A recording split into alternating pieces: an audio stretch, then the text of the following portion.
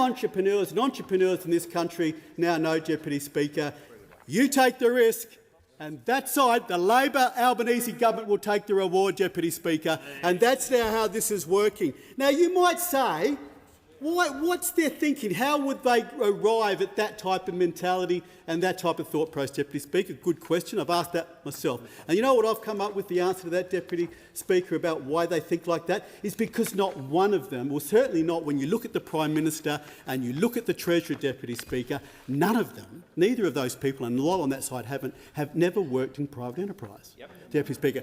The Treasurer and the Prime Minister's first job out of politics, wait for it, for a Labor minister.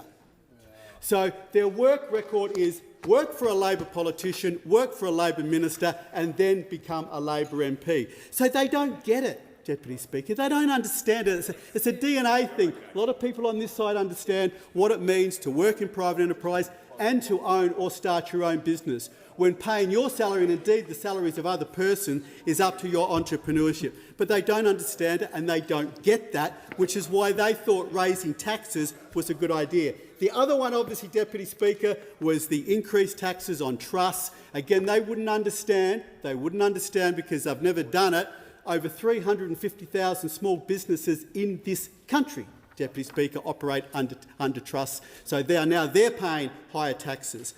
We have a shortage of housing. We have a shortage of homes being built in this country. So, of course, they think it's a good idea to raise a tax or put a tax on negative gearing in this country. They also thought it was a good idea, a lot of off the plan, when you're, again, building some units or building some apartments, a lot of people buy off the plan. A lot of that is done through self-managed super funds. They'll ban them from doing that and leveraging into that again because, again, they just don't understand. But I'll repeat this, and I've said this before in this chamber too, Deputy Speaker. Not only have they done this, and that we can argue about the merits of why we think that's bad policy and we'll reverse those policies, but the other shame about this, Deputy Speaker, is they deceived. Every single person who's here right now, just remember, you deceived your communities and you deceived the Australian community, because not only did you said you wouldn't do this. So not only have you done this, but before the election, as the Prime Minister is on the record of saying he would not do this, and the deceit of that will not be forgotten. Well, Deputy Speaker, the good news is on this side of the chamber. We understand the pressures on family budgets. We understand how small business works or how business works, and that's why we have given a pledge for the tax-back guarantee, Deputy Speaker. Now, what is a tax-back guarantee? We know what bracket creep is. As inflation's out of control in this country too because of this government, Deputy Speaker, so people are going into higher tax brackets as they go into higher wage ranges, and we have guaranteed that we will increase the tax ranges and increase bracket creep levels so that people don't pay higher taxes. Now, that will be worth, Deputy Speaker, over $1,000 for the average household after 4 years, after we get into government and bring this in. A real tax cut, something that that side of politics just doesn't understand, Deputy Speaker. Now, the other thing that's happening I have children, a lot of us have children, a lot of us some know people or family members or friends who just can't afford, or there are not enough houses in this country being built. And it's been really exacerbated over the last 5 years. And one of the reasons, Deputy Speaker, why the housing crisis has been exacerbated over the last 5 years in this country, because in the first two terms, after 6 years of this government, which we're coming up to their 5th year, after 6 years in government, it is projected, Deputy Speaker, that 2 million people will have arrived in this country. Now, when you're have 2 million people arrived with the net overseas migration and you're not building the houses for that amount of people, shock, horror, gasp, rents go up. Shock, horror, gasp, there's less housing supply for people and rents have gone up. Well, again, Deputy Speaker, the good news is on this side of the chamber, we understand that issue, and we have our policy will be to tie migration to new housing's being built, Deputy Speaker. So we understand that and we will limit it to that. The other big pressure and the other thing causing issues for houses and businesses in this country, Deputy Speaker, is the inflation rate. Now, I want to give you some core inflation rates, which strips away volatile fuel costs. And I want to give you the inflation rates of a few countries, Deputy Speaker. In Australia, 3.6%. France, 1%, Japan, 1.6%, Italy, 1.6%, Canada, 2%, Germany, 2.5%, UK, 2.6%, US, 2.6%. What does that say, Deputy Speaker? We have one of the highest inflation rates in the world. And not me saying this, Deputy Speaker, not me saying this, prominent economists are saying that is the result of this government's reckless spending, Deputy Speaker. Not me saying it, that is economists saying this. And again, the pressure that puts on higher grocery prices, the pressure that puts on budgets is astronomical. The other thing I want to talk about too, Deputy Speaker, because we can't forget this, and a big part of energy costs and a big part of cost of living prices is the energy costs in this country. Now, we remember when you talk about deceit, this government, this Prime Minister said on numerous occasions, I think 90 times, that he was going to lower your energy bill by $250 per year. Now, that should have come in by now, because that was going to be 5 years after they got elected. That should be by now. The average energy bill for the average family has gone up more closer to $1,000 than down by $250. Again, deceit from this government. Now, why is that? That is the net zero 2050 folly of this government, Deputy Speaker. The net zero 2050 policy of this government is putting pressure on energy prices in this country and risking the energy reliability of our transmission system. And I remind everyone that when you're talking about carbon emission reductions, the three biggest emitters in the world, China, the US and India, are not signed up to net zero 2050. Now, why do I say that, Deputy Speaker? Because Australia emits 1%, just over 1% of carbon emissions. But yet this government, in ideological folly, is risking the energy transmission system of this country and forcing prices to be higher because of that folly, Deputy Speaker. Now, I'll just finish very quickly, Deputy Speaker. This is a government that is out of touch. This is a government that is arrogant, but we have the policies of linking migration to housing, the cost of living measures that we will bring in to make life better for this out-of-touch, arrogant government. Give the call to the Assistant Minister for Mental Health and Suicide Prevention, Rural and Regional Health. Thank you, Deputy Speaker. Let's deal with the claim. Let's deal with the topic of this matter for public importance straight up. Nothing could be further from the truth. I've been self-employed. I've worked in the private sector. My colleague has worked in the private sector. So many here have worked in the private sector. On this side of the House, we understand the economy. We understand our society, and we're working to protect all Australians. We believe in building an economy that works for everyone, not just those at the top. We believe in easing cost of living pressures so Australians can keep more of what they earn and afford more of what matters to them and their families. And on this side of the House, we believe in fiscal responsibility. Because good economic management is not measured by slogans or scare campaigns. It's measured by whether jobs are being created, whether wages are growing, whether bulk billing is growing, whether medicines are cheaper, whether a government is prepared to make decisions needed to secure Australia's future. And on every one of those measures, the Albanese Labor government is delivering. And just 5 days ago, S&P Global reaffirmed Australia's AAA credit rating. And at a time when many countries are facing economic uncertainty and fiscal pressures, it's a recognition that Australia has a government managing the economy responsibly, making disciplined decisions and maintaining confidence in our nation's finances. Deputy Speaker, global economic pressures are real. The impacts of global inflation surge, international conflict, supply chain disruptions and economic uncertainty have been felt right around the world, and it would be deceitful of those opposite to not acknowledge that. Australian families have felt those pressures too. But the question is not whether those challenges exist. The question is how governments respond. Do you provide meaningful relief while maintaining fiscal discipline? Because we've managed the budget responsibly, we've been able to provide real cost of living relief.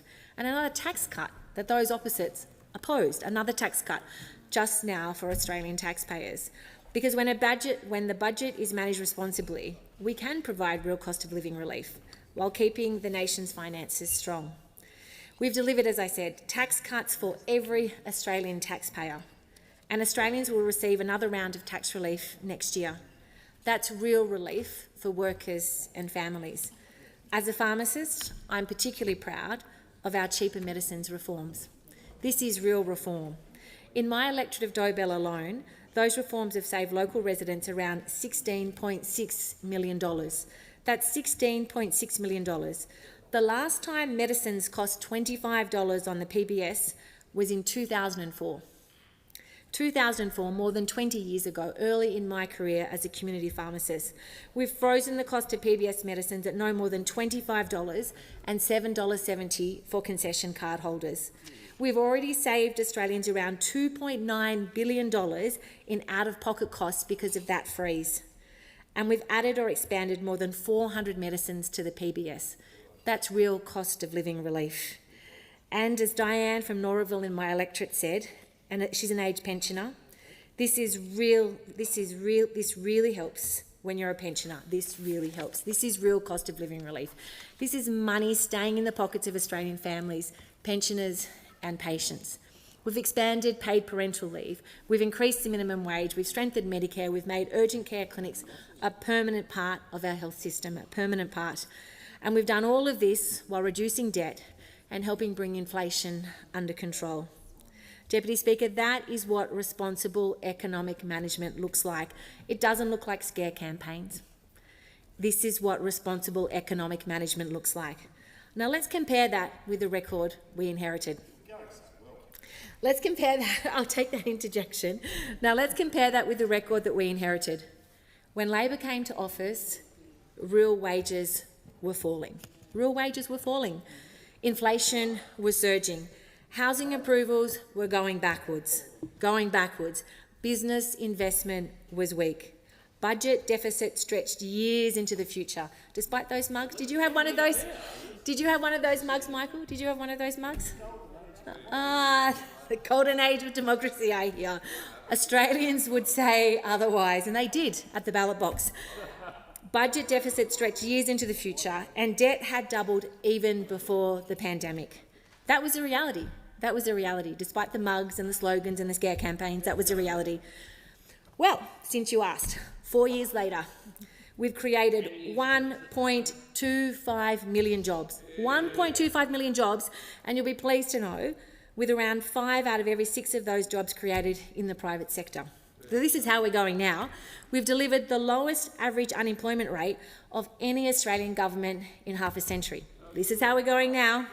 And real wages have grown in 8 of the last 10 quarters. Real wages have grown in 8 of the last 10 quarters. The national minimum wage has increased by more than 30%. And I know in communities right across the country, particularly for workers in aged care, in early childhood, the difference that has made, the real difference that has made for parents and communities, including the early educators that I met at Glenning Valley Early Learning just on Friday, are making a real and genuine difference to families. Business investment is stronger, and housing investment is stronger. But Deputy Speaker, responsible economic management is not only about dealing with today's challenges, it's about preparing Australia for tomorrow. And nowhere is that responsibility clearer than in housing. We know that there is an intergenerational housing challenge facing this country. Too many Australians are working hard, doing everything right, and still finding home ownership increasingly out of reach. Just out of reach. We could ignore that challenge. We could leave it for somebody else like those opposites did. We could pretend that the market would somehow fix itself, but that wouldn't be good economic management. That wouldn't be responsible leadership. Leadership is addressing structural problems when they emerge and preparing for the future, and that is exactly what our government is doing. Before our reforms, when a first-home buyer turned up at an auction and everyone has seen them in their communities across the country, they weren't just bidding against another buyer. Too often, they were bidding against a tax system that tilted the playing field against them. That's why we're reforming negative gearing, because the current system is not working well enough for Australians, not working well enough for young Australians, not working well enough in communities like mine on the central coast of New South Wales. Negative gearing concessions have done little to boost new housing supply, with around 83% of investor lending flowing into existing homes rather than into new construction, into existing homes. By limiting negative gearing incentives to new housing, we're making sure that tax concessions support the construction of additional homes, of new homes, rather than simply driving competition for existing stock. It means that investment is still supported, but those incentives will help build the homes that Australia needs. That's a fairer approach. That's good economic management. That's a smarter approach. These reforms are about building a stronger country, a fairer Australia, and a more sustainable economy. They sit alongside our efforts to boost housing supply, reducing barriers to construction, and helping more Australians, particularly young Australians, achieve the dream of home ownership.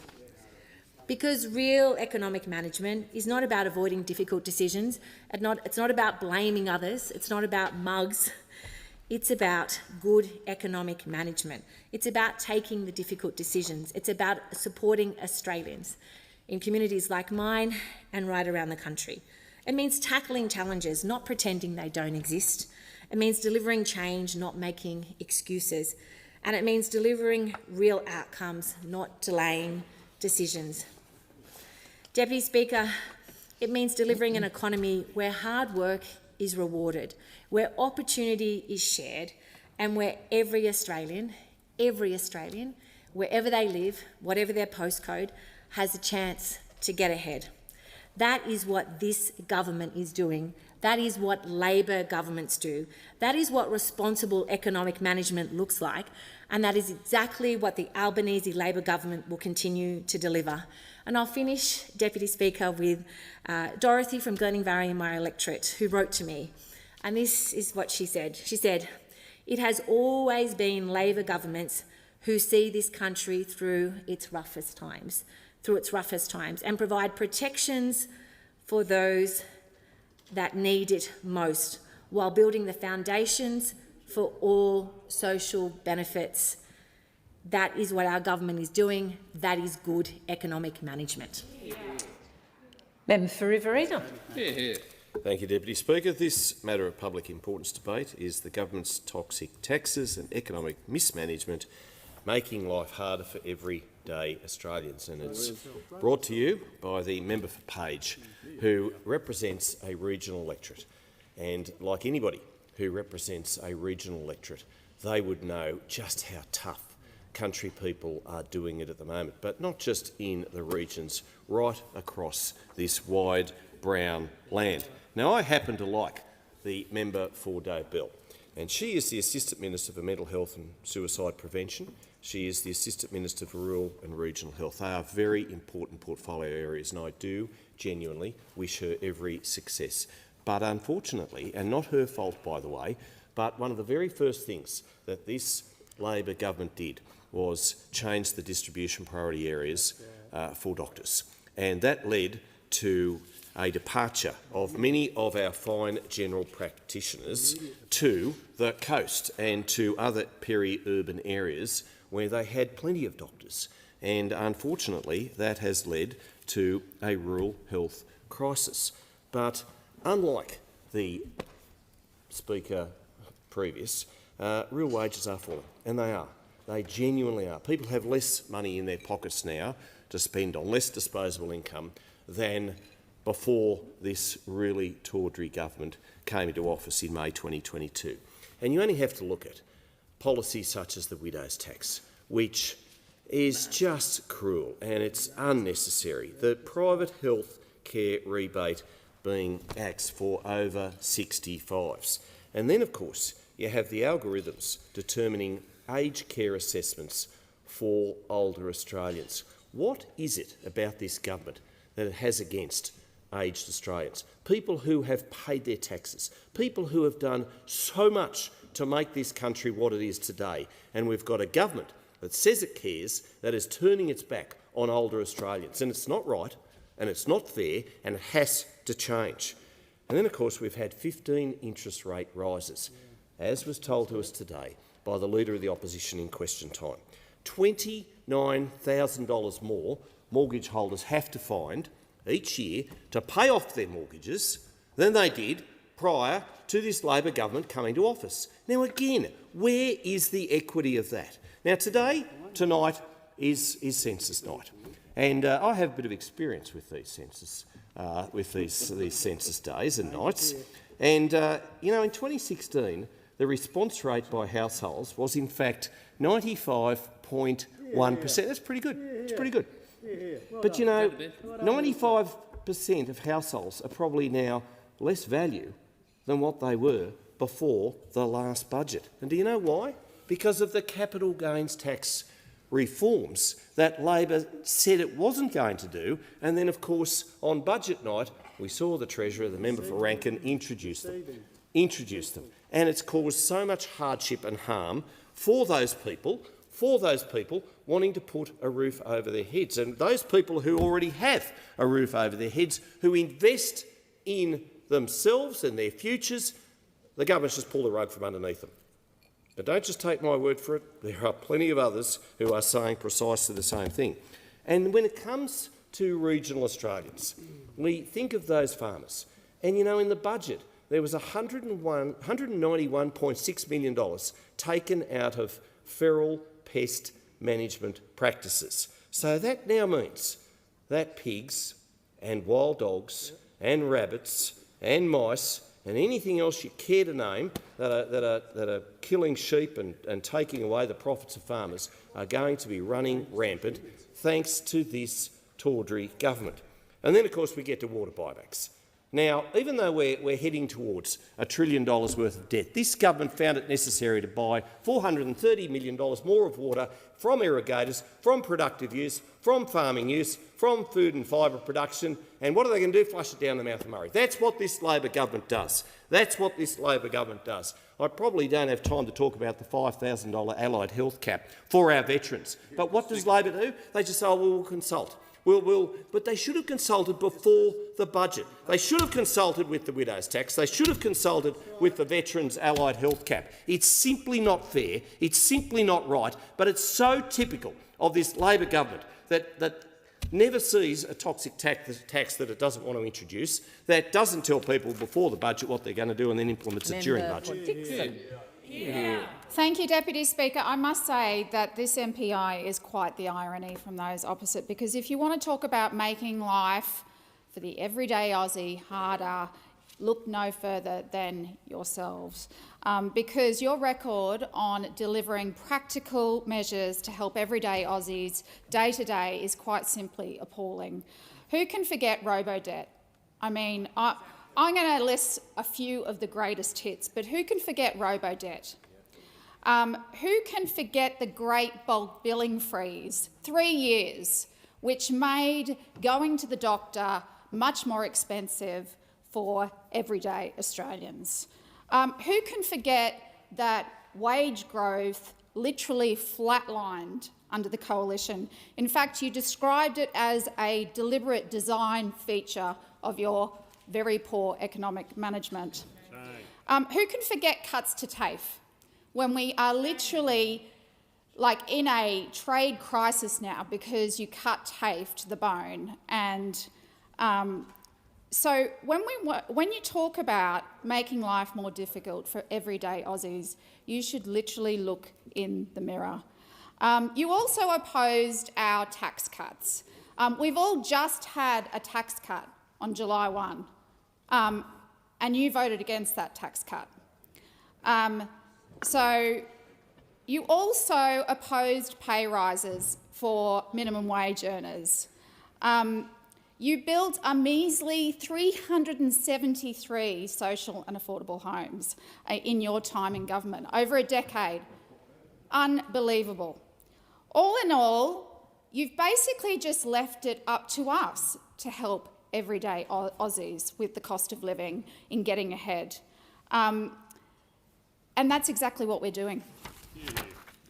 The Albanese Labor government is committed to improving life for everyday Aussies, and we are actually doing it in spades. Cheaper medicines, more bulk billing, cheaper childcare, $2,800 in tax cuts next year, 30% off batteries, pay rises for low-paid workers, 20% off HECS, free TAFE, now expanded pay prac, 6 months full paid parental leave. We know housing is a massive challenge facing Aussies, especially younger Australians and first home buyers. And we're actually listening. They've been telling us as MPs for many years that it's been getting harder and harder, and we're actually delivering some change that will help them. We've delivered the 5% deposit scheme, so first home buyers only need a 5% deposit and single parents only 2%. I think we're up to about 280,000 first home buyers who've taken advantage of that scheme. Our recent budget delivered tax reforms to make it easier for people to buy their first home by putting limits on negative gearing, which obviously supports more first home buyers entering the housing market and will increase the number of actual owner-occupiers in the housing market. We've brought the dream of home ownership back within reach, not just for investors, but for everyday Aussies. We didn't stop there. Our budget also introduced the Working Australians tax offset, an additional tax cut of up to $250 for working Australians straight back into their pockets. This is going to benefit over 13 million Australian workers, a tax cut that those opposite voted against. The tax cuts that we've introduced and the final one, the one next year, will add up to about $2,800 back into the pockets of everyday Aussies. And as well as the tax cuts, we've introduced a $1,000 instant tax deduction for workers, which will result in an average of about $200 a year for 6.2 million Aussie workers. Over this side of the House, we are very much focused on making life easier for everyday Aussies by focusing on measures to ease the cost of living pressures. We have demonstrated that over and over and over again. And I just keep on repeating: 20% off HECS, cheaper childcare, cheaper medicines, more Medicare. This is what making life easier for Aussies actually looks like. Yeah. Member for Dawson. Thank you very much, Deputy Speaker. Well, Australians are living in a Labor-created cost of living crisis. And those opposite congratulating themselves about that the RBA Governor held the rates today. But the reality of it is, under those opposites' watch, the rates have increased, interest rates, 15 times. And during the break, when a lot of people were sunning themselves and doing whatever they were doing, travelling overseas, I spent the time in the electorate and I was speaking to my people, and I was at pop-up offices and coffee catch-ups and markets, and you were doing the same. That's excellent. Well done. It's good to see you travelling, not travelling. Very, sorry. Let's stop the interjection. Let's stop taking the interjection. Oh, thank you very much. So, under those opposite, the interest rates have been way too high for way too long. Inflation has been high. The current rate of inflation is 3.8%. The target rate is 2.3%. Labor has lost control of the budget and they've lost control of the whole of the economy.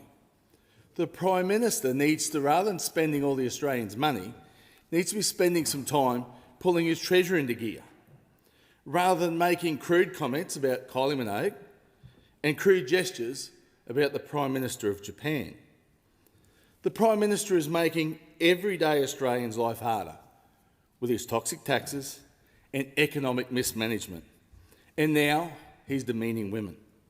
So I asked the Prime Minister, apologise to the Prime Minister of Japan, apologise to Kylie Minogue, and apologise to all the women of Australia. And while he's at it, the Prime Minister should also apologise to all Australians, because under Labor, Australians have experienced the biggest collapse of living standards in the developed world. And folks, it's going to get worse, because this budget, high taxing, it's actually the highest tax take of a budget ever. High spending, it's Labor's way.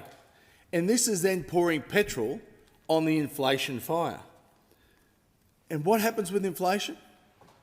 When you have inflation, your borrowing power, every bit of money that you earn, you can then be able to, you can't afford to buy as much. It's that simple. And those opposite are also going to drive the debt over $1 trillion. In this budget, we've seen broken promises on negative gearing, capital gains tax, trusts, and more toxic taxes added. But the Prime Minister never took these to the election. I've never seen anything that Labor's not happy to tax. They're happy to tax everything from the cradle to the grave. And why? Because of their insatiable appetite to spend. And Deputy Speaker, another crushing blow to all the young people is thousands of young Australians were actively enticed to buying their first home under the federal 5% deposit scheme, taking on 95% of debt. They're underwater now. Young couples across the communities stretched every single dollar they could get their foot on the property ladder, trusting this government was offering them a genuine leg up to home ownership. They signed contracts and took on heavy bank loans in good faith, believing that the market would remain stable and their hard-earned deposit was safe.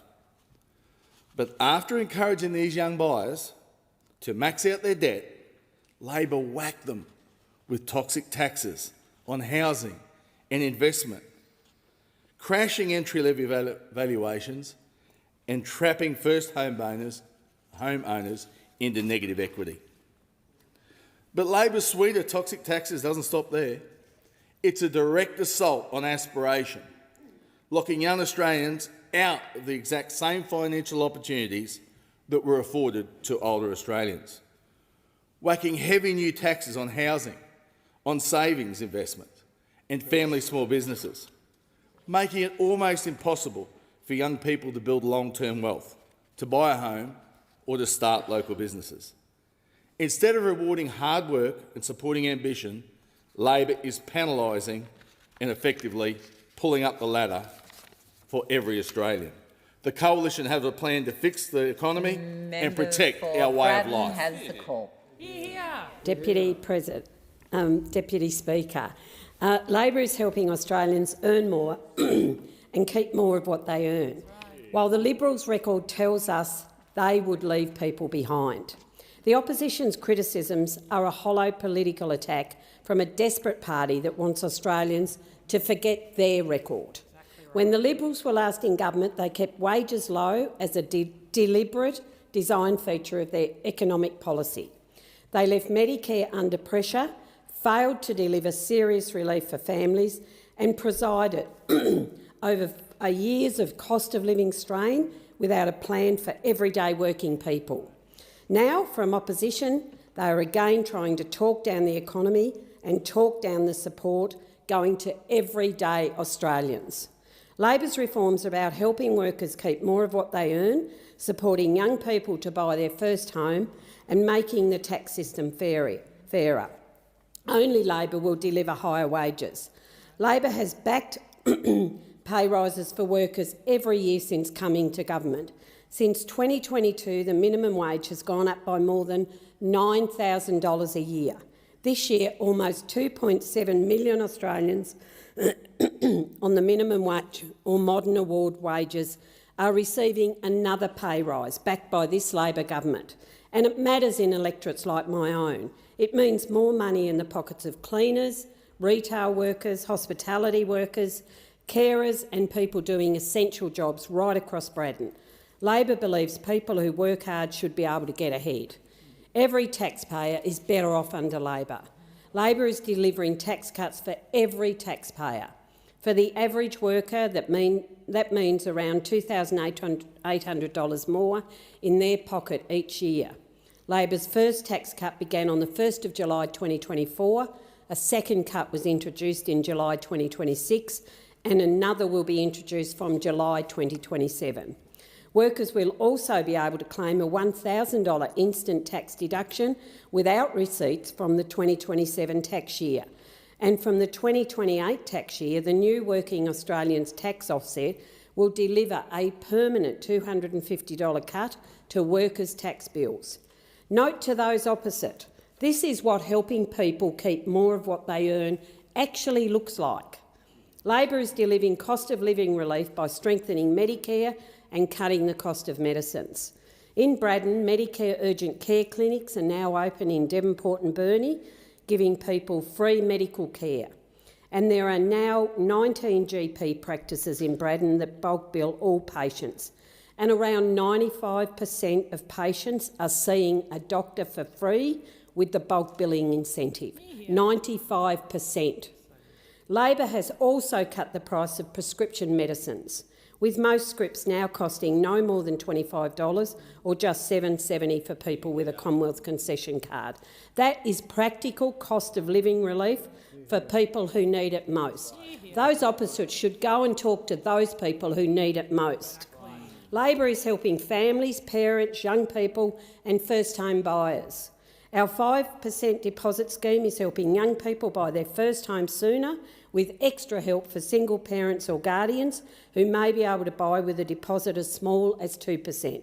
Labor is also making the tax system fairer, so first home buyers have a better chance against investors. From the 1st of July 2026, parents welcoming a new baby or adopting a child can access 26 weeks of government-backed paid parental leave, with superannuation now paid on that leave, so those people are not left behind. Family tax benefit payments are increasing too. Support payments have also gone up for young people who are studying, looking for work or caring for others. These are real measures that help people manage their budgets and plan for the future. The choice is very clear. When the opposition throws around slogans about toxic taxes and economic mismanagement, Australians should see it for what it really is: hollow criticism from a party with no plan to lift wages, no plan to strengthen Medicare, no plan to make medicines cheaper, and no plan to help families keep more of what they earn. The Liberals had their chance, and Australians remember that: low wages, household pressure and weaker services.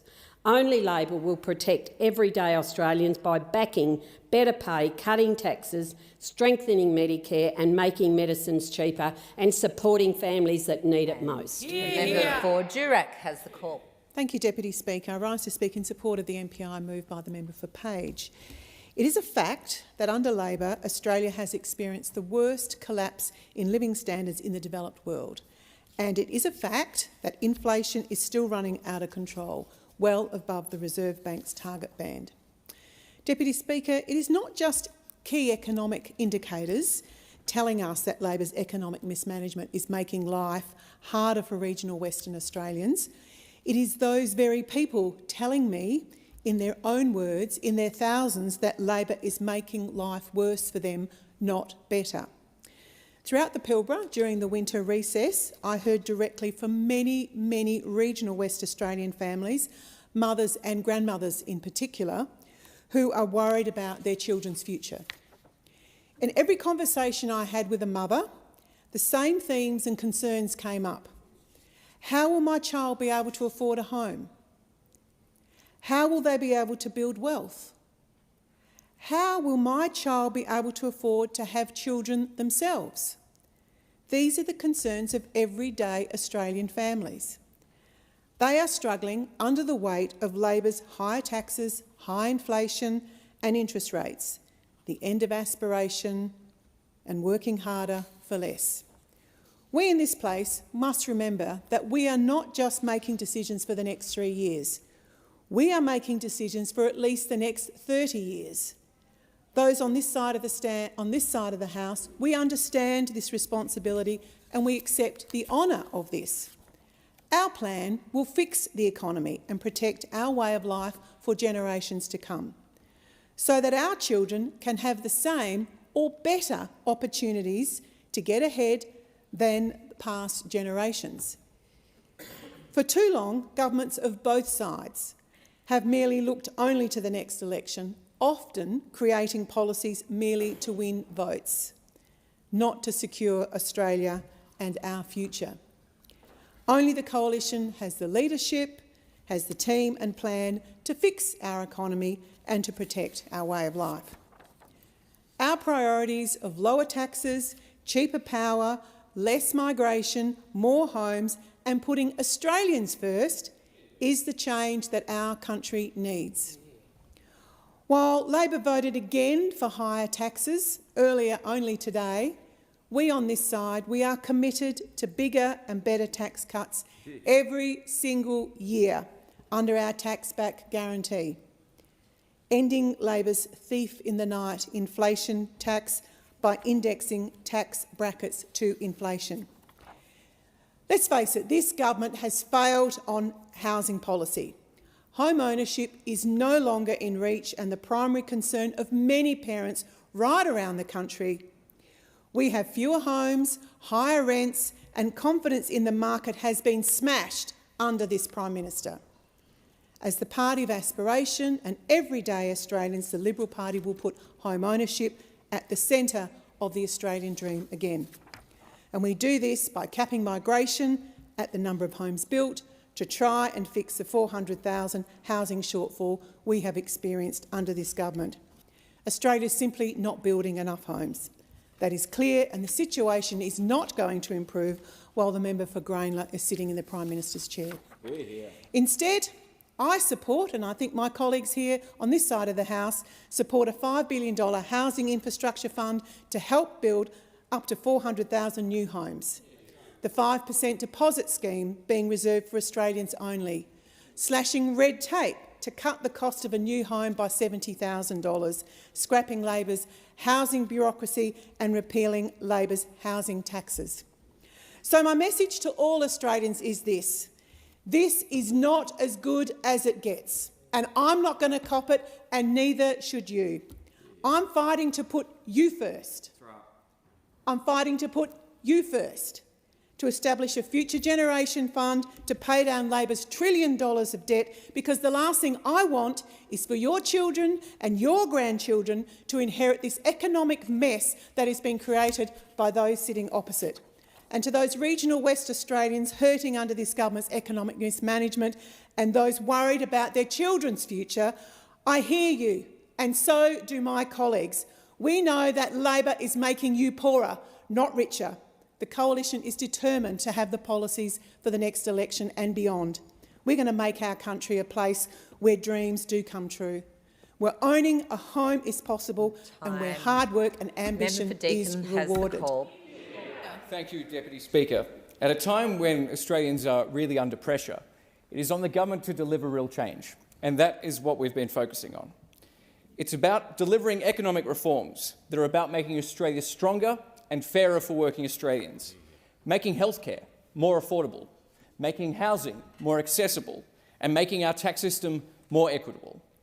The solution to the struggles and challenges faced by the Australian people is not a return to distortionary tax settings that made housing a faraway dream for generations of Australians. Distortions that privileged investors over people looking for a roof over their head. Now, we've taken on the difficult task, not for political ease. We can all attest to that. We've done it because it's the right thing to do, because we have to think for the long term. What is right for working Australians, what is right for the country. And it's certainly not to divert investment from productive assets, from productive businesses, into existing housing, a situation that has seen the price of those houses quadruple over only a couple of decades, making the great Australian dream a nightmare for young people who knew it just wasn't for them anymore. Because we had a coalition government that spent 10 years finding every single excuse to kick the can down the road on every single challenge facing our economy and society. On energy, it's a whole lot of do nothing, a bunch of pamphlets. Then we've got the challenge of housing affordability. Nothing about that either. Let's keep those 1990s distortions that have made the system even worse. On energy, on productivity, on wages, they could not do anything to address the challenges. Why? Because they were afraid of showing a little bit of political courage. They were afraid of telling their backers that things had to change because it's all too hard, because they were too busy fighting themselves rather than fighting on behalf of the Australian people to make a real difference. So we inherited a system where we had a declining energy system, where we had less reliable coal-fired power plants being increasingly relied upon, and no real pathway for a 21st century energy grid that would provide businesses and housing with the affordable energy they need. Then they have the gumption to come into this chamber and propose more of the same, more kicking the can down the road. They say sweat the coal assets. That's code for keeping prices high while we then go and adopt the single most expensive form of energy to ensure that high power prices are entrenched for the long term. It is absolutely outrageous. This government is about making a real difference to people's lives, and I see it in my own electorate of Deakin. We've seen the number of 100% bulk billing practices double. We've seen cheaper medicines save just people in my electorate about $20 million. We've seen 1,000 people in Deakin being able to get into their first home because of the support through the 5% deposit scheme. And we saw 20% student debt cut for about 20,000 residents in my electorate of Deakin. That is real cost of living relief. Right. And whenever we talk about cost of living relief, you'll never find a group more keen to oppose them than the Liberal Party. They'll come here and express outrage, but they'll never back real cost of living relief. They've never met a wage increase that they agree with, because we know that wage suppression, keeping wages low, was a deliberate design feature of their economic architecture for 9 years. Right. So they oppose cost of living relief, they oppose higher wages, which means that Australians are paying more, earning less every single time. And those structural challenges simply continue to go unaddressed because it was all too hard. This is just a repeat of history. I remember the last time the Coalition started holding up blue pamphlets with slogans in them. They said, oh, we'll get rid of the debt. They got into office and doubled it before COVID. They had the little action contract they signed. So we're going to end the waste and we're going to reduce, or we're going to pay back the debt. They did neither, because they're not willing to do the hard work. They're not willing to bring about the real change that our society and our economy need to actually change Australian people's lives for the better. And that is a tough job. Right. We're also making sure that Australians are set up for success in the future, assisting small business with loss carryback, with about, I think it's billions, about $3.8 billion of tax improvements for small business. We're cutting red tape as well, cutting compliance costs by about $540 million a year, making sure that productivity rises, because we know that is the key to success. It's the way we get inflation down, and it's how we ensure that Australians continue to improve living standards. But this is tough, long-term work. Right. It's not slogans. It's not simple alliteration. It's not making a speech that sounds like a really dull version of a Dr. Seuss book. You have to more than rhyme your way into prosperity. It takes real work. It takes real work and real change. And it means grasping the nettle, doing the hard stuff, and really keeping an eye and the focus on making sure that the lives of Australian people continues to improve over time, taking on the challenges of our day and setting ourselves up for success. Yeah. Member for Grey. Thank you, Speaker. Somewhere tonight, a family will sit down at the kitchen table with the bank statements and work out what they will go without this month. This is the reality under this government. Nothing the Reserve Bank did this afternoon changes that. A rate hold is not relief. The Reserve Bank has shown once again it has no confidence in this government, holding interest rates at a 15-year high. 16 rate rises later, Australian families are paying the price. Synonymous with Labor governments, those opposite have lost control of the economy. They have run out of money and they are coming after yours. This is felt harder in regional South Australia than almost anywhere else. Every loaf of bread, every litre of diesel carries the cost of the road it travelled on. All Australians are paying for this government's incompetence, and they've had enough. Unlike the Coalition, it is clear those opposite have no plan to fix the economy. Last year, the Prime Minister and Treasurer proudly declared that, quote, we had turned the corner on the battle against inflation. Well, if that was a corner, it's the longest corner in living memory. Inflation is still at 3.8%, way above the Reserve Bank's target and still at a 15-year high. The only thing that has turned is the story from the Labor Party. Australians have been hit with 16 rate rises under this government, the the most recent in May, and not one came off today. That is what happens when a government spends too much and loses control of the economy. Since Labor was elected, Australians have had the biggest fall in living standards in the developed world. The budget is now forecast to be in deficit for a decade, and debt is about to pass $1 trillion. Because Labor cannot manage money, they can't run an economy, the only thing they know how to do is tax, and they're taxing everything. Labor's toxic taxes are an assault on aspiration. A young Australian gets ahead by buying a house, putting away money, investing it, or starting a business. Well, Labor is taxing every single one of them. Then there is the widow tax. Labor failed a simple test when the Parliament last sat. They had the chance to scrap it, and they voted to keep it. This is a tax that hits Australians at the worst possible time. Those opposite created the mess. They were warned about it, and they voted against fixing it.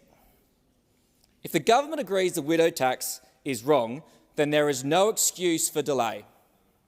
Scrap this screw tax and scrap it now.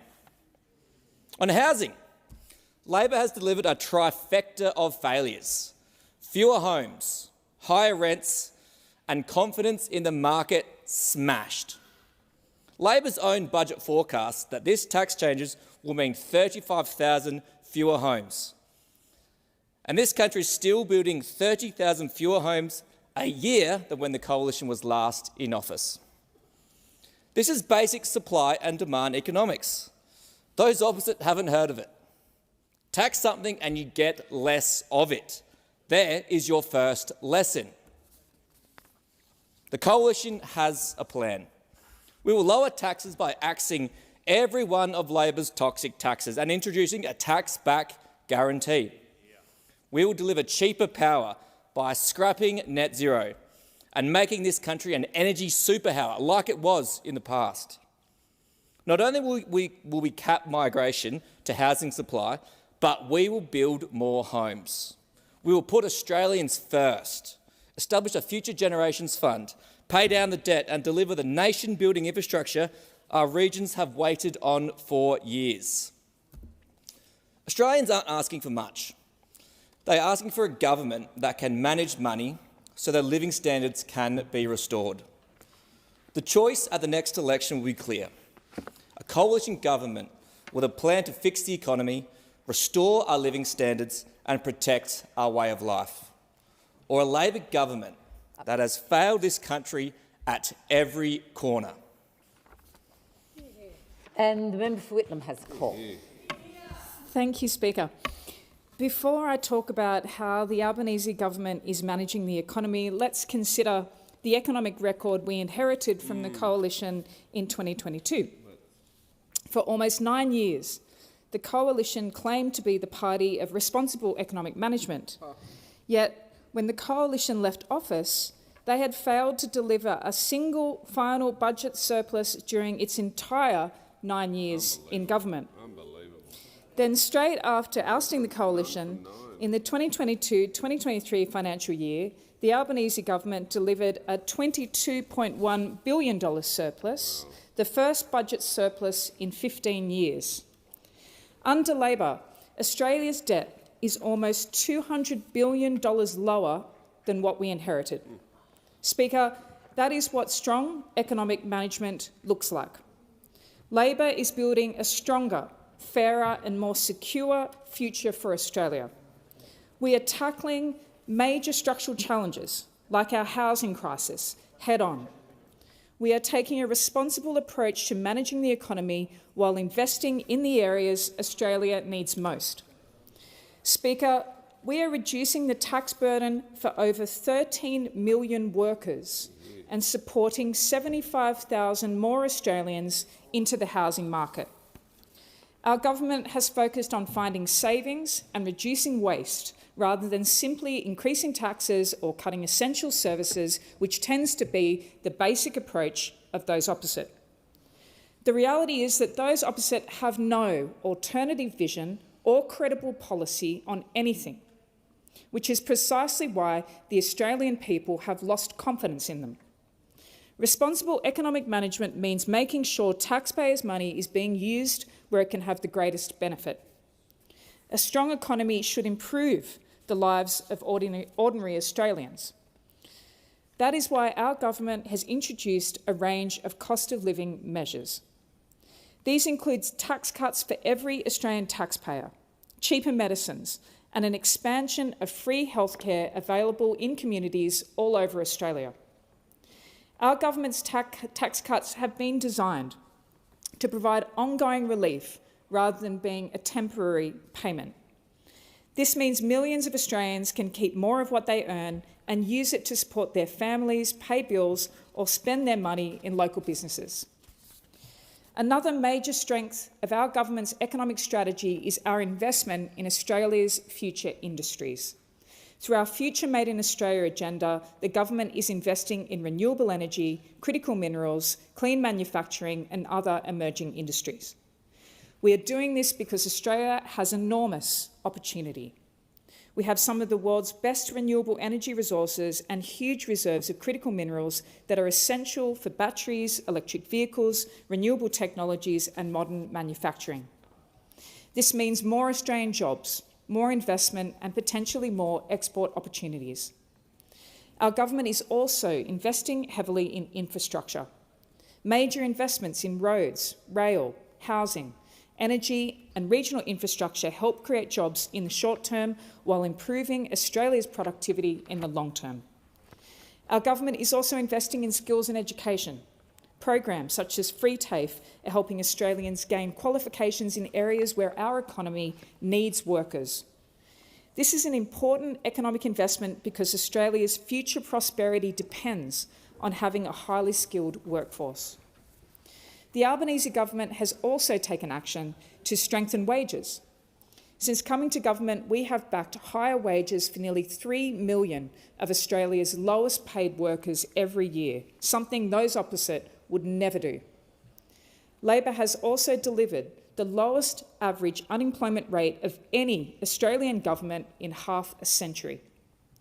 Labor understands that we need to invest, plan and prepare for Australia's future. We are focused not only on the here and now, but also on what Australia will look like in 10, 20 or 30 years. And that's why we're investing in clean energy, infrastructure, education, housing, skills and Australian manufacturing because these are the foundations of a modern and competitive economy. We're investing in a fairer Australia and in Australia's future. Speaker, we live in the best country in the world and Australia has enormous economic potential. And that's why we want our economic growth to be shared by all Australians, both now and into the future. Thank you. And this discussion has now concluded.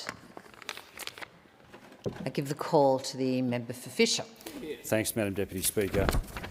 On behalf of the Parliamentary Joint Committee on Intelligence and Security, I present the following reports. Advisory report on the Anti-Money Laundering and Counter-Terrorism Financing Amendment Bill 2026 and review of the listing of White Australia as a prohibited hate group under the Criminal Code. And I seek leave of the House to make a short statement in connection with these reports. Is leave granted? Leave is granted. Thank you. Member Thank for the Fisher. Minister. Madam Deputy Speaker, I rise today to present a report on behalf of the Parliamentary Joint Committee on Intelligence and Security for its review of the Anti-Money Laundering and Counter-Terrorism Financing Amendment Bill 2026. The bill seeks to strengthen Australia's anti-money laundering and counter-terrorism financing framework by addressing emerging financial crime risks, updating the definition of terrorism financing, and making a range of technical amendments identified through implementation of the 2024 reforms. The inquiry considered how Australia's legislative framework can remain responsive to rapidly changing technologies, payment systems and criminal methodologies. The committee received 19 submissions and heard evidence from government agencies, industry representatives, legal experts and civil society organisations. The committee found broad support for the objectives of the bill. Submitters recognised the serious harm caused by money laundering, terrorism financing, organised crime, scams and other forms of financial abuse, and acknowledged the importance of ensuring Australia's regulatory framework remains fit for purpose. A central feature of the bill is the creation of a new power to restrict or prohibit the use of products, services, deliveries, channels or other mechanisms that cause significant harm to Australia's financial system or community. The committee concluded that this proposal addresses a genuine gap in the existing framework, particularly where risks arise across an entire sector or mechanism rather than from the conduct of a specific entity. However, the committee also considered evidence regarding the breadth and significance of the proposed power. To strengthen public confidence and accountability, the committee recommended that this power be exercised by the responsible minister, acting on advice from the Chief Executive Officer of AUSTRAC. The committee considers this approach appropriately balances responsiveness to emerging threats with ministerial oversight of major regulatory interventions. The committee also recommended greater transparency regarding consultation processes undertaken before any restriction or prohibition is imposed, including publication of submissions, consultation activities and AUSTRAC's response to issues raised. The inquiry paid particular attention to evidence concerning cryptocurrency, automated teller machines, commonly known as crypto ATMs. While evidence differed regarding the scale of the risks involved, the committee concluded that crypto ATMs can contribute to significant harm, affecting scam victims and increased money laundering and terrorism financing risks. Accordingly, the committee recommended that the minister, in consultation with AUSTRAC, consider as a matter of priority whether restrictions or prohibitions on crypto ATMs are warranted in the public interest. The committee also supports amendments updating the definition of terrorism financing to ensure alignment with Australia's broader counter-terrorism and sanctions frameworks and to reflect more contemporary threat environments. Beyond the bill itself, the committee identified broader issues relating to financial system resilience and traceability. In particular, the committee examined evidence concerning the continued operation of the Bulk Electronic Clearing System, or BECS. The committee recommended that AUSTRAC, the Reserve Bank of Australia and industry stakeholders undertake further assessment of the money laundering and terrorism financing risks associated with legacy payments infrastructure and report back to the committee on progress. Recognising the substantial compliance obligations that have recently commenced under the Tranche 2 reforms, the committee also recommended delaying commencement of new obligations arising from this bill until 1 July 2027. This would allow affected entities adequate time to develop systems, processes and compliance arrangements while supporting stronger long-term implementation outcomes. Ultimately, the committee recommended that, subject to the recommendations contained in the report, the Anti-Money Laundering and Counter-Terrorism Financing Amendment Bill 2026 be passed by the Parliament. I thank the Chair, Senator Ciccone, committee members, the Secretariat and all those who contributed to the inquiry through submissions and evidence at the public hearing. Madam Speaker, Deputy Speaker, I commend that report to the House, and I also have a report on the second report, and I present the committee's report on its review of the listing of White Australia as a prohibited hate group under the Criminal Code. This review was conducted under section 114A.9 of the Criminal Code, Act 1995, following the making of regulations in May 2026, specifying White Australia as a prohibited hate group. This was the second use of the prohibited hate group framework established by the Parliament earlier this year, and the committee approached its task conscious of both the seriousness of the listing power and the need to ensure that the statutory safeguards enacted by Parliament were properly applied. The committee carefully examined the material provided by the government, including a detailed statement of reasons and considered submissions from a range of stakeholders expressing strongly held and at times divergent views.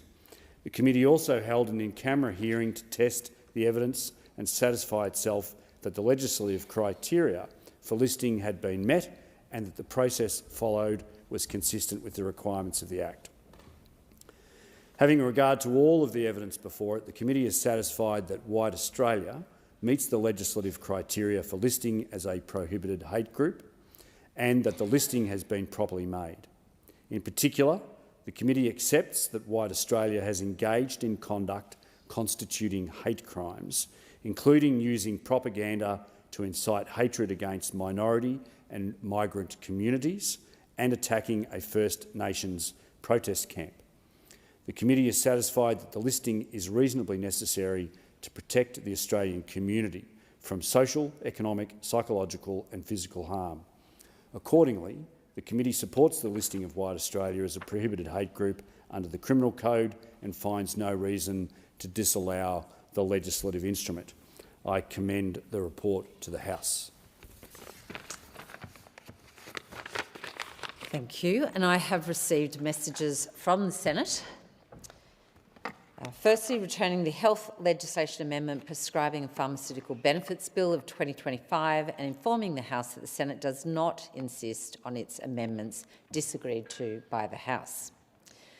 Secondly, returning the following bills without amendment: Competition and Consumer Amendment Unfair Trading Practices Bill of 2026 and Coal Mining Industry Long Service Leave Legislation Amendment Bill of 2026. Thirdly, informing the House of the appointment of senators as members and participating members of certain committees. And fourth, informing the House that the Senate concurs with the 3 resolutions of the House relating to A, the variation of appointment of the Joint Standing Committee on Foreign Affairs, Defence and Trade, powers and proceedings of the Parliamentary Joint Committee on Defence, and C, the resolution of appointment of the Joint Select Committee on the Centenary of Parliament in Canberra. I do not propose to read these messages, which will be recorded in the votes and proceedings. I have received messages from Her Excellency the Governor-General notifying assent to several bills. I do not propose to read the titles, which will be recorded in the votes and proceedings. I have to report to the House that on the 3rd and 6th of July 2026, I received advice from the Chief Government Whip and the Chief Opposition Whip nominating changes in the membership of the Joint Standing Committee on Foreign Affairs and Trade. In accordance with Standing Order 229B, as the House was not expected to sit for several weeks, the discharges became effective on those dates. I now call the Minister to move a motion to resolve the membership of the committee. Give the call to the Minister. I ask Leader of the House to move a motion to discharge members from the Joint Standing Committee on Foreign Affairs and Trade. Is leave granted? Leave's granted. Minister.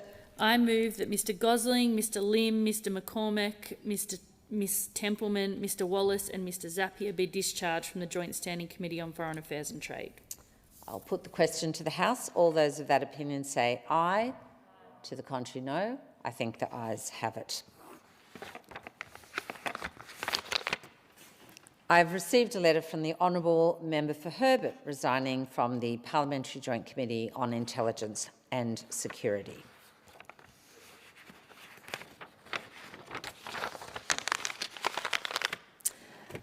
I've received advice from the Honourable Prime Minister nominating a member to be a member of the Parliamentary Joint Committee on Intelligence and Security, and I give the call to the Minister. I ask Leader of the House to move a motion for the appointment of a member to serve on the Parliamentary Joint Committee of Intelligence and Security. Is leave granted? Leave's granted. Minister. I move that in accordance with the provisions of the Intelligence Service Act 2001, Mr Ted O'Brien be appointed a member of the Parliamentary Joint Committee on Intelligence and Security. I'll put the question to the House. All those of that opinion say aye. To the contrary, no. I think the ayes have it. I call on the clerk for the next item of business.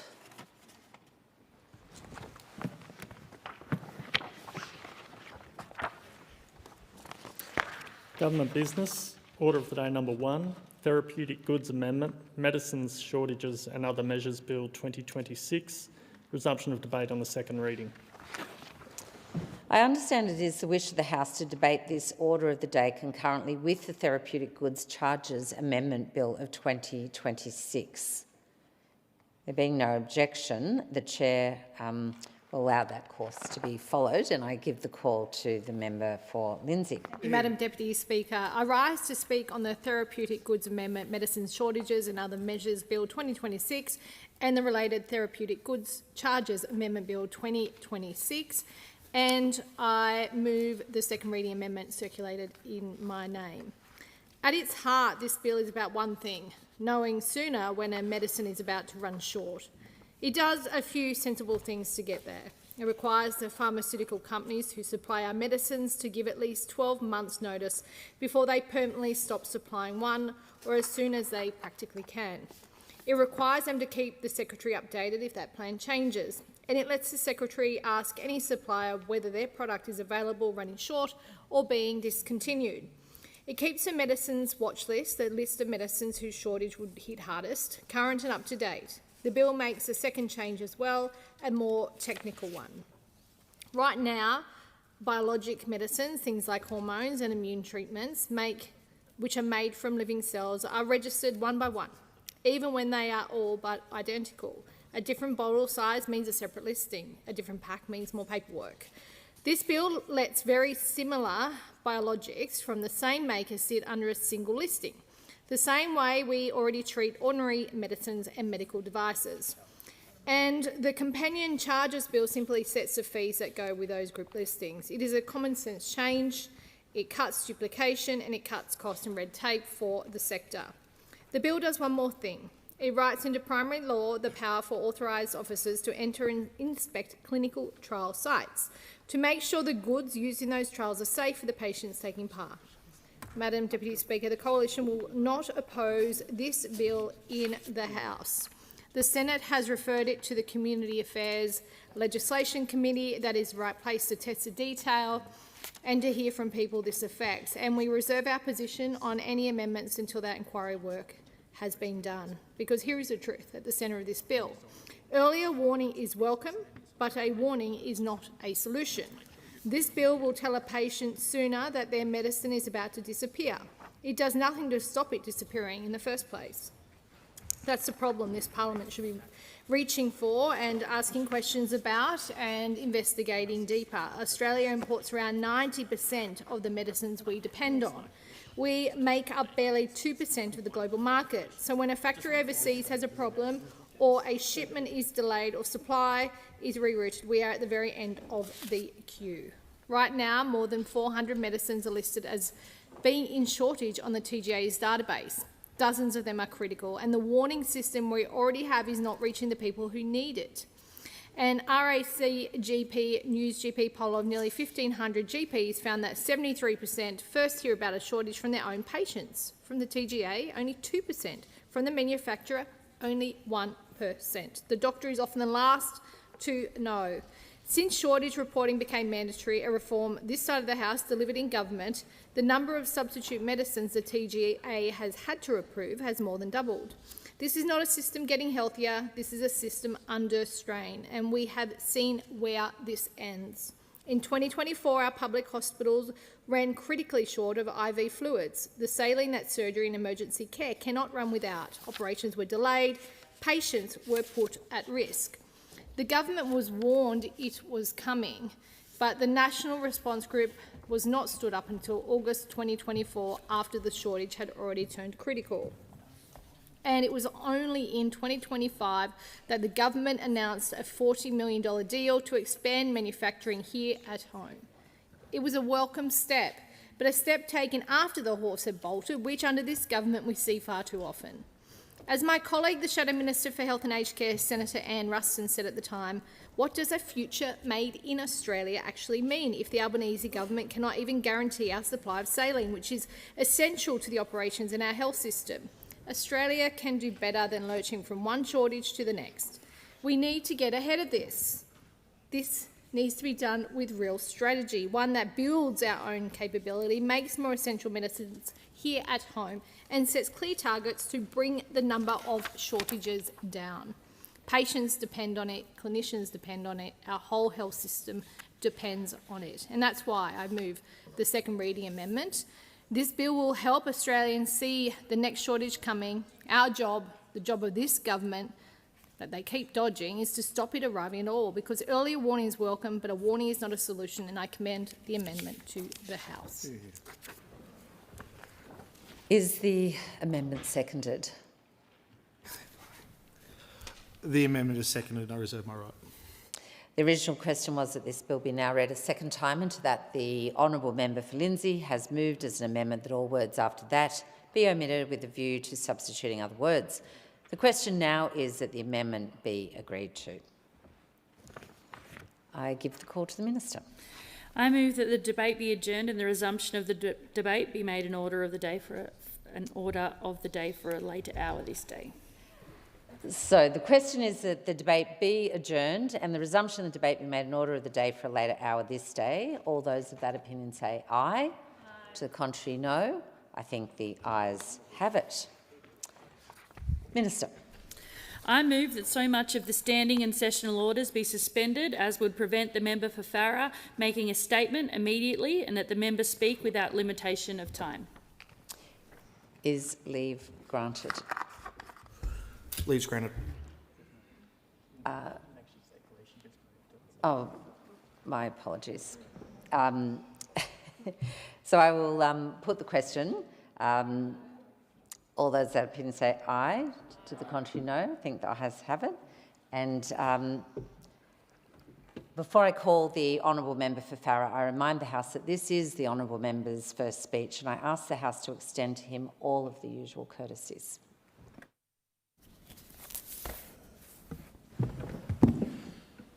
I give the call to the honourable member for Farrer. Thank you, Mr Speaker. I rise today deeply conscious of the honour of representing the people of Farrer in this parliament. And I rise with a simple belief. We all live within and across 3 generations. We inherit the Australia built by those who came before us. We enjoy the product of their toil, courage, enterprise and sacrifice. We're custodians of that inheritance for a short period of time. We carry an obligation to leave something stronger for those who follow. That obligation, between generations, is at the heart of why I'm here. Because ultimately, the measure of this parliament will not be the announcements we make, the arguments we win, or the headlines we generate. It will be this: did we leave Australia stronger than we found it? Mr Speaker, I'm a fortunate man. I was born into an exceptional, loving, hard-working family, raised among siblings, cousins, neighbours, sporting teams, and, as every Australian child should have, a black and tan Kelpie named Buster. My father, Keith, was the son of a First World War light horseman and ultimately an orchardist. Dad served as a naval seaman during the Second World War before building his life in agribusiness. My mother, Patsy, born in Sydney, raised in Narrandera, one of 3 daughters of an agribusiness entrepreneur and service provider, an extraordinary mother, a grandmother and a great-grandmother. My mum is here today. 98 years young, she's lived through the government of 23 Australian Prime Ministers, and today, somewhat improbably, she has 1 politician in the family. Mum, thank you. You are now a part of Farrer's political history as well.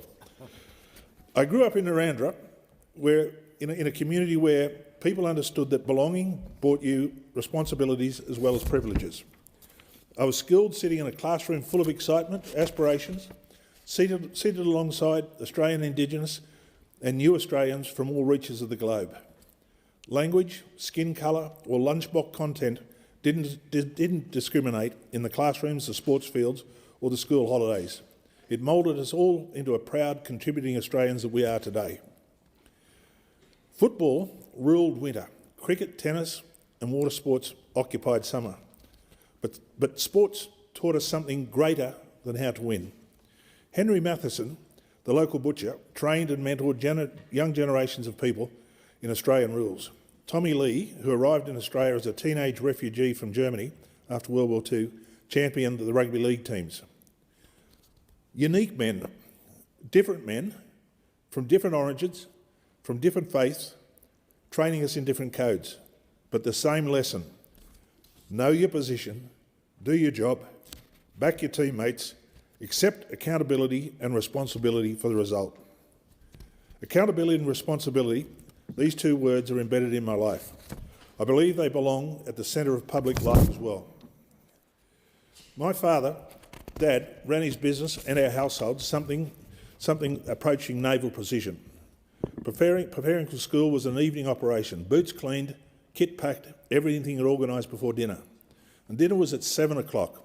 Not 6:55 or not 7:05, it was 7 o'clock, with approximately 15 seconds of elasticity either side. But Dad taught me more than discipline. He was a people person, a friend of the farmers and a provider of emerging agricultural technologies, equipment, fertilisers and working capital, transforming and assisting Australian agriculture. Some of my greatest education came travelling with him through the Riverina, walking and inspecting crops, sitting around father's kitchen tables and standing in machinery sheds, listening to discussions covering seasonal conditions, commodity price, sports and politics. At the age of 14, Dad gifted me a book, George Orwell's Animal Farm. That left a lasting impression for me that has never faded. It taught me early to question power, to question orthodoxy, and to understand that noble language does not always guarantee noble outcomes. At 17, I left home to Jackaroo at Bunnock in the New South Wales Riverina with F.S. Faulkner and Sons. Before I boarded the train, Keith, or Dad, passed to me a framed copy of Rudyard Kipling's 1910 poem, If. And he told me, he said, keep it close. There'll be times in life when you need it. He was right. I still have it within reach, positioned opposite Theodore Roosevelt's speech, Man in the Arena. And Keith was definitely right, because there are times in life where reading it gives you personal or emotional perspective to soul. And as I boarded that train that day, a young woman came running down the station platform to wish me goodbye and good luck. That 17-year-old young woman is here today. That's my partner, Janice. Thank you. Life has remarkable ways of completing circles. Long days, cold winters, hot summers, sheep, cattle, horses, bushfires, landmarking, cattle branding, football, polo cross, B&S balls, and occasionally the Conago pub. That was our jackarooing life. There were 12 competing for the opportunity and career. Nobody owed you promotion. You earned it.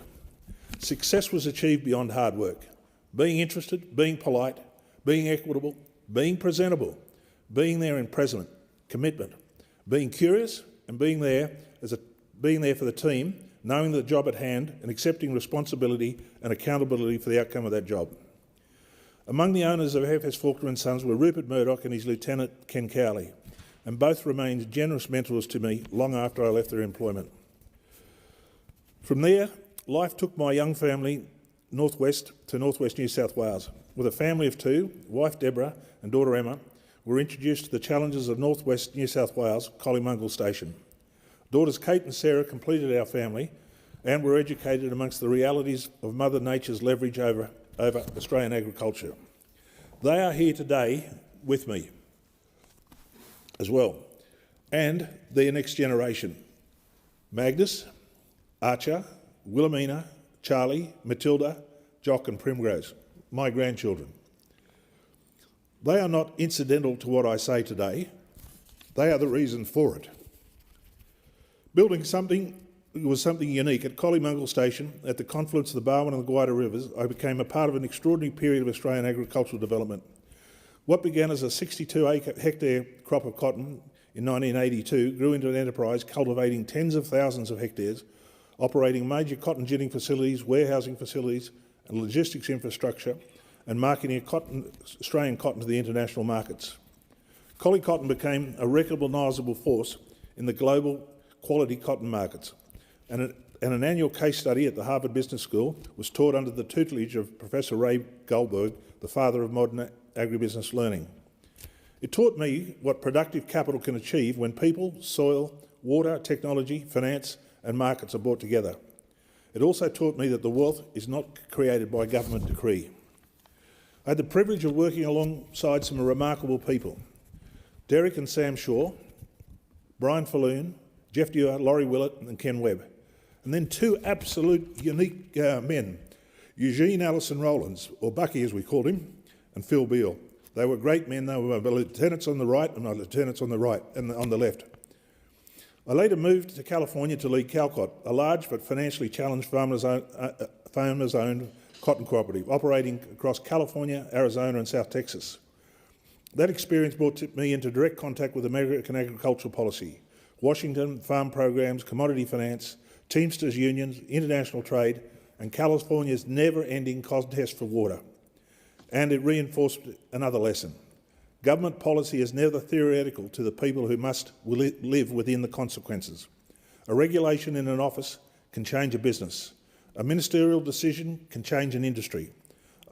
And poor policy legislation can damage a community for generations or eventually collapse a nation.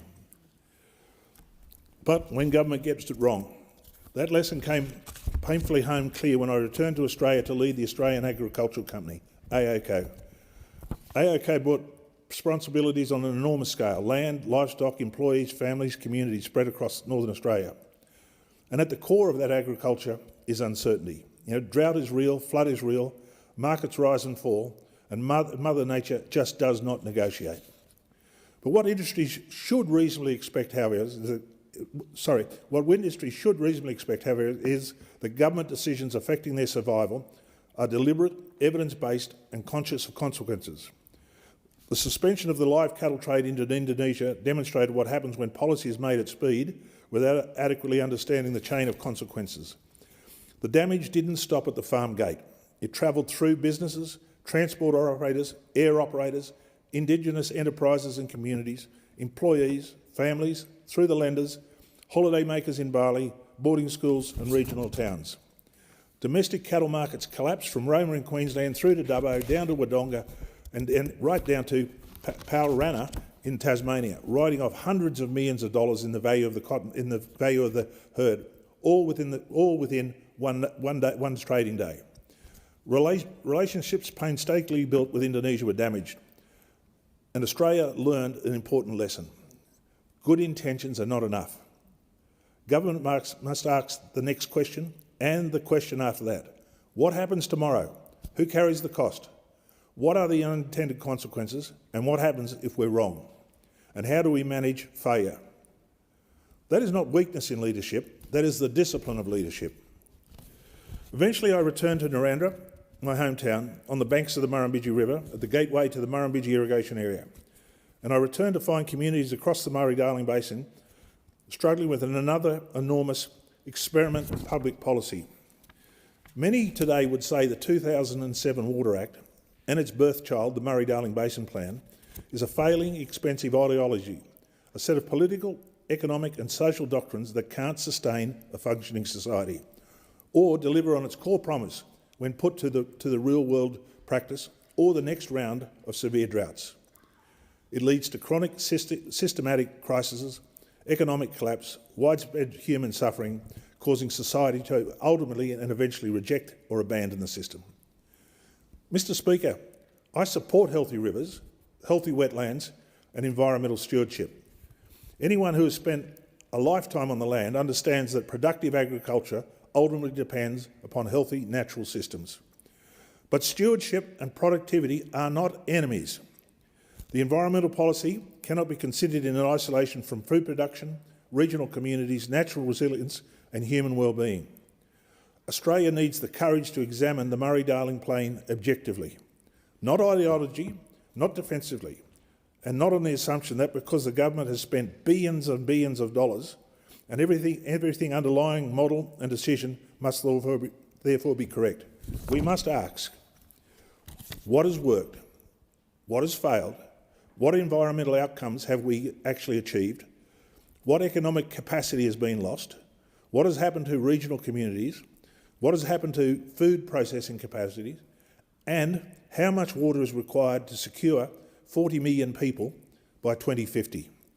But more importantly, is the Australian food chain prepared for the next great Australian drought? Because the greatest test of Australian water policy will not occur during a wet cycle. It will come when the dams empty, the rivers contract, and 30 or 40, depending on what time, millions of Australians will be expecting affordable food on supermarket shelves. Water policy, therefore, is not simply environmental policy.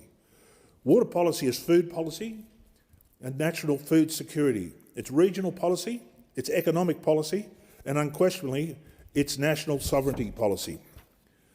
I want Australia to undertake a serious assessment of how we manage this sovereign resource.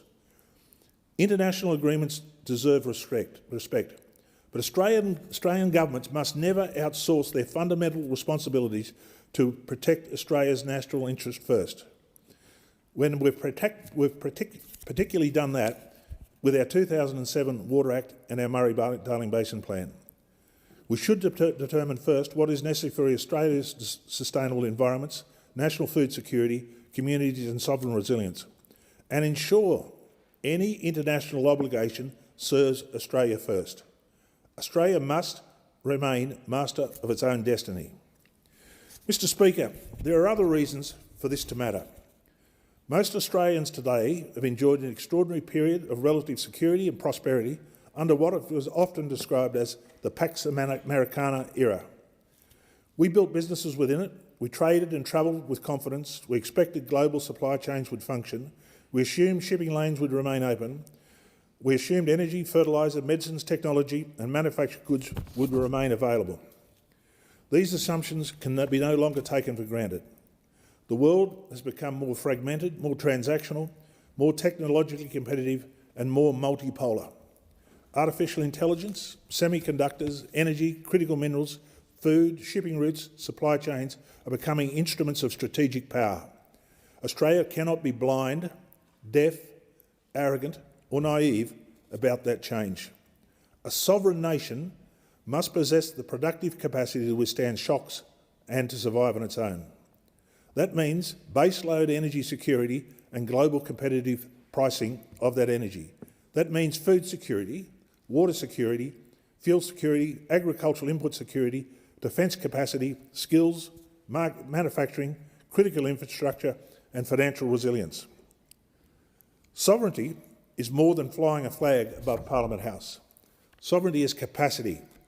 It's the capacity to feed ourselves, power ourselves, finance ourselves, defend ourselves and make decisions for us, Australia. And that brings me down to national debt. Australia's governments collectively carry an enormous debt burden. Collectively, it's pushing $1.6 trillion. But debt in itself is not immoral. Used intelligently, debt can build productive assets that serve Australians for generations. Our forefathers borrowed to build infrastructure because they understood that productive assets could strengthen the nation. Our forefathers repaid their borrowings and from the benefits and the surpluses that the infrastructure produced. This issue is simply not whether governments borrow. The issue is what did we spend, where did we spend and what did we spend the money on? Every major debt-funded capital project should therefore face basic disciplines similar to every competent business. What is the objective? What is the return? The timetable? The budget? Who is accountable? And what happens when it faults or fails? Australia should demand a greater accountability for major public investments. Because debt is not free money. Interest and principal must be paid. And if not, somebody inherits that liability. There's an old Yiddish proverb that's very relevant. Interest on debt grows without rain. And for those who have lived through drought, understand the wisdom of that sentence. Mr. Speaker, Australia has enjoyed one of the greatest commodity booms in history. And let's not forget that it wasn't so far away that we rode on the sheep's back. Iron ore, coal, gas, agricultural, minerals, critical minerals, global demand for the resources right beneath our feet has generated extraordinary national wealth. Future Australians are entitled to ask, what did you do with it? What productive assets did you build? What debt did you retire? What infrastructure did you leave? What industries did you strengthen? And what resilience did you create? All questions my generation must be prepared to answer. Mr Speaker, the Australian government is not a corporation. The Commonwealth government is not a private or for-profit corporation. We're a sovereign, independent, democratic nation with the constitutional monarchy. Citizens are not shareholders, and Australia is certainly more than a balance sheet. This government exists to serve Australia, to create the framework of enabling prosperity. There are disciplines from successful enterprise that government should never fear: competence, accountability, productivity, capital discipline, measurement, delivery and responsibility for results. Australia possesses extraordinary and many natural advantages, including capital and, more importantly, democratic institutions. And above all, we've invited talent from every corner of the world who choose to call this nation home and become contributing Australians. Our national generosity and kindness and humanity has offered opportunity of new life to those who have been discriminated and persecuted against. That same generosity and kindness must be guarded and respected as we open our welcoming doors. There are those who arrive onto our shores who want change and expect that change must be us and not them. We must with expediency and with minimal cost, remove those who want to bring harm and disrespect this great nation of ours. Our problem is not the shortage of national assets. Our challenge is to have the courage and the competence to use them wisely. Mr Speaker, we are temporary custodians. My generation is moving through the later chapters of its contributing life. Behind us are the millennial generations of X, Y and Z, then the Alpha, then the Beta generations.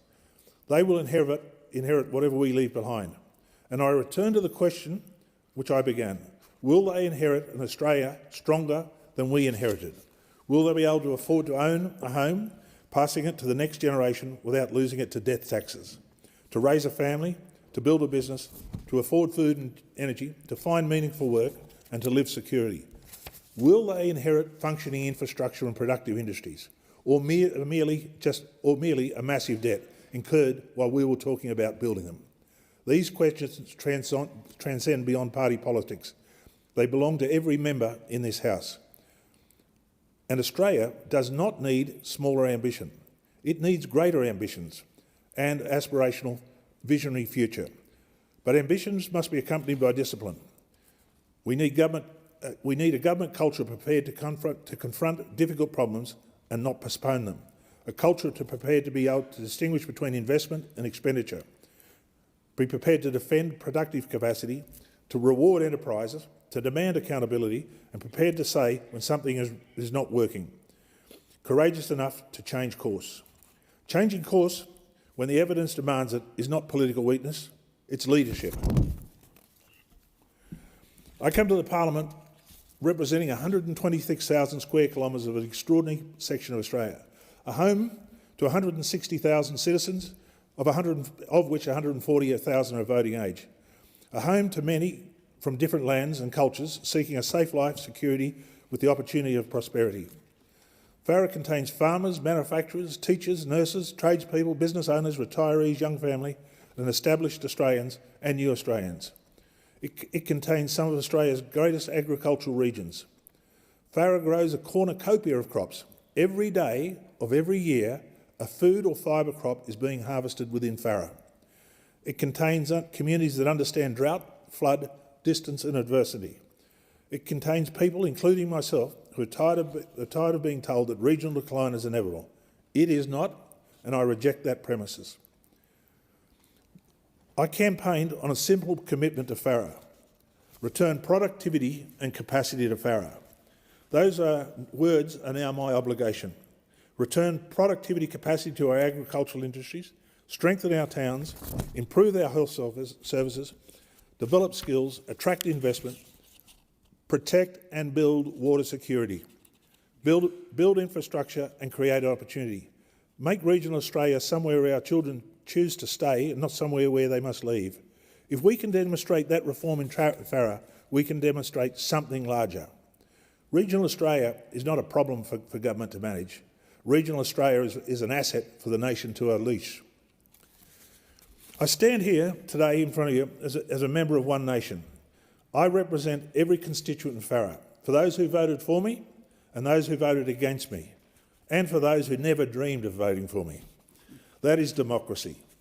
Once elected, representation extends beyond the ballot box. Our national ambition should be equally as broad. Australia must remain a country where circumstances of someone's birth doesn't limit their future, where enterprise is rewarded, where work has dignity and success is respected, where those who need assistance receive it, where assistance becomes a bridge to opportunity and not a permanent architecture of or for dependence. And most importantly, we should rebuild confidence in ourselves. We are one nation of an extraordinarily fortunate people occupying an extraordinarily fortunate continent. We can manage our own destiny. Mr. Speaker, no person arrives in this chamber alone. My life has been enriched by many extraordinary people. Jeff Dewar taught me fearlessness. Laurie Willett, educated purpose and visionary presence. Bruce Parncutt, intellect and equity. My mate Eddie Jernigan taught me mateship and commodity and commerce. Nick Burton-Taylor, vision and strong moral and commercial confidence. And an exceptional Australian who's been a great mentor to me, Mr. Bruce McIver. And to my eldest sister, Susan. I think Susan's in the audience today. You have been my champion during turbulent times, good times. Your ears and time have been generous to me. Your eyes have kept watch on what I'm blind to. So thank you. To my former wife, Debbie, the mother of our 3 daughters, thank you for the endurance, the patience and the commitment required through those enduring years. To Emma, Kate and Sarah, and to your families, thank you. And to Janice, thank you for standing on the Narrandera Railway platform all those years ago, and for being here today as another chapter begins. And to my mother, Patsy, your presence here today is a gift beyond words. To my campaign team, volunteers and supporters across FARA, you have achieved something euphoric and historic, so thank you. To Pauline Hanson, thank you for taking the plunge into politics way back in 1995. And thank you for your unwavering commitment and dedication to One Nation and Australia and the support to me. To my other One Nation colleagues, Senator Bell, Barnaby Joyce, Senator Roberts, Senator Winton, thank you for your trust and opportunity to serve along you. And above all, to the people of FARA, thank you for lending me your voice. I intend to use it. Mr. Speaker, I didn't come to Canberra at this stage of my life to build a political career. I've already had a career. I'm here because experience is of little value if we're unwilling to share it and put it to work. I've lived in the dust of drought. I've fought floods and experienced its devastation. I've enjoyed business success and I've learnt from business failure. Traded into and across international markets. I've been bloodied by government intervention and prospered with good policy, and I've been crippled and strangled by bad. I've seen communities prosper, and I've seen communities bearing the consequences when decision makers get it wrong. Those experiences have taught me that courage in public life doesn't mean shouting the loudest. Courage is accepting responsibility. It's asking uncomfortable questions, challenging your own side when necessary. It's listening when evidence contradicts your assumptions. It's making decisions where benefits may arrive long after the next election. And sometimes it's standing alone. We will disagree in this chamber. We should. Democracy without disagreement is despotism. But disagreement need not diminish respect. We will argue strongly, we'll question orthodoxy, and I will defend FARA relentlessly. But I will work with any member of this parliament who generally wants to leave Australia stronger than we found it, because that challenge ahead are bigger than any political party. My grandfather's generation served, my father's generation built, my generation prospered from much of what they've created. Now we must prove worthy of that inheritance. We cannot promise our children an easy world. We cannot control drought, we can't control global conflict. We cannot control every market or technology disruption, but we can control how prepared Australia is to confront them. We can build rather than consume. We can produce rather than regulate. We can invest rather than spend. And we can reform what's failing rather than defend it because change is politically difficult. We can, again, make intergenerational responsibility a central purpose of government. And when my grandchildren someday look back at this period of Australia's history, I do not want them to ask, why did they know what was happening and do nothing? I want them to say, they saw challenges, they had the courage to confront them, and they built for us. Mr Speaker, Australia has everything required to succeed on this rich continent. Our people are capable, our democracy is strong, and our opportunities remain enormous. What we require is confidence in ourselves, discipline in government, courage in leadership, and a renewed determination to build the government framework that allows this to happen. The sun may be setting on a passing global era of history, but it does not have to set on Australia. Our task is not to preserve yesterday, our task is to build tomorrow, for Farah, for our children and our grandchildren, and for generations of Australians whose names we'll never know, but whose future will be shaped by the decisions we make in this chamber. That is our watch, that is our responsibility, and that's why I'm here. Thank you, Mr Speaker. Thank you, Farah. And thank you, Australia.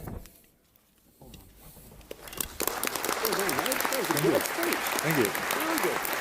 Oh, I didn't expect.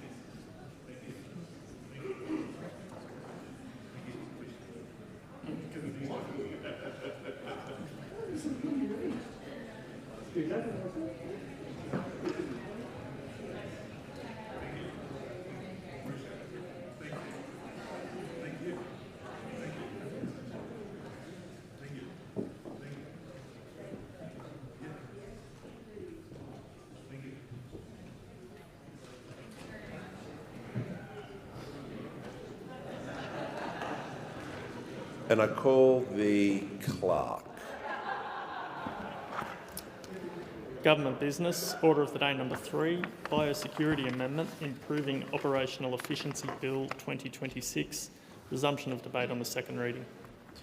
The question is that this bill be read a second time, and I give the call to the Leader of the Nationals in the House of Representatives. Well, thank you, Speaker. And at the outset, I'd like to acknowledge the member for Farah for his fine contribution, his inaugural speech here in this place, and I wish him well and every success as he seeks to represent that magnificent community in regional New South Wales. And, Deputy Speaker, in relation to the bill before the chamber this afternoon, I acknowledge from the outset the opposition will support the bill that was introduced to the House of Reps in July this year by Minister Collins. And it's an important bill in some regards, Deputy Speaker, because every year millions of Australian travellers arrive and they complete a 2-page piece of paper as they reach the airport, the incoming passenger card. It's a paper card that's filled out, and many of us have probably wondered why we're still using a paper card in this manner. But it provides information about any goods they may be carrying, the places they've visited, and their occupations, indicators of any potential biosecurity risk for our nation. So this bill provides for that information to also be collected through a digital Australian declaration model, Australian Travel Declaration, sitting alongside the existing paper card system. Travellers can complete the new declaration through an airline app or web form before or during their travel, and that will generate a QR code which is scanned by our biosecurity officers on arrival at their point of destination.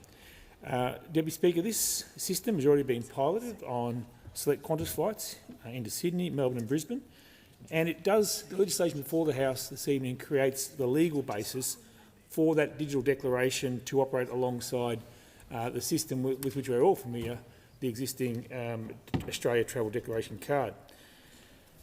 The legislation before the chamber also makes it clear that providing that information is mandatory, and there is a potential civil penalty of up to 120 penalty units for a refusal to fill in the card or the declaration form.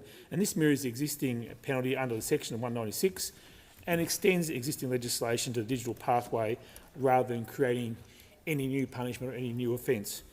Now, Deputy Speaker, I will acknowledge that this is also distinct from the much higher penalty for knowingly providing false information, which allows for a penalty of up to 600 penalty units civilly or 12 months imprisonment criminally. Those penalties already apply and are unchanged by the bill before the chamber this afternoon. The bill also introduces a notice of intention requirement before the department can refuse or impose conditions on an approved biosecurity arrangement, such as treatment, fumigation or storage facilities. This is currently just administrative practice, but the bill legislates a guaranteed right to respond before an adverse decision, providing additional powers for the government in terms of protecting our biosecurity. It also retains the paper and verbal alternatives for travellers without a suitable device to fill in the digital travel declaration. And included in the bill is a minor technical fix, removing incorrect reference in the Inspector General's information gathering power.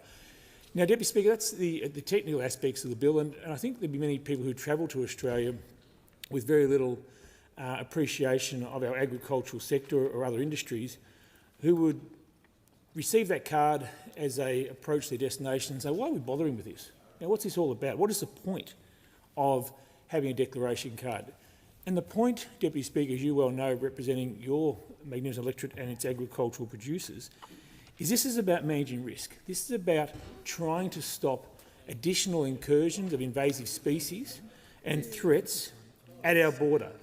Because, Deputy Speaker, it is far more economically efficient to prevent an invasive species from entering Australia in the first place than it is trying to clean up the mess that occurs when we have an outbreak of an invasive species, whether it be a plant or animal species. So the Coalition does support this bill because we back a strong and a well-resourced biosecurity system and the sensible use of technology to help it run better, to provide modernisation, and providing modernisation comes at an additional strength to what we're seeking to achieve.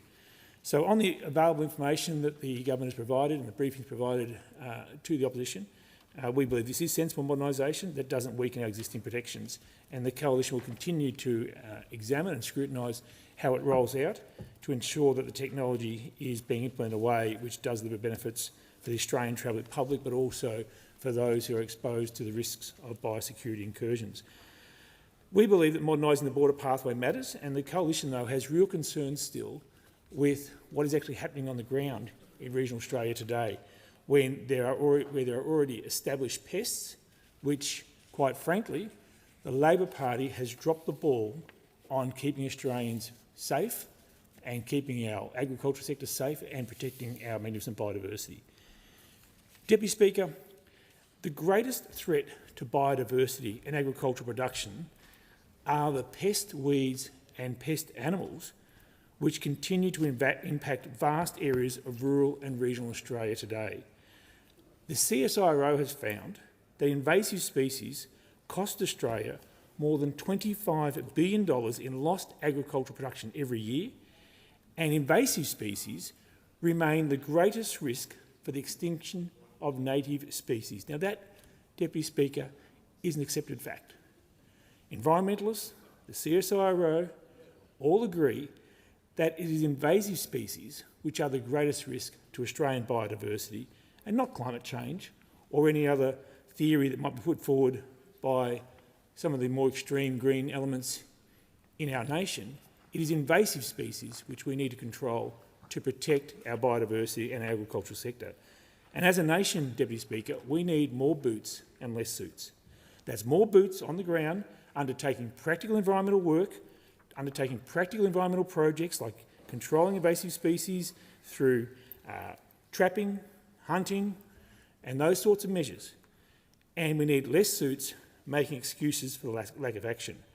So at a time, Deputy Speaker, when farmers are feeling the pressure from increased input costs for fuel and fertiliser, we can't afford to add to their social and economic stress by dropping the ball on invasive species, but that's exactly what this government has done in this year's budget. Whether it's pigs, deer, feral cats, rabbits, foxes, European carp, wild dogs, fire ants or any form of pest weed, the federal government needs to be working in partnership with the states and natural resource management groups to control their combined impacts. Because, Deputy Speaker, as you know, and members on this side of the House know, the real environmentalists in Australia are the farmers. They're the trappers, they're the hunters, they're the land care and the coast care volunteers who actually get their hands dirty and undertake pest, weed and animal control work, along with revegetation and other activities to support our native species. The federal budget should have prioritised those practical efforts, should have prioritised those projects which make a difference on the ground, and should have supported the efforts of regional Australians to care for the environment while they provide the food security for our nation. But it didn't, Deputy Speaker, it didn't. $56.1 million has gone to the broader border technology program, yet this government, the Albanese government, has cut funding from the Feral Animals, Pests and Weeds program in this year's budget. As I just said, feral pigs, wild dogs, deer and other invasive species are increasing their impact across regional Australia, and we have a government cutting funding from the Feral Animals, Pests and Weeds program. One example, Deputy Speaker, I'll touch on briefly just to give a practical demonstration of the cost of an invasive species and the real-life consequences, is feral pigs. Now, feral pigs are a genuine biosecurity risk. They may well become the vector animal to move disease through our nation. They are capable of carrying and spreading serious livestock diseases, and they move freely, unfortunately too freely, through public and private land. And reading media reports of the Walgett, New South Wales Farmers Branch president, who was reported personally paying more than $1,000 an hour for helicopter feral pig control every 6 to 8 weeks. That's a cost being borne by a landowner. The pigs are moving onto farmland from a neighbouring national park, and that's not a burden that individual farmers should be left to carry alone. And I find in my state of Victoria, Deputy Speaker, that the worst neighbour to have, is the state government. The state government, through its parks, either national parks or state parks, state forests, does not undertake enough feral animal control, whether it's wild dogs or pigs, and the impact is being felt on the farming sector. Wild dogs, Deputy Speaker, are costing the industry, the livestock industry, an estimated $302 million every year. That's according to the National Farmers Federation. Yet we have funding for the National Wild Dog Management Coordinator running out at the end of September, and funding for the National Wild Dog Action Plan itself lapsing just a month after that. And we have no indication yet from this government whether they'll support what is a tiny amount of money in the scheme of the budget, $250,000 a year for the National Wild Dog Management Coordinator. A tiny amount of money in the scheme of the importance of the industry, yet the funding is running out in only a matter of weeks, and no indication yet whether this government will support a National Wild Dog Action Plan and coordination through the National Wild Dog Management Coordinator. Keep in mind, Deputy Speaker, the government does fund national coordinators for feral pigs, for deer, for rabbits, for cats and foxes, so it doesn't make any sense to walk away from the wild dog coordination program now, unless it's extreme Greens pulling the strings behind the scene because they have some problem with the fact that we have to hunt, we have to trap, we have to kill these dogs in order to protect biodiversity and protect the agricultural sector. So, Deputy Speaker, I call on the Commonwealth to understand that while this is primarily a state responsibility when it comes to invasive species, the federal government does have a role to play as well. A role to play in terms of encouraging good behaviour by the states, but also in terms of coordination and ensuring these nationally significant species, in terms of our biodiversity are protected, but also our nationally significant agricultural sector is given the support it needs to flourish and continue to feed our nation and other countries throughout the world. So in closing, Deputy Speaker, the Coalition does support a modern border declaration system. We welcome it, but it does count for little if the government isn't guaranteeing ongoing funding for pest control that's already up and running in the community. Strong border protection and effective on-ground pest management are two halves of the same biosecurity system. Digital reform needs to be matched with real, continuous investment, more boots and less suits, and investment in the frontline programs that our farmers and our biodiversity and our native wildlife depends on. The Coalition will keep advocating for a coordinated national approach to feral animals, pests and weeds, working with our farmers, working with industry and peak groups and the states, and will continue to monitor how this bill's provisions operate in practice. I thank the House. Yeah. The question is that this bill be now read a second time. I call the Minister. I move that the debate be adjourned and the resumption of the debate be made an order of the day for a later hour this day. The question is that the debate be adjourned and the resumption of the debate be made an order of the day for a later hour this day. I put the question. All those in favour say aye. Aye. All those against? I think the ayes have it. I call the clerk for the next order of business. Government business, order of the day number 4, Wine and Other Legislation Amendment Bill 2026, resumption of debate on the second reading. The question is that this bill be now read a second time, and I call the member for Gippsland. Yeah. Thank you, Deputy Speaker. And I say again at the outset that the Coalition will be supporting this bill, which was introduced in the House of Reps by the Minister in July this year. There are two schedules to the bill. Schedule 1 amends the Wine Australia Act of 2013 to allow information sharing with the ACCC, and Schedule 2 amends the Primary Industries Levies and Charges Collection Act of 2024. And I stress at the outset, Deputy Speaker, there are no financial impact on the budget from the bill before the chamber. No additional costs will be incurred by growers, and as per the explanatory memorandum, it's on that basis that the Coalition supports the legislation as it's presented by the Minister. What it does do, though, Deputy Speaker, it does give Wine Australia an explicit function to conduct grape and wine industry surveys building on the existing National Vintage Survey. It does set up an information sharing framework so Wine Australia can pass relevant information on to the ACCC, supporting the mandatory code once it actually starts operating. The bill before the House extends the Act's existing civil penalty for misuse of protected information. It also covers this new ACCC information sharing pathway. This isn't a new type of penalty, Deputy Speaker. It's applying on an existing safeguard to the new disclosure power. It does let ABARES share levy payer contact details with approved third-party contractors to improve the participation in agricultural surveys. So I would indicate on that point, Deputy Speaker, this isn't a broad new information sharing power. It narrows an existing restriction with safeguards requiring third parties not to pass information on further and requiring only the minimum necessary information to be shared. Again, I stress this bill doesn't change levies, it doesn't change who pays for them or how they're calculated, so it is confined to information sharing and administrative housekeeping. Deputy Speaker, it's important to note this bill responds directly to the Emerson review. That was a review taken by the former Minister, Craig Emerson, which found grape growers have too little bargaining power against large winemakers, and the existing voluntary code of conduct no longer works and was not fit for purpose. So this isn't the mandatory code itself that we're debating today, Deputy Speaker. It does lay the groundwork, though, in letting Wine Australia share information with the ACCC ahead of the code's planned start on January 2027, which I note does have the support of industry. And it does matter, Deputy Speaker, in the sense that with a mandatory code, we are more likely to see fairer commercial arrangements. Fairer commercial arrangements where there's a power imbalance between grape growers and the end producers is an important aim of this side of the House, and I would imagine the government itself. But what this bill won't do is address the real problems that the industry, the wine grape industry in Australia, is confronting right now. The wine sector is currently carrying around 262 million litres more wine than it can sustainably sell. This is putting enormous pressure on prices right through the supply chain.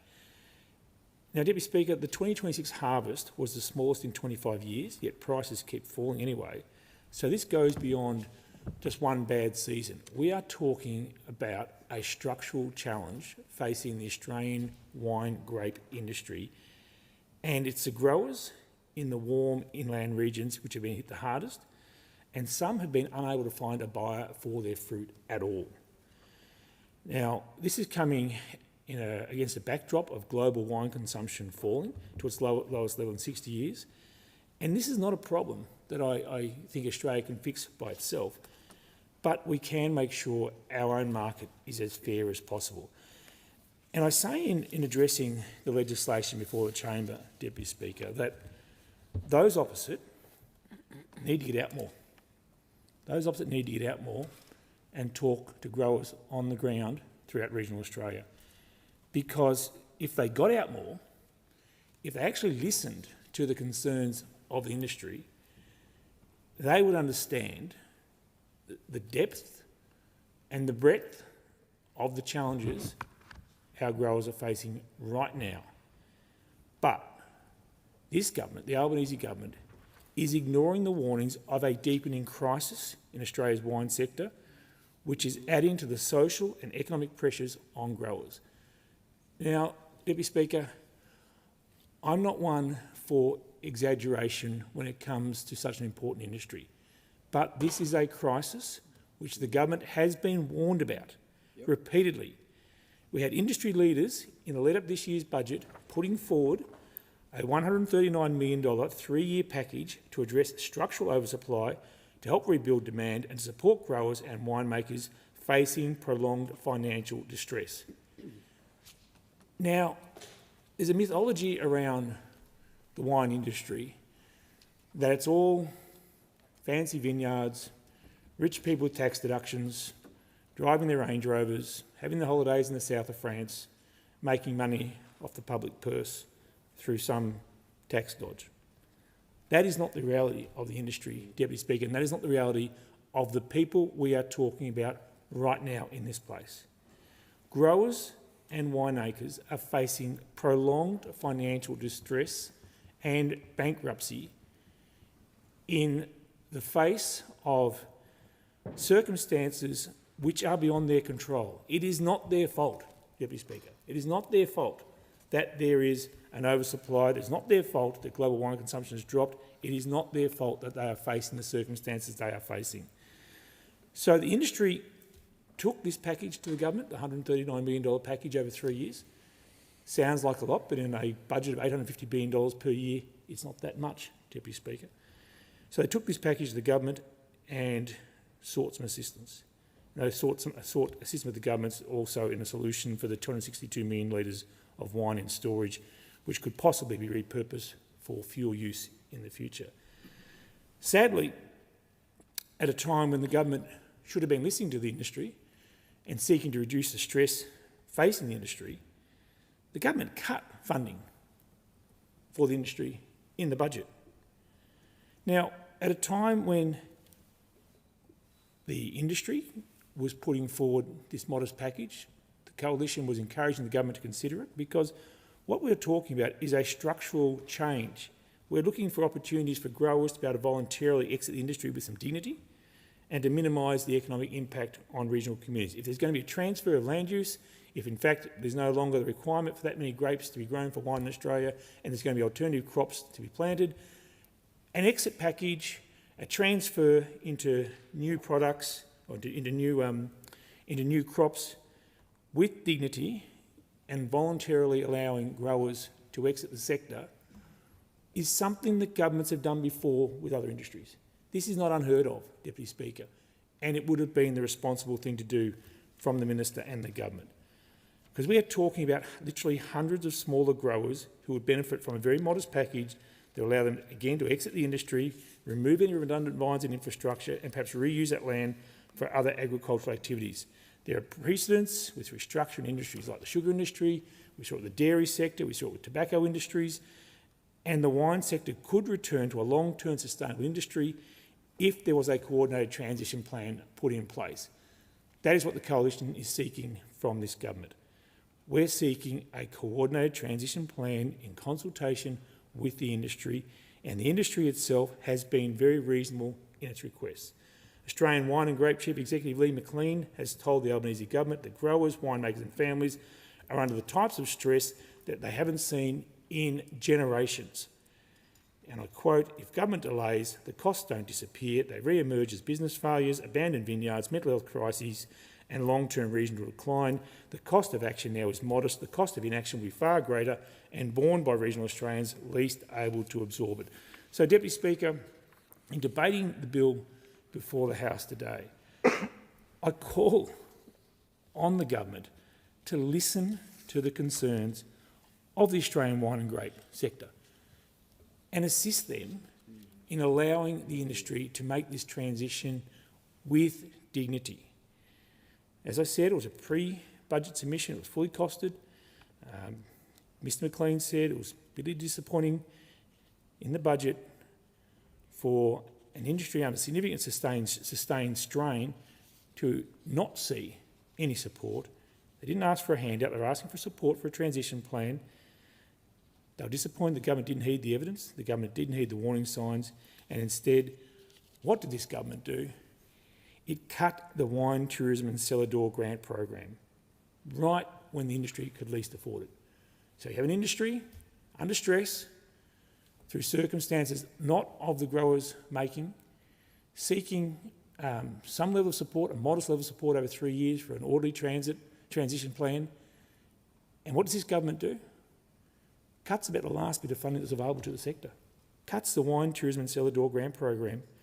Is it any wonder, Deputy Speaker, then regional Australia, people are furious with this government. They are so angry with this government.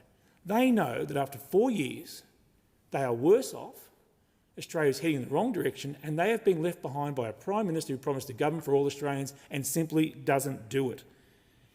He had the opportunity in the budget to demonstrate a level of good faith with the industry, the wine industry, the wine grape industry, to demonstrate he understood his fellow Australians were under stress through no fault of their own, and instead of providing a helping hand for these hard-working Australians to get them through this difficult period in their lives, what does the government do? It cuts the funding to the very industry that had sought his help, had sought the Prime Minister's help. So I say to the government, regional wineries are part of the economic heart of a lot of our communities in regional Australia. This isn't just about one commodity, it's about backing regional Australia more broadly. In relation to the bill before the House, we believe it is a sensible and worthwhile reform, but it's only one part of the answer. If this government is serious about the future of this industry, it needs to listen to the growers, to listen to the stakeholders and the representative groups and back them with real support and not keep cutting programs and adding costs to our farmers that they can ill afford. I thank the House. Yeah. The question is that this bill be now read a second time. I call the Minister. I move that the debate be adjourned and the resumption of the debate be made an order of the day for a later hour this day. The question is that the debate be adjourned and the resumption of the debate be made an order of the day for a later hour this day. I put the question. All those in favour say aye. Aye. All those against, no. I think the ayes have it. I call the clerk for the next order of business. Government business, order of the day number 5, Cash Distribution Framework Bill 2026, resumption of debate on the second reading. I understand that it is the wish of the House to debate this order of the day concurrently with the Cash Distribution Framework, Consequential Amendments and Transitional Provisions Bill 2026. Are there any objections? There being no objection, the Chair will allow that course to be followed. And the question is that the bill be now read a second time. I call the member for Page. Thank you, Deputy Speaker, and I move the second reading amendment as circulated in my name.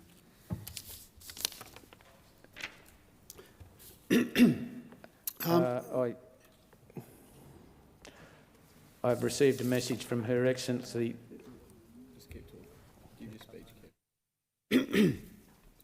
Deputy Speaker, we won't be opposing this bill, and I note that the Minister in the chamber and acknowledge his presence. Cash is a critical piece of national infrastructure and it's right to protect it. I do, and as the Minister well knows this, but just for the chamber to go through a little bit of history of how we've got to where we are today. In June 2023, the ACCC approved the merger of Australia's two largest cash in transit companies, Armaguard and Prosegur. That decision, excuse me, Speaker, handed a single company control of 85 to 90% of the market, a private monopoly of over how cash physically moves around this country. The ACCC only allowed it with a temporary 3-year undertaking setting conditions over the merged entity until September 2026. In September, the merger was finalised. In October 23, just 3 weeks later, Armaguard approached the government, the RBA and major banks saying that if it didn't get an extra $190 million over 3 years, it would no longer be viable. By Easter 24, the risks were laid bare. Armaguard called for a bailout. Coles decided to pause cash deliveries and limited in-store cash withdrawals. Shoppers face a real prospect of not being able to get cash in certain places that they normally would have. And it took an emergency meeting chaired by the Reserve Bank Governor and a $50 million rescue package from banks and major retailers to keep the trucks going. Now, with the ACCC's enforceable undertaking on Armaguard about to expire in a month's time, the government has turned up with a plan. I acknowledge the plan, I support the plan, but I must admit that it is at the 11th hour. And I would suggest that the government should have acted on this sooner than it did. What this bill does do, it creates an emergency regime so that cash can keep moving. This regime would be managed by the RBA, with similar emergency powers to what APRA have for banks and insurance companies and the financial market infrastructure regime. It also provides the ACCC with the power to require fair and transparent pricing, approve the terms offered to the banks and retailers and set service standard levels instead of a monopoly setting its own terms. Why my side of politics always lean towards lower regulation and private enterprise to work things out. Unless government interference, monopolies are, in a sense, a market failure. When we can't have a monopoly setting prices without close monitoring and controls. It's not fair for Australians that rely on the cash. It's also, there's risk to our broader economy too if we were to have a cash crisis. So I say to the Minister, these are sensible powers within this bill, the same kind we all ready to use to protect the banking and insurance industries, and we support the Minister and the government in doing this. What this doesn't do, it does raise a wider topic though, Deputy Speaker, that I'd just like to touch on. What this does, Bill, I don't think it does enough. It doesn't guarantee, I think, people, it's good to have cash flying around and cash getting delivered in Armaguard trucks where it needs to be, but I think it doesn't necessarily put enough of cash mandates on into the retail sector to make sure people can use cash where they want to. David did do a cash mandate that commenced in January of this year. I personally don't feel it goes wide enough, covers supermarkets and fuel, but there's limits of up to $500 and only sit between certain hours with some places of 7 a.m. and 9 p.m. For example, Deputy Speaker, it doesn't cover pharmacies, so there would be potentially some pharmacies where older Australians can't pay cash for their medicines. Also, the issue too, I think it raises the issues around ATMs and bank closures. We've seen over 800 bank branches closed since 2022, Deputy Speaker. I'm sure probably some of them have been in your community, they've been in some of my community, and some of these banks and these retail branches are in places where they were the only branch that were operating as well. So there is a moratorium currently on regional bank closures, but only applies to the major banks, many which have already left some towns. It expires on the 31st of July 2027. I do note Westpac have unilaterally agreed to extend the moratorium until 2030, which is something that is welcome. But I do encourage the government to have a plan for what comes at the end of this, when this moratorium ends. It's June 26 and the moratorium ends in less than a year. So in conclusion, Deputy Speaker, we support the government, I support the Minister and the work he's done on this and passing the bill quickly because the undertaking runs out in September. But look, I would have hoped the government had acted quicker. This will guarantee delivery, but not necessarily your right to be able to use cash in as many places as I think it should. And we need a plan for regional bank closures after the moratorium. Thank you, Deputy Speaker. Is the amendment seconded? I second the amendment and reserve my right to speak. The original question was that this bill be now read a second time. To this, the honourable member for Page has moved as an amendment that all words after that be omitted with a view to substituting other words. And the question now is that the amendment be agreed to. And I call the member for Maule. Thank you, Deputy Speaker. I rise to speak on the amendments to the Cash Distribution Framework Bill 2026 and the Cash Distribution Framework Consequential Amendments and Transitional Provisions Bill 2026. At its heart, these bills are about something very simple. Australians who want or need to use cash should still be able to use it. That includes older Australians, it includes people on lower incomes, it includes small business, and it includes people living in regional and remote Australia. And it includes every Australian who has ever stood at the checkout during a power outage, a communications failure, or a banking system outage and has discovered that their phone or bank card suddenly cannot buy anything. We live in an increasingly digital economy, and that is not going to change. Most Australians now use cards, phones, or online banking for much of their daily spending. But digital payments becoming more common does not mean cash has stopped being important. The Reserve Bank's 2025 Consumer Payment Survey found that around 15% of payments were still made using cash. Around half of Australians use cash in a typical week. Older Australians and lower income households use cash more often than other groups. And around 1/3 of Australians said they would face financial hardship or major inconvenience if cash became difficult to access or shops stopped accepting it. That should tell us something. The future of payments cannot simply be designed around people who have the newest phone, reliable internet, a bank account that works perfectly, and easy access to digital services. A modern payment system has to work for everyone. That means protecting choice, it means protecting access, and it means making sure no Australian is pushed out of the economy simply because they still use cash. And that is why the Albanese government has committed to maintaining access to cash for as long as Australians want to use it. We've already introduced the cash acceptance mandate. Since the 1st of January this year, supermarkets and fuel retailers that meet the relevant criteria have been required to accept cash between 7 a.m. and 9 p.m. for purchases of $500 or less. But requiring a business to accept cash is only part of the job. The cash still has to get there. A supermarket still needs cash for its registers. A petrol station needs to be able to deposit the cash it receives. A bank branch needs notes and coins. ATMs need to be stocked. Businesses need cash collected, counted, processed, stored and transported.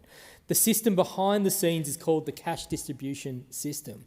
Most Australians will never have much reason to think about it. And that's probably a good sign. When an essential system works properly, people generally do not spend their day thinking about it. But if it stops working, people notice very quickly. The challenge is that use of cash has fallen over time, and that creates a difficult economic problem. The trucks still have to travel, cash still needs to be stored safely, workers still need to collect it, processing centres still need to operate, security still needs to be maintained, and Australia is a very large country.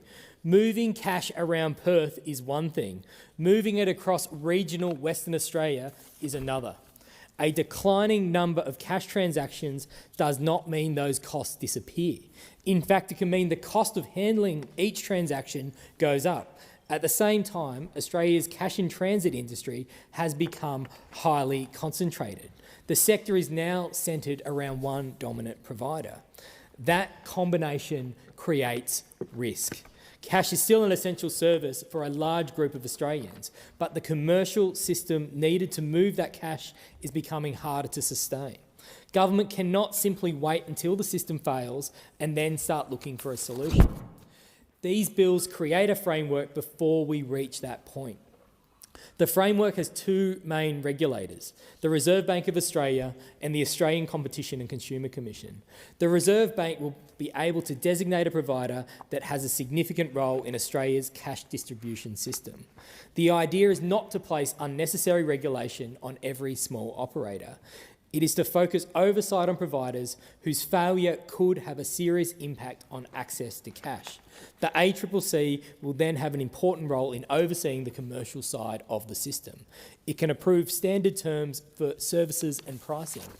Those terms can provide a baseline offer for customers using cash distribution services. Designated providers will also be required to negotiate in good faith, and that is important.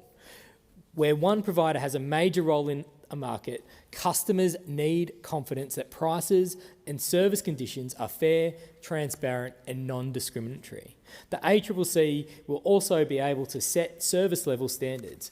Those standards can deal with issues such as where services are available, how often they are provided, how quickly they are provided and how they are priced. Businesses will also have access to dispute resolution and arbitration if negotiations cannot be resolved. That gives both sides a pathway to settle a dispute without allowing a breakdown in negotiations to threaten the wider cash system. There are also reporting and record-keeping requirements, so the regulator actually has the information it needs to do its job. During the transition into a new system, the ACCC will have additional powers and to issue directions where necessary. That provides a bridge to the longer-term standards being developed. This framework is particularly important for regional Australia. Distance changes the economics of cash distribution. A cash delivery service travelling hundreds of kilometres to reach a regional community operate on exactly the same basis as a service travelling between sites in a capital city. But Australians living outside our major cities should not lose reasonable access to cash simply because of their postcode. Nor should a small business in a regional town be placed in the position where accepting cash becomes impossible because it cannot get reasonable collection or delivery services. And that is why fair pricing and reliable service are both important. You cannot forever rely on customers in profitable metropolitan markets to subsidise expensive regional routes. That is not a long-term stable answer. The better answer is a transparent framework that recognises different costs, different regions and different customer needs while supporting the long-term viability of the entire system. Deputy Speaker, I now turn specifically to the amendments before us. Those amendments deal with the interaction between this new cash distribution framework and the road transport contractual chain orders, the RTCCOs. The name sounds complicated, but the principle is not. The road transport contractual chain orders are made by the Fair Work Commission. They can set the minimum standards for people and businesses within a road transport contractual chain. Their purpose is to help ensure road transport operations are safe, sustainable and financially viable. And that can include both price and non-price conditions in commercial arrangements. And there is good reason for that. In road transport, commercial pressures do not stop when the contract is signed. If prices are pushed too low or unrealistic delivery demands are imposed, that pressure moves down the chain. Eventually, it reaches the people doing the work. A transport business still has to pay for vehicles. It has to pay for fuel, it has to maintain those vehicles, it has to meet safety requirements, and workers need enough time and resource to do their job safely. And you cannot build a safe transport industry on contracts that only work if someone at the bottom of the chain cuts corners. That is why these orders exist. The cash distribution framework has a different purpose. It is designed to keep cash distribution reliable, sustainable and accessible. In most cases, the two systems should operate alongside each other without difficulty. One regulates key parts of cash distribution, the other sets standards within road transport contractual chains. But there is a possibility that an obligation under the cash distribution framework could clash with an obligation imposed by the road transport contractual chain order. The amendments deal with that possibility before it becomes a problem, and that is sensible lawmaking. The amendments make clear that the new cash distribution framework is not intended to override these Fair Work Commission orders. Where both systems apply, regulators will need to take the relevant order into account. When the ACCC is approving, changing or revoking standard terms, it must consider any relevant contractual chain order. The same principle will apply when the ACCC sets service standard levels. It will apply when the ACCC exercises relevant interim powers. And an arbitrator will also need to consider a relevant contractual chain order when making a decision. That means industrial standards are not treated as an afterthought once commercial decisions have already been made. They are brought into the decision-making process from the beginning. The amendments also allow the ACCC to consult with the Fair Work Commission and the Fair Work Ombudsman. They support information sharing between the agencies. And again, this is practical. If two regulators are dealing with overlapping legal duties, they should be able to speak to each other. We should not create a system where one regulator is required to make a decision while pretending another regulator does not exist.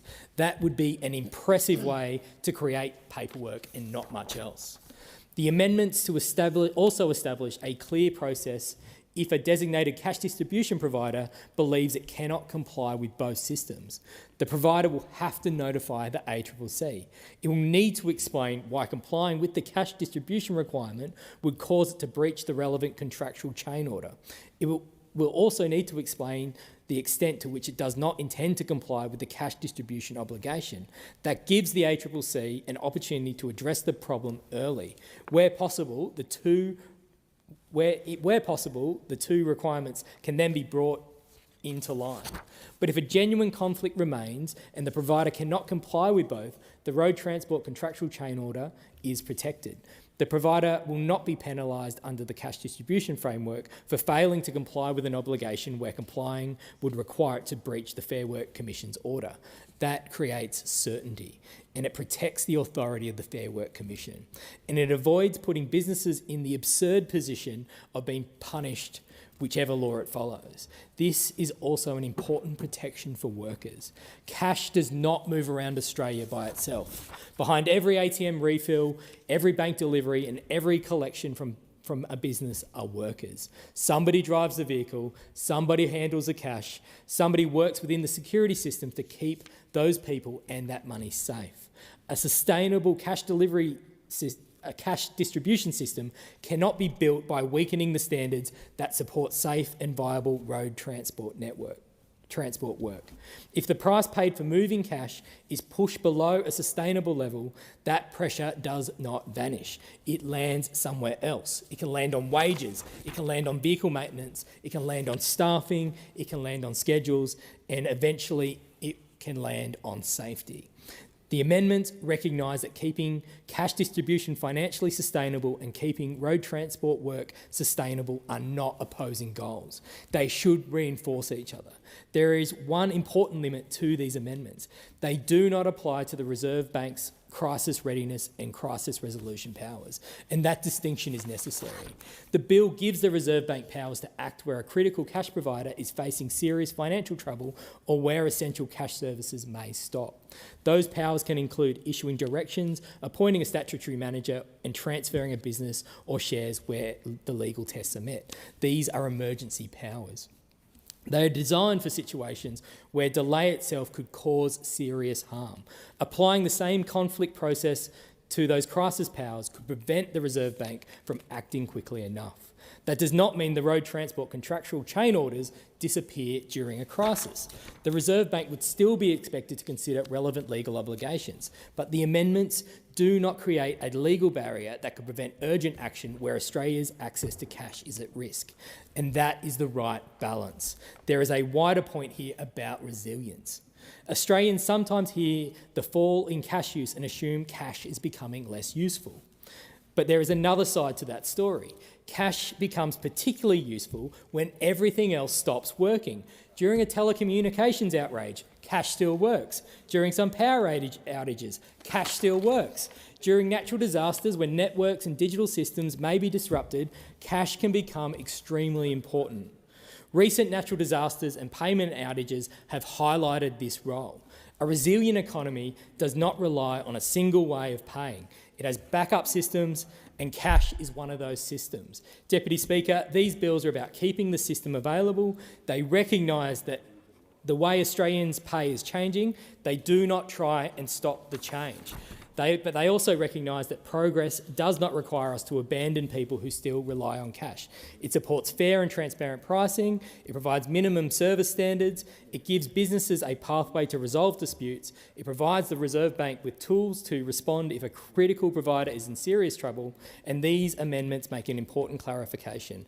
The new framework must work alongside Australia's industrial relations system, not cut across it, and the road transport contractual chain orders exist for that reason, and I commend the bill to the House. The question is that the amendment be agreed to, and I give the call to Member for Mayo. Thank you, Deputy Speaker. I rise to support the bill, which will provide a legislative framework to regulate Australian cash distribution services. Now, currency has been with us for centuries. For more than 2,000 years. It was the Lydians who created the earliest stamped coins. They did that in around the 7th century BC, and the Lydian Empire was in what's now, I guess you could say, Western Turkey, but that was 700 years before the birth of Christ. And then, of course, we have the Phoenicians. The Phoenicians from 1500 BC developed trading networks across the Mediterranean. They were originally bartering goods, and they transitioned to weighted out pieces of copper and silver and coal and even jewellery units by around 300 BC. And over time, cities developed mints, crafting predominantly silver coins showing prominent local kings and gods as symbols they could rely on, that they could trust in, that they could trust that unit of measure for the goods that were traded. Thousands of years later, Australian coins and notes are produced by our own Royal Australian Mint, less than 5 kilometres from this place. We too have come to rely on this currency and the symbols used on our coins and banknotes to denote their authenticity. Of course, we have the late Her Majesty Queen Elizabeth II on every one of our coins. And then we have on our notes, everyone from Dame Nellie Melba, and my favourite particular note is the $10 Australian note, the blue note. On one side, Andrew Banjo Patterson, and on the other, Dame Mary Gilmore. True great Australians. Now, cash, as the previous member said, works, particularly in crisis. When the power's out, when the telecommunications out, cash still works.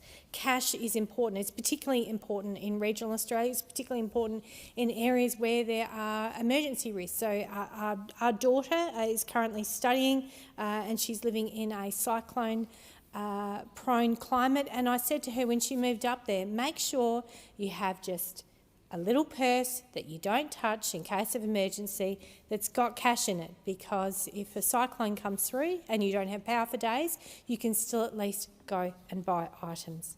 And older Australians and those living in the regions and those without reliable connectivity still rely very heavily on cash as the trusted means of transacting in our communities.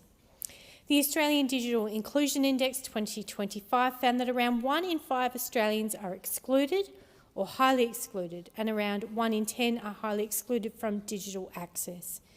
Digital exclusion rates are much higher for older Australians, particularly those aged 75 years and over, and those who did not complete secondary school. We find that this also includes public housing residents and First Nations people. Digital exclusion remains higher outside capital cities.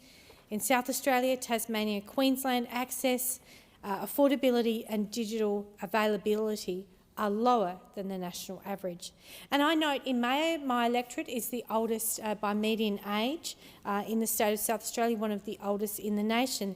And so we rely as a community, very many people in my community will keep cash at home, will use cash as the basis for their saving and their spending. And while the gap between the digital ability of older and younger Australians is indeed narrowing, some of my older constituents, I must say, are not confident about digital banking. They are concerned about scams and they want to rely on cash and indeed chequebooks. But unfortunately, banks are doing everything within their power to make sure that chequebooks are a way of legal tender of the past.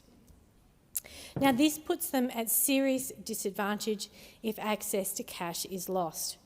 Regardless of digital inclusion, some older Australians and marginalised Australians do find it easier to rely on physical cash.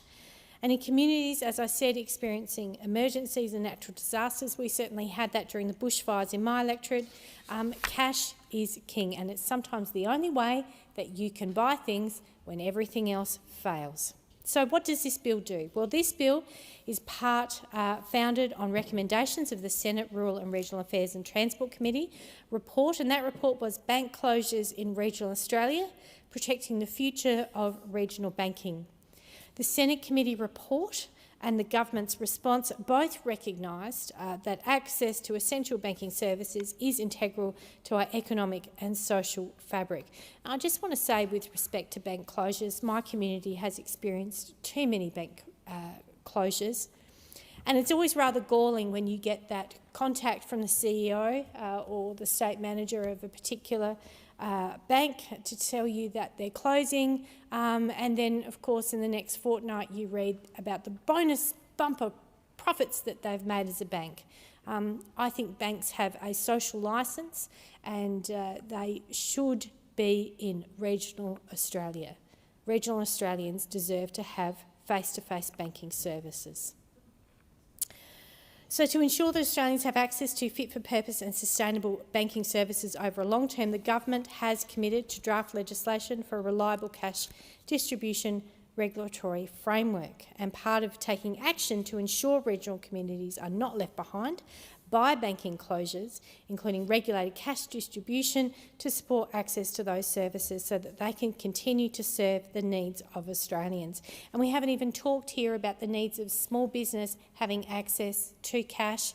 You think of, particularly in the regions, but also in metropolitan Australia, every bank, every service station, everybody needs to have a till working with cash in the till. And Australians deserve that. In addition, the cash acceptance mandate requires certain fuel and grocery retailers to accept cash payments in person for transactions of $500 or less between 7 a.m. and 9 p.m. And for this to be achieved, all of those services need to have reliable cash distribution. So what will this bill do? It will enable the RBA to designate entities with crucial roles in cash distribution, e.g. Armaguard. It will grant the RBA crisis readiness and resolution powers to protect continuity of critical cash distribution services. It will empower the ACCC to oversee designated cash distribution entities, including approved standard terms and service level standards. And it will help ensure designated entities can continue by providing critical cash distribution services in difficult circumstances. Stakeholders, including banks, what banks are still left in regional Australia, supermarkets and Australia Post have expressed broad support. Armaguard Group have argued that the legislation will cause harm to the cash distribution industry, raising concerns about ensuring fair pricing. But I see that the government has included provisions requiring banks and supermarkets, etc., to negotiate pricing with such services in good faith, and that provision is made for dispute resolution.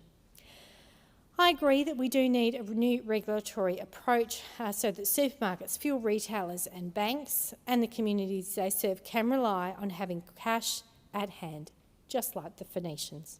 It's an important step towards providing safeguards for communities, particularly regional communities like ours in Mayo, to ensure ongoing access to cash. Bank branches, as I said, have been ripped out of our regional communities, and in my community I'm thinking of Lobethal, I'm thinking of Harndorf, I'm thinking of Yankalilla, Strathalbyn, the list goes on. Our chequebooks and cheque accounts are being phased out, and we can't afford to lose cash too. And we need to protect access to cash so that everyone may have access to cash, so that they have that purchasing power when it's their preferred or indeed perhaps their only option. And that is why I commend this bill to the House. Thank you. And the question is the amendment be agreed to. I give the call to the member for Sturt. Thank you, Deputy Speaker. I rise today to speak in support of the Cash Distribution Framework Bill 2026, which has at its core purpose a determination to protect Australians' choice when they participate in the commercial marketplace at the checkout, and to ensure no one is excluded from participation in the face of the changing way Australians pay for goods and services. Deputy Speaker, we are all consumers. We all need to purchase goods and services for personal or household use. We all need to buy cars, fridges or washing machines. We all need to hire a plumber or an electrician or get dental work done. Australians participate in the consumer marketplace by contracting to agree to pay a certain amount of money in exchange for the provision of goods or services all day. Thousands of consumer interactions, contracts and exchanges all day, every day. You cannot live and participate in life today without being a consumer. Some people consume more than others, but whatever the transaction Australians participate in as a consumer, whatever the number of transactions Australians participate in, the system must be fair, simple and trustworthy, with contemporary and effective protections in place. Under the leadership of the Prime Minister, Treasurer, Assistant Treasurer and Assistant Minister for Productivity, Competition, Charities and Treasury, the Albanese Labor government has delivered for consumers by rebuilding the structures that make the consumer marketplace fair and more equal for everyone who participates in it. This has been a strategy prosecuted at a regular cadence by this government. For example, in late 2023, the Commonwealth strengthened the unfair contract terms regime, meaning it's now illegal to include, apply or rely on unfair terms in standard form contracts with consumers and small businesses. It is fair to say that most Australians have probably encountered a service which contracts on a take-it-or-leave-it basis, often with a one-sided arrangement with one party bearing all the risk and no reward. Another key aspect of this government's reforms is the establishment of the National Anti-Scam Centre and First Scams Prevention Framework, which operates to put clear and meaningful obligations on banks, telcos and digital platforms to prevent scammers from acting before they act. Now, John, an elderly gentleman, lives in Campbelltown in my electorate of Sturt. I met him whilst I was out door knocking. John was retired, and after 40 years of working in a physical job, he had a number of aches and pains and a few mobility issues, and he was up for a chat. John told me that he had received a phone call out of the blue from PayPal seeking to do an identity check. John, who lives alone, was happy to get the call and happy to oblige by providing his name, address and bank details, which resulted in John being scammed to the tune of more than $5,000. John told me he didn't even have a PayPal account, but the scammer was so convincing and he just wanted to help. Consequently, John had thrown his mobile phone away. He'd stopped using the internet and had also, in his words, ripped the landline out of the wall so he couldn't be scammed again. John being scammed resulted not only in him losing a serious amount of money, but in becoming even more isolated. Already lonely, John had chosen to cut himself off from the digital world out of fear. And because of this, he no longer wants to use a credit card or participate in the digital marketplace. He only trusts cash. Stories like John's are all too common. Scams and scam cities are growing and becoming more sophisticated, and business, banks and other participants offering goods and services in the consumer marketplace must take proactive steps to stop scams, not just to deal with the aftermath, when savings are decimated and lives destroyed.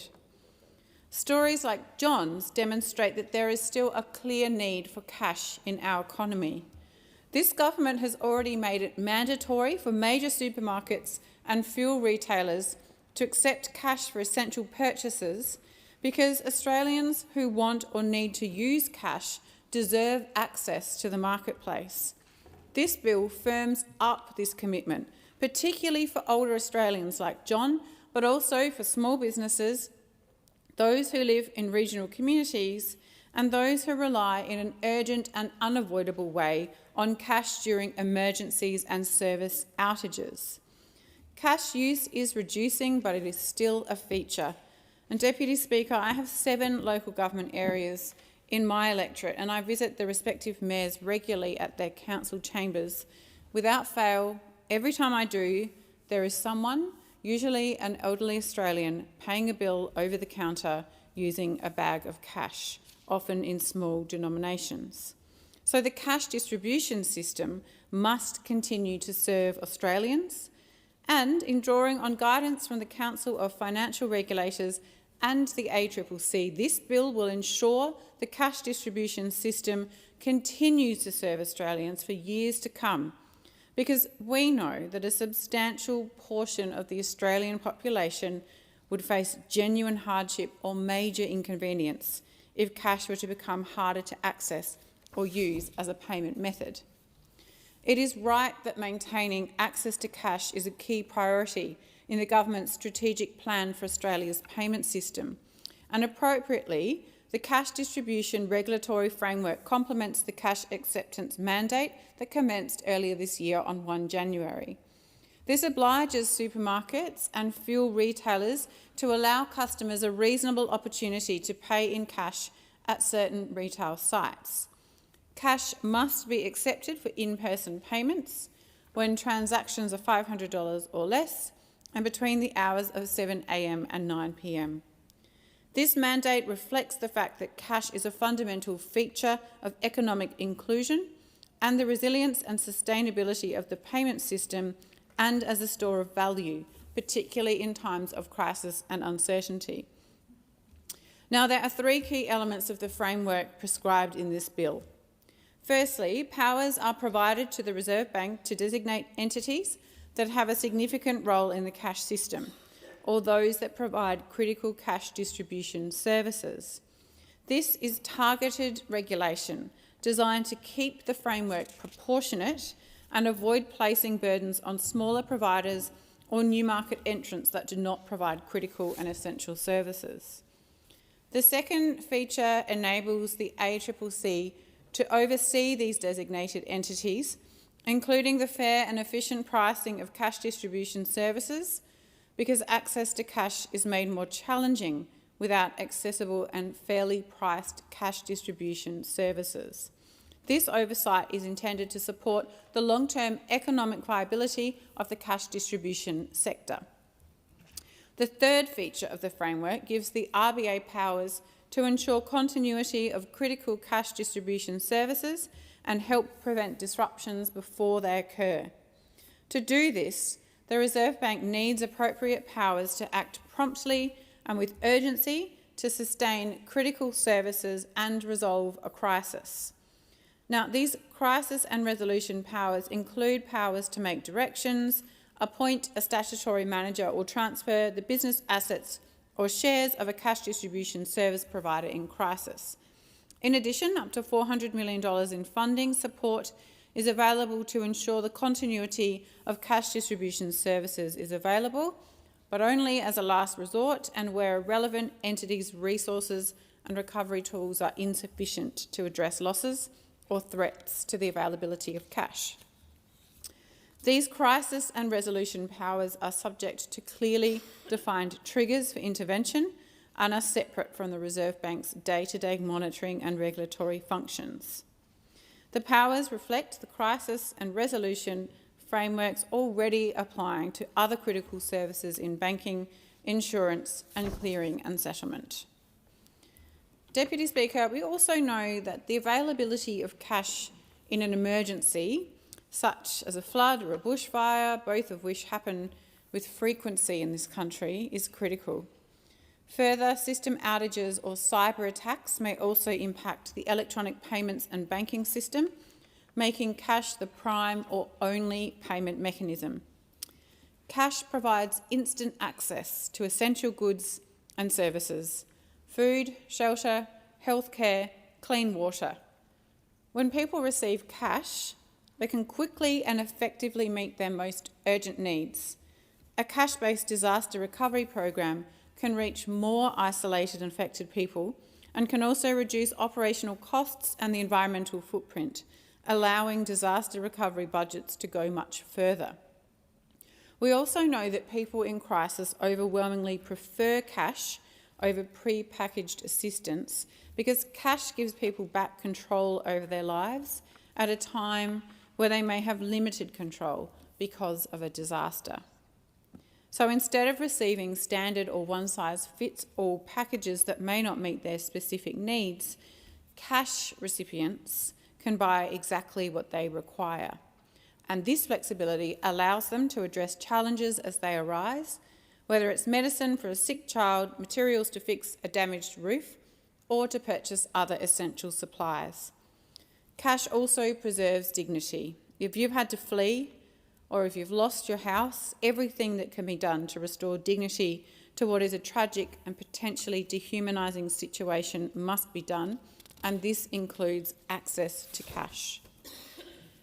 Cash assistance allows people to make their own decisions and meet their needs through normal activities, like shopping at the local market or the local shop.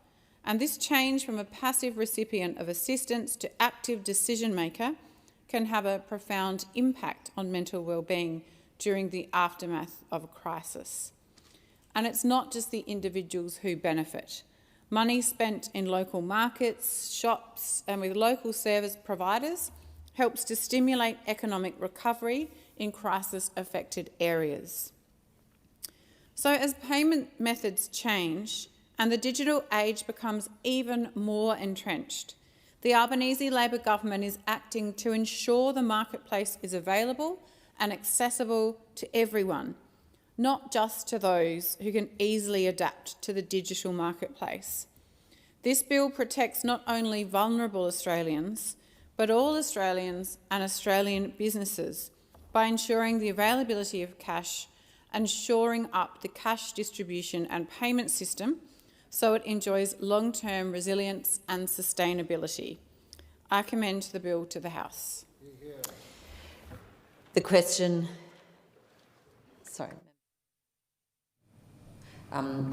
is now that the amendment be agreed to. I give the call to the member for Fowler. Thank you, Deputy Speaker. Cash is still part of everyday life in my electorate, not as a relic or a last resort, but as ordinary commerce. Walk through Cabramatta, Fairfield, Liverpool or Canley Heights and you will see businesses taking cash across the counter, families doing their weekly shop and people using cash to manage everyday costs. I sent money home to relatives as well. I use cash in Vietnam. I hand over cash at a money transfer business in Cabramatta, knowing that my auntie who lives in a province in Vietnam will have cash on the other end. For many people in my community, cash remains part of how they earn, trade and pay. This bill is therefore not a debate about the past. It's about whether the system that gets cash into tills and ATMs will continue to hold up. The bill gives the Reserve Bank power to designate cash distribution providers whose disruption could threaten continuity of cash access. It gives the ACCC oversight of relevant agreements and commercial terms, allows it to set service standards and provide a pathway for disputes to be resolved. It also establishes crisis powers, direction, statutory management and the ability to transfer a business or its assets. In a qualifying crisis, up to $400 million in Commonwealth funding support may be available, subject to ministerial authorisation, to help keep cash moving if a critical provider fails. I acknowledge the government for taking this step.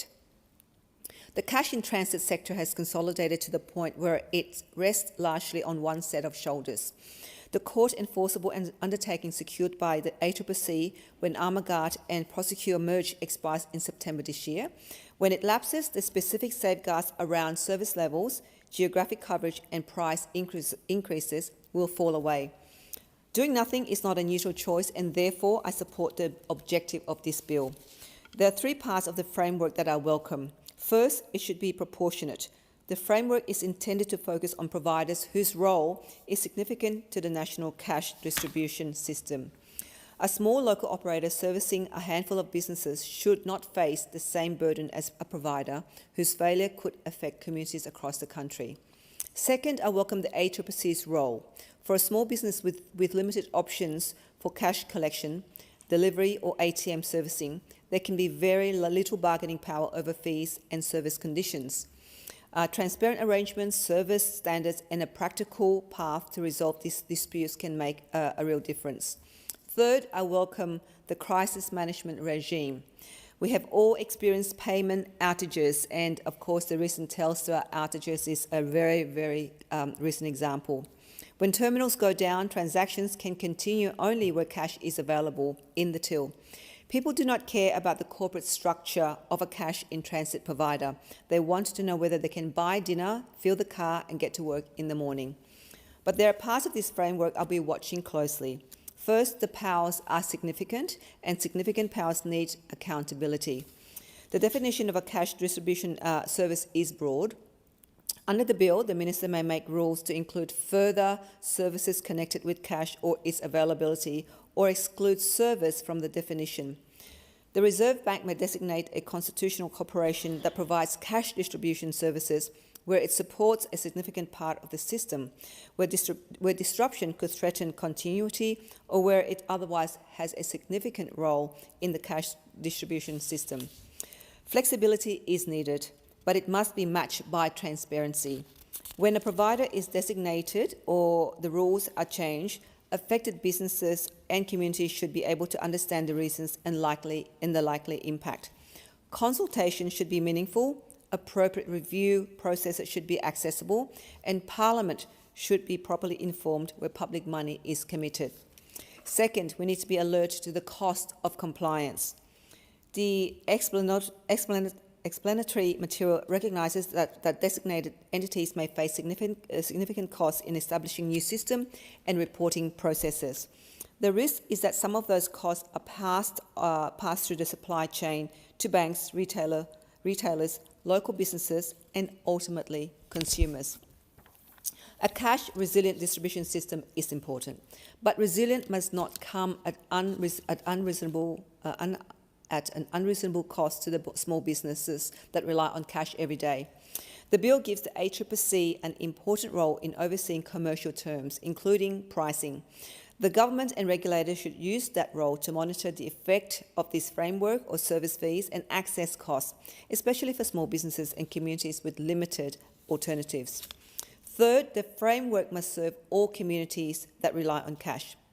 Now, the bill rightly recognises the importance of cash for older Australians and people in regional and remote areas, but the policy discussion cannot stop here. Other outer suburban, culturally diverse communities like Fowler must also be seen. We are in metropolitan Sydney, but that does not mean everyone has the same access to digital banking, payment system or financial information. The Reserve Bank and ACCC should measure cash access in a way that identifies communities with high cash reliance, limited digital confidence or language barriers, not only communities that are geographically remote. If they rely only on national averages or a simple regional versus metropolitan divide, they risk missing places like Fowler. Separately, the cash acceptance mandate that commenced in January is important, but it has a limited reach. It applies to certain grocery and fuel retailers, while small businesses with aggregated annual turnover below 10 million are generally exempt. Many local retailers also fall outside the relevant grocery and fuel categories altogether. I'm not asking to place new obligations on small business. I'm asking that we do not tell ourselves the job is finished. I support the objective of this bill. I want it to work, but the government and regulators must be clear about who they are measuring. Cash use in southwest Sydney is not marginal, and we've heard from the previous member how important cash is to society.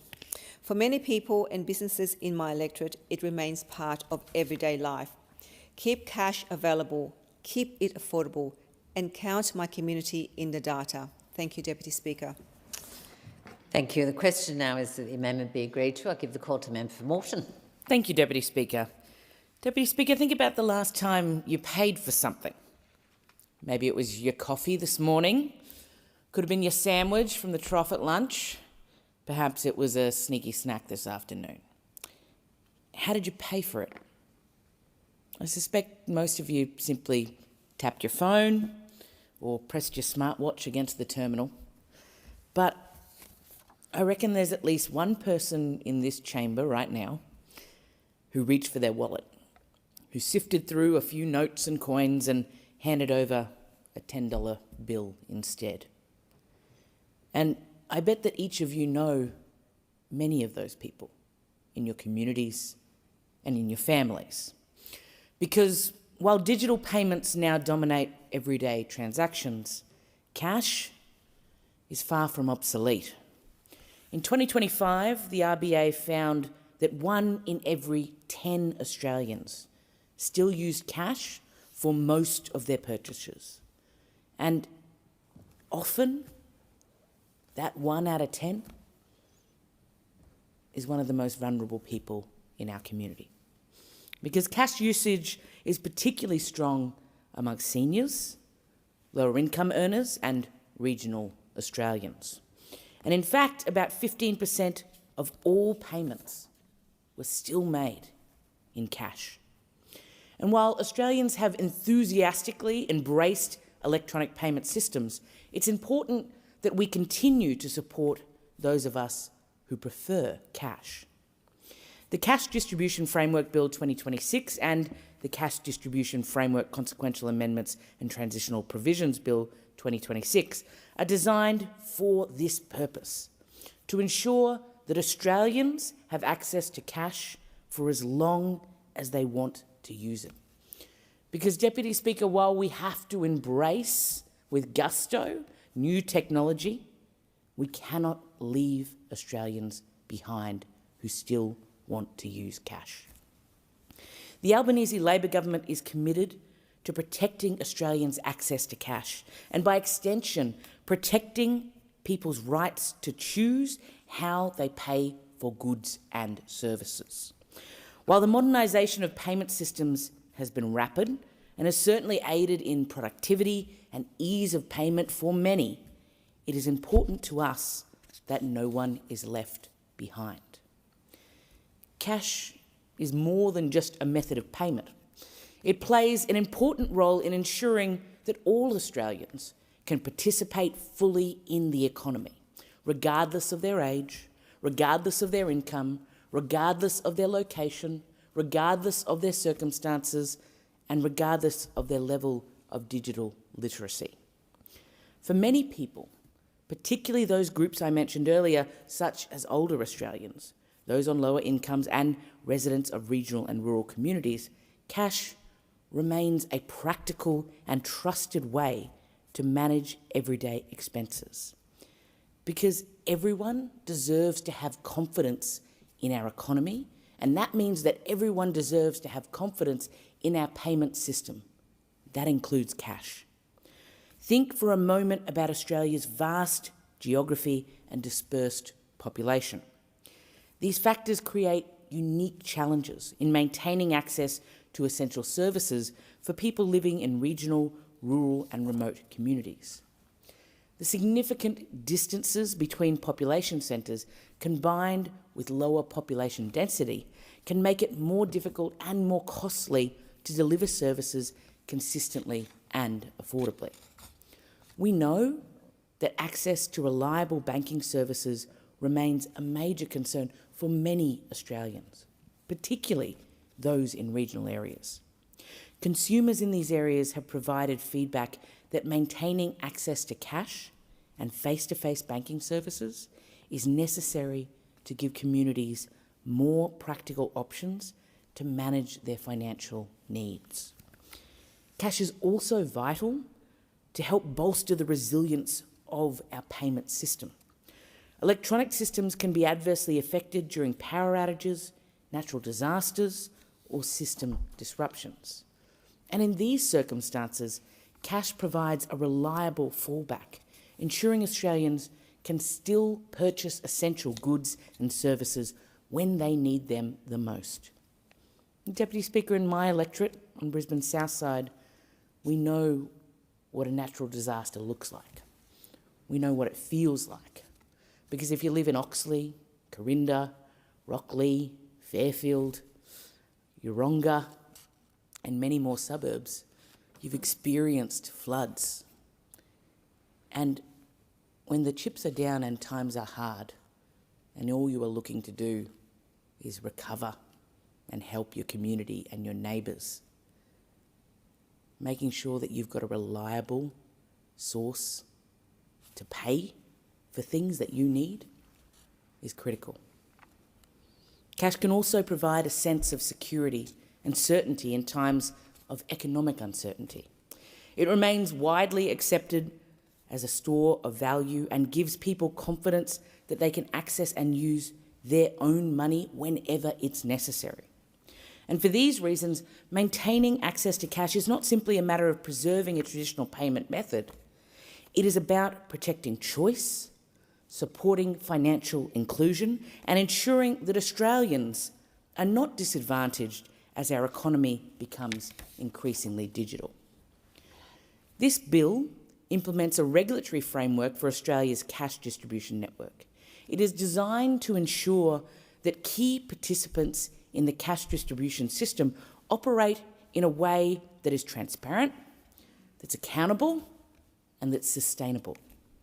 By providing greater regulatory oversight of critical cash distribution services, the framework will help safeguard the infrastructure that Australians rely on every day to access and use cash in their daily lives. The bill also introduces a crisis management and resolution framework for providers whose services are vital to the circulation of cash throughout the country. This will strengthen the ability of government and regulators to respond to significant disruptions and help maintain the continuity of cash services during periods of stress or during periods of operational failure. And at its core, this legislation is about securing the future of cash in Australia, reflecting Labor's commitment to the strategic plan for Australia's payment system. The Reserve Bank of Australia and the Australian Competition and Consumer Commission will administer the regulatory framework. Part 2 of the bill concerns the application of the framework to apply to the critical cash distribution service providers as identified by the RBA. Part 3 of the bill provides for the development of an ACCC-approved standard terms and conditions relating to both service delivery and pricing arrangements. These standard terms are intended to establish a consistent minimum service offering that designated entities must make available to their customers. This baseline framework will apply unless it would be unreasonable in the circumstances, or indeed when an entity and its customer have agreed to alternative arrangements through direct negotiation. The framework is designed to promote greater certainty, consistency and fairness across the provision of designated cash services, while still allowing for that flexibility to accommodate the differing needs of customers and service providers. Where alternative arrangements are sought, designated cash providers will be required to engage in negotiations in good faith. This includes taking reasonable steps to reach mutually acceptable outcomes and ensuring that proposed terms are fair, transparent, and based on objective criteria. Providers must also avoid discriminatory practices, ensuring that customers in comparable circumstances are treated equitably and have access to services on reasonable commercial terms. The next part of the bill implements dispute resolution and arbitration pathways for businesses relying on cash distribution services. And this is complemented by Part 5 of the bill, which enables the ACCC to establish mandatory minimum service level standards. A sustainable and effective cash distribution sector depends on pricing arrangements that are fair, transparent, and capable of reflecting the varying costs of servicing different customer groups and different geographical locations. recognising that the cost of providing services can differ significantly between metropolitan, regional and remote areas. The framework seeks to ensure that pricing is established in a way that supports both equitable access to services and the long-term financial viability of providers. To strengthen oversight and accountability, the bill introduces reporting and record-keeping obligations for designated entities in relation to both service agreements and across access agreements. These requirements will provide regulators with timely and accurate information about marketing practices, servicing arrangements and compliance with the framework. In addition, during the initial transition to the new framework, the ACCC will be granted temporary supplementary powers in relation to cash distribution services. These transitional powers are intended to provide regulators with the ability to respond quickly and effectively to operational challenges or to market disruptions that may arise as new arrangements are implemented. They will enable the ACCC to intervene when necessary to address urgent concerns, to support market stability and help ensure that cash distribution services continue to operate efficiently and reliably during the implementation phase. Deputy Speaker, let's talk a little bit more about the features of the framework that will address preparedness for crises. Because Part 6 and Part 7 of the bill implement resolution powers which ensure that cash distribution services will continue to operate if a crisis occurs. And this means that where the relevant legislative criteria are satisfied, the RBA will be authorised to intervene in relation to a service provider that has been designated as critical to the operation of Australia's cash distribution service. These providers are intended to safeguard the continuity and stability of essential cash services when there is a risk of significant disruption. These resolution powers can be triggered in a specific range of circumstances, including situations where a designated provider becomes insolvent, enters external administration, experiences severe financial distress, or proposes to significantly reduce, suspend or cease the delivery of critical cash distribution services. The RBA will be granted a range of resolution tools such as the power to appoint a statutory manager to oversee the entity's operations and the facilitation of the compulsory transfer of critical functions or assets where necessary. The bill also provides for additional measures including temporary moratoriums and stays on certain actions, the suspension of contractual termination rights and the provision of temporary government financial support. These measures are standard practices in crisis resolution frameworks in the financial sector. And at its core is the recognition of the importance of ensuring continuity of services that are critical to the functioning of the economy and the financial system. The bill further bolsters two related initiatives, the cash acceptance mandate and supporting the viability of bank branches in regional and remote Australia. This ensures that customers who rely on cash continue to have practical and reliable payment options for essential goods and services. The framework also plays a vital role in supporting the long-term sustainability of banking services and branch networks in regional, rural and remote Australia, where access to face-to-face banking remains particularly important. Deputy Speaker, this is a bill that works for both business and consumers. For businesses, it provides greater certainty that cash services will remain reliable and available, allowing them to continue accepting, handling and transacting in cash when required. For consumers, it will help preserve access to an important payment option and provide confidence that they can get cash when they need it. The Albanese Labor government is putting Australians first by safeguarding access to essential financial services, supporting regional communities and ensuring that no Australian is left behind as the payment system continues to evolve.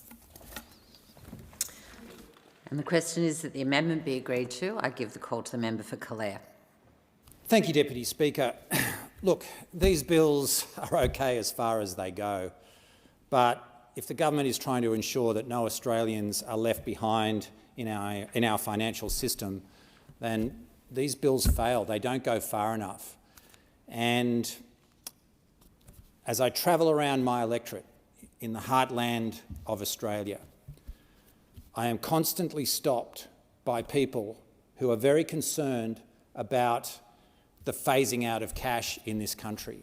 And indeed, many of my constituents believe that the big corporations and even small businesses are deliberately trying to phase out cash in this country.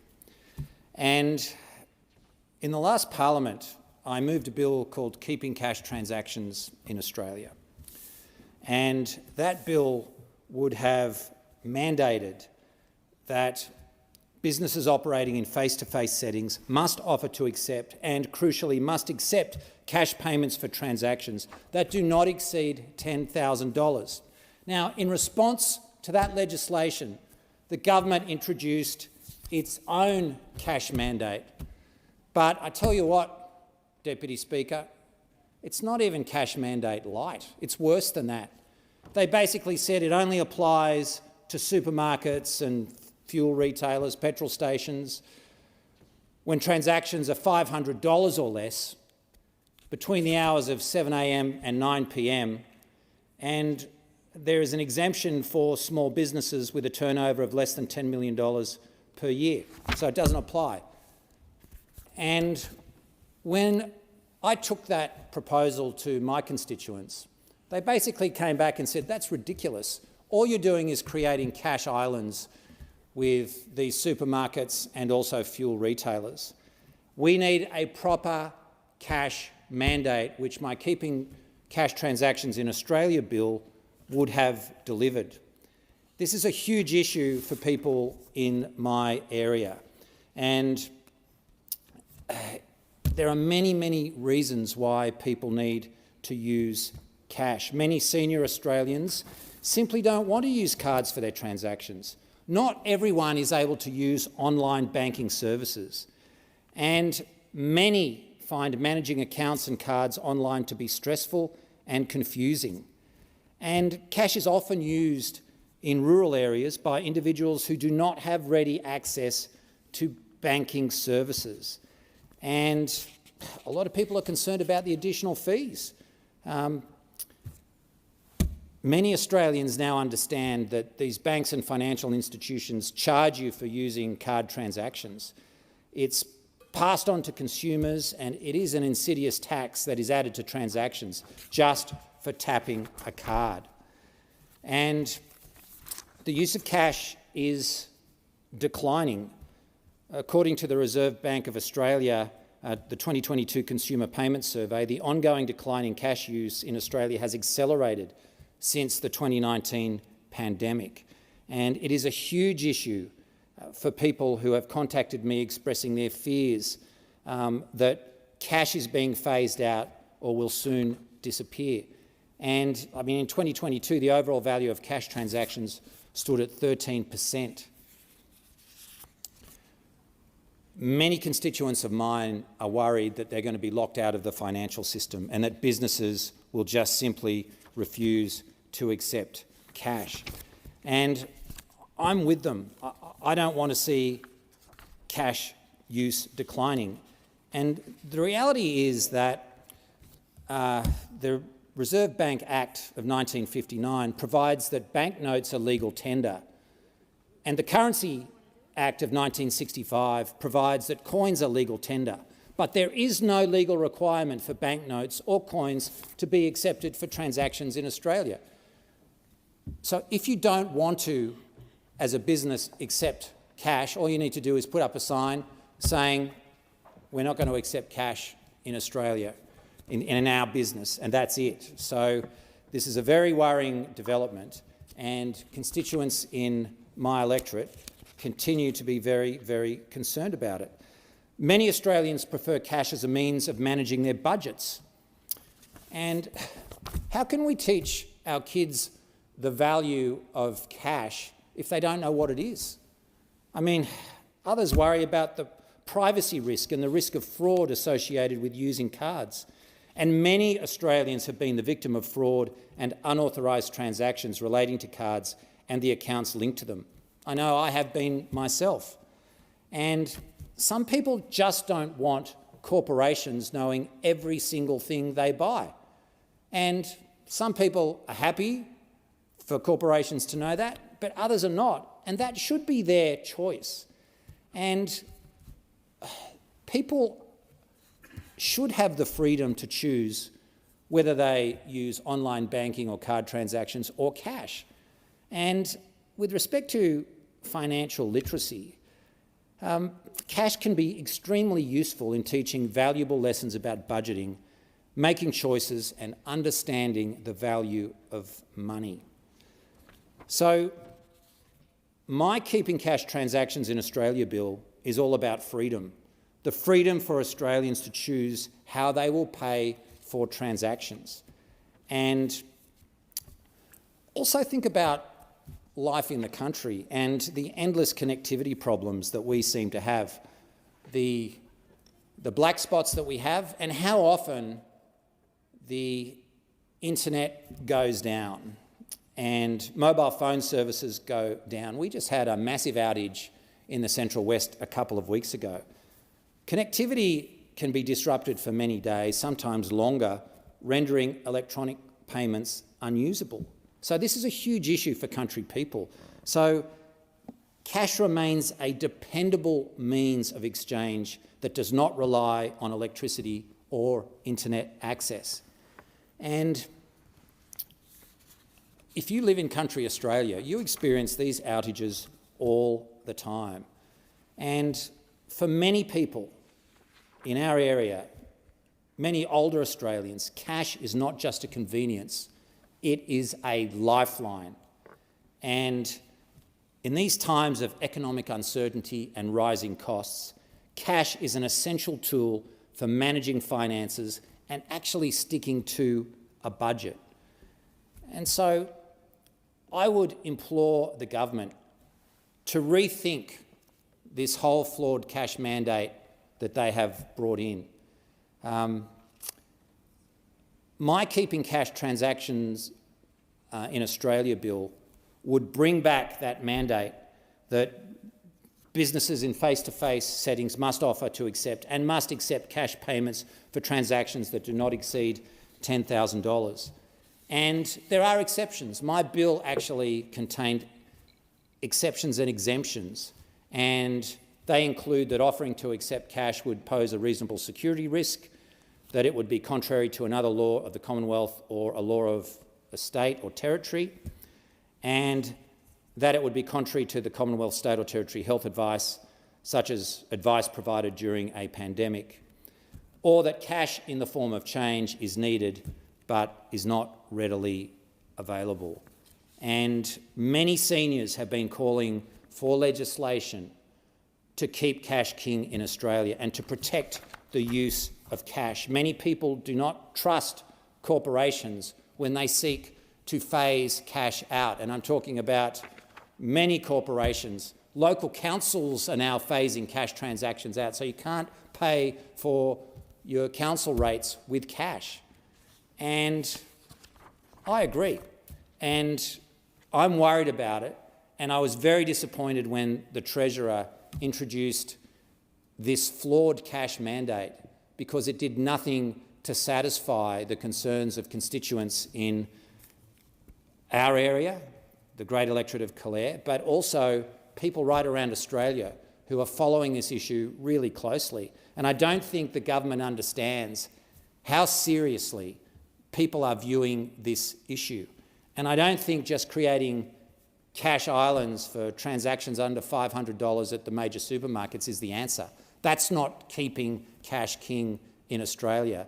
That's just nodding your head to a few concerns so you can pump out a few talking points and move on. But it is doing nothing to allay the concerns, the legitimate concerns that many people across Australia have about phasing out of cash. Most people believe that if cash is legal tender, it should be accepted, and have worked on the assumption that that is the law, but it is not the law in this country.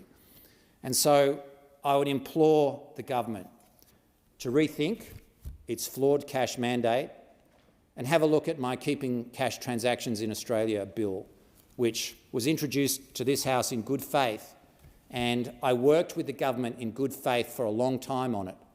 But I didn't feel that there was meaningful engagement, and I've said this publicly. When the government announced this cash mandate, I think I was told the day before or something like that, there was no real engagement, and I'd been crying out to work with the government on producing something meaningful, and so I was very disappointed that this was supposed to be an answer to my bill, and it just turned out to be a flawed and rather empty announcement. And I was very disappointed about that, and I think people right around Australia were disappointed in that. And I think we on the crossbench, the independents, we want to work with the government to get outcomes. And publicly, we were trying to get the government to a point where we could get a meaningful outcome here. And I know Kerry Peck, who hosts the morning show on 2BS in Bathurst, he was very keen for the Treasurer to work with me on this. And I know he'll be listening to this broadcast, and he'll be shaking his head over the fact that this really important bill and cash mandate was ignored by the government. So tonight, I am moving an amendment to the government's legislation. And what my amendment does is basically calls on the government to immediately introduce a cash mandate providing that businesses operating in face-to-face settings must offer to accept and must accept cash payments for transactions that do not exceed $10,000. That is my amendment. And, Deputy Speaker, we have to keep cash king in Australia. We are losing cash before our eyes. The big corporations are phasing it out before our eyes, and the government is assisting them by this weak and ineffective cash mandate it has imposed upon Australia. It's not good enough. We need to do better. And if government MPs and opposition MPs listen to their constituents, they will hear the calls for a genuine cash mandate that actually effectively keeps cash circulating in our economies. And I tell you what, if you're a foreign government, you ever wanted to do damage to Australia, just turn off the internet, turn off the mobile phone reception, because without cash, the economy of Australia stops. So there is a valid national security reason as well for bringing in a genuine cash mandate. And I don't think the government appreciates it. Whenever our electronic transactions go down, for whatever reason, people panic, like there's literally a panic. Oh, what am I going to do? How am I going to buy anything? But if you have cash, you can still get through. That's why we need to keep cash king in Australia. So it is with great pleasure, but also with sadness, that I have to move this amendment tonight. And I move the amendment circulated in my name, and I implore the government and the opposition and all right-thinking MPs to back this amendment in and keep cash king in Australia. We have to do it, and this is our moment. Is the amendment second? Yes. Member for Bradfield. And you reserve you. I don't know more speaking. Yes, I No, second the that's amendment. okay.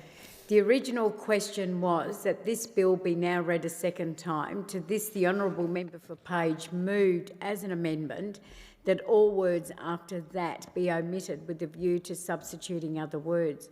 The honourable member for Calare has now moved as an amendment to that amendment that all the words after House be omitted with a view to substituting other words. The question now is that the amendment moved by the honourable member for Clare to the amendment moved by the honourable member for Page be agreed to, and I call the member for Adelaide. Thank you, Deputy Speaker. And Deputy Speaker, it gives me great pleasure to be standing here to speak about the Cash Distribution Framework Bill. And this bill is exactly about that, the framework and distribution of cash.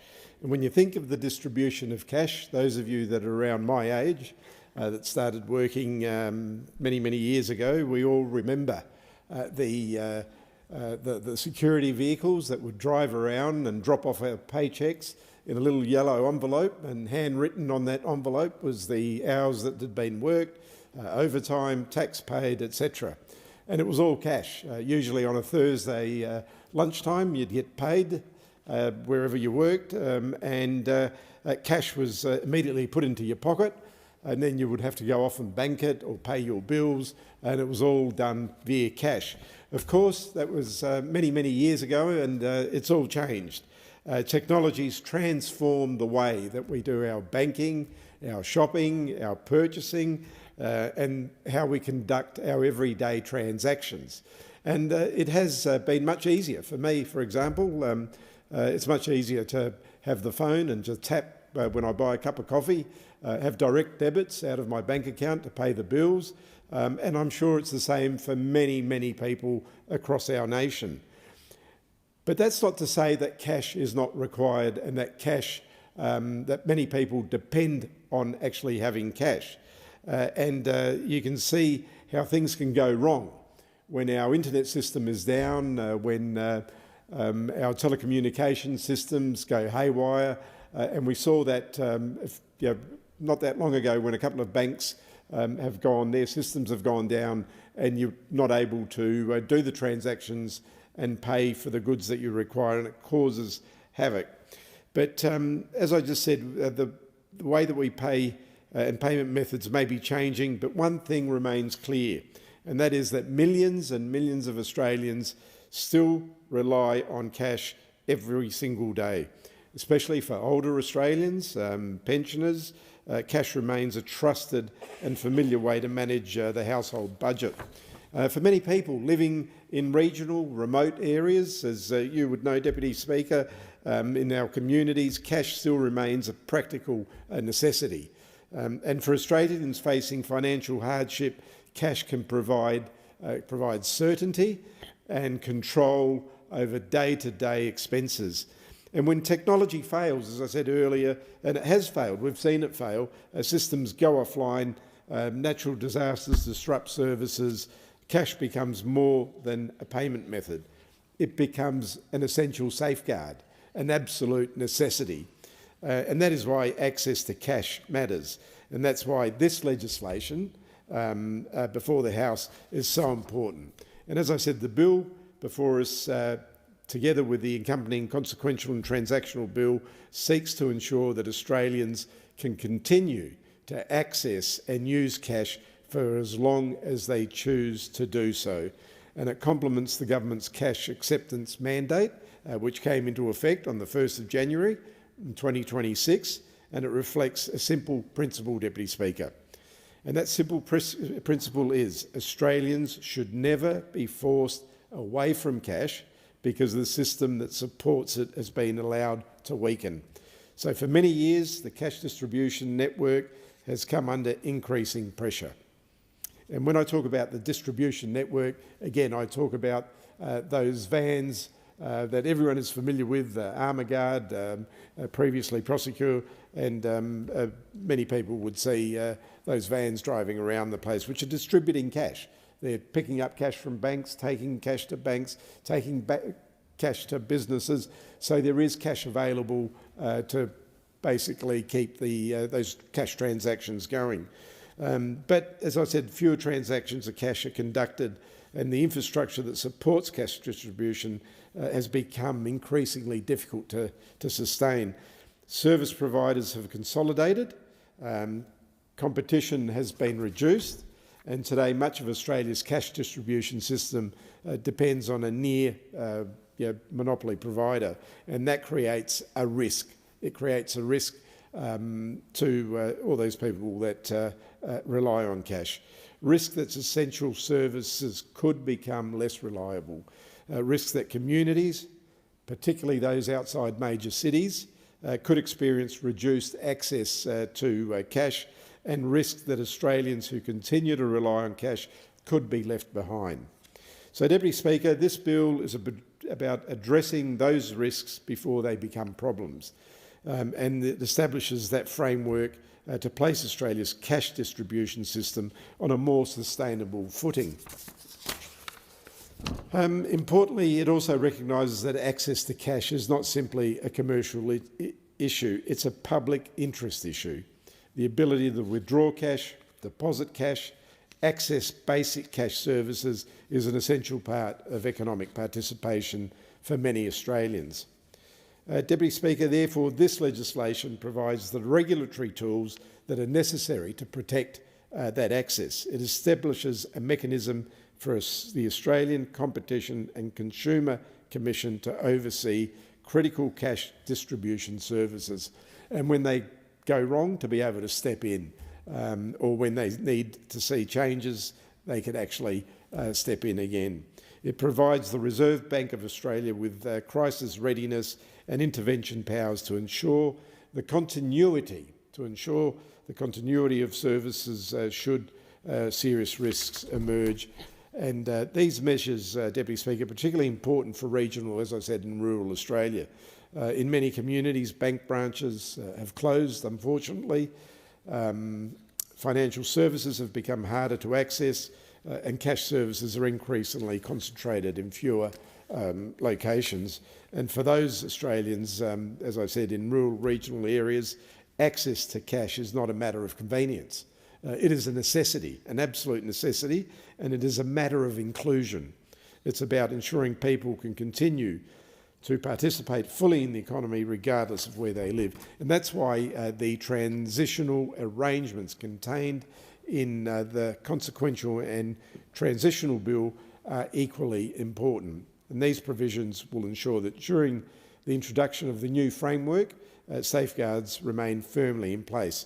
And as I said earlier, it gives the ACCC temporary powers to intervene where there is a significant risk to ongoing cash access, creating an important bridge between the current system and long-term arrangements established by the legislation. At its core, the bill recognises a simple reality, and that reality is while Australia's payment system may continue to evolve, and it will evolve, the government has a responsibility to ensure that those who rely on cash are not left behind. Whether it's the pensioner paying for their groceries, the small business managing daily transactions, or the family living in a regional community where digital alternatives are not always there or sometimes are not always reliable. So Australians deserve confidence when, and that cash will remain available when they need it, and that is exactly what this legislation seeks to secure. Deputy Speaker, we've seen many banks close, lots of their local branches closing. We've seen ATMs now disappearing from just walking down Rundle Mall in my electorate in Adelaide. There used to be half a dozen ATMs in the major CBD shopping strip of Adelaide. I think I can count three or four, if that. Now they've all disappeared, and the banks have basically put them out of action as well. Because they're using less cash. We've seen banks shutting, branches shutting, and we've also seen the face-to-face banking services gradually reduced. And banks often argue that these changes reflect changing customer behaviour and the rise of digital payments, but I don't actually believe that. I think people want to be able to walk into a bank and actually speak to a human being. We're dealing with people's finances, and you want to feel confident, you want to know that you've spoken to someone and that someone is taking action with whatever that particular transaction is that you've requested or whatever the inquiry is. So I've got some indiscrepancies when it comes to banks saying that it reflects changing times. I just think it's a cost-saving measure from banks, and you can see it from the incredible thousands of jobs that have been offshored because it's cheaper to create work overseas than to pay Australian workers. And when they make profits of billions of dollars through the Australian community, I feel that they also have a duty to the Australian community as well, whether it be creating jobs, whether it be offering the services on a human-to-human basis and a whole range of other things. So they're not just commercial entities. They get a special licence from governments to operate, and there should be some payback. And I'm not saying there isn't. They do great work. They loan money to people. But at the same time, let's not lose track of one of the reasons why they're there. Their institutions are playing a vital role, and they've played a vital role in the lives of all Australians. But with that role comes a responsibility to ensure that people can continue to access basic banking services, which includes cash. In my own community, I've seen firsthand how these changes are affecting people. In my own bank, they've closed several branches in recent years. Like many Australians have found out and found it increasingly difficult to find somewhere to walk in and to speak to a person. Recently, I visited a major bank headquarters in Adelaide, expecting assistance with an inquiry I had, only to discover that there were absolutely no tellers at all, but machines that you press buttons on, get a ticket, and then expect someone to perhaps give you access to their services. And that experience highlights the directions that many banks appear to be taking, but it also demonstrates the growing disconnect between what some institutions are offering and what many Australians still need. The issue is not confined, obviously, to individuals. It's affecting local businesses as well. In my electorate, a constituent of mine, whose name was Mary, who operates a Baker's Delight bakery in one of South Australia's largest shopping centres, contacted me last year regarding increasing difficulty of accessing cash. Now, as a small business, Baker's Delight, many of their customers were pensioners and they pay by cash. So every morning they'd go into the branch in the mall, in that shopping mall, get their cash float, take it back to the shop, do their banking, etc. Only to find out that when Mary went to her bank one particular morning to deposit her takings and obtain the cash flow and change for the following day's trade, she was told that the service was no longer available, and she was directed elsewhere. When she approached the other banks, she was informed that they could assist, but only if she became a customer to their bank. She was effectively being asked to move her entire banking relationship that she'd had for many years simply to access cash. And when she finally located another branch of her own bank willing to provide the service, it was 7 kilometres away. 7 kilometres away, and every day she was forced to make that additional journey simply to obtain the cash flow and change needed to operate her small business. And then she was informed that the service was ending there as well after a few months. So this is not about convenience. Mary's situation was not just about her convenience, it was about the ability to run a small business and how that small business functions. Very important that she had access to cash. So we're also seeing cash refused in some everyday situations. For example, stories that I've heard is families taking their children to with children from friends, in other words, taking friends' kids as well along with their family to concerts and kids' events in Adelaide. And these friends of the kids are arriving with cash that their parents have given them, that has been given to them by their parents to buy food and drinks during the interval or during the break of the event. When they go to purchase something, they're told cash is not accepted, and not because they didn't have money, because they've got the cash, not because they couldn't pay, because they've got the cash, but because the venue had decided that cards only would be accepted. This was a story that was relayed to me by parents of these kids. So what messages are we sending when a young Australian turns up with perfectly legal tender and it's told that it cannot be used? So we know that as Australians we value choice, Deputy Speaker, and most Australians use digital payments every day, but many, as I said, enjoy, like myself, the convenience of tapping that phone and that option that they have. But there should be an option for people that want to use cash, and we need to have that option, as I said. So technology should expand choice, not remove it. Progress should include people, not exclude them. And in a country as fair and inclusive as Australia, Every single citizen should retain the right to access, use and rely on cash for as long as they choose, because cash is more than a payment method. It is a matter of choice, accessibility, independence and dignity. Thank you, Member for Adelaide, and I call the member for Spence. Well, thank you, Deputy Speaker. The Cash Distribution Framework Bill 2026 is one that is incredibly important for all Australians.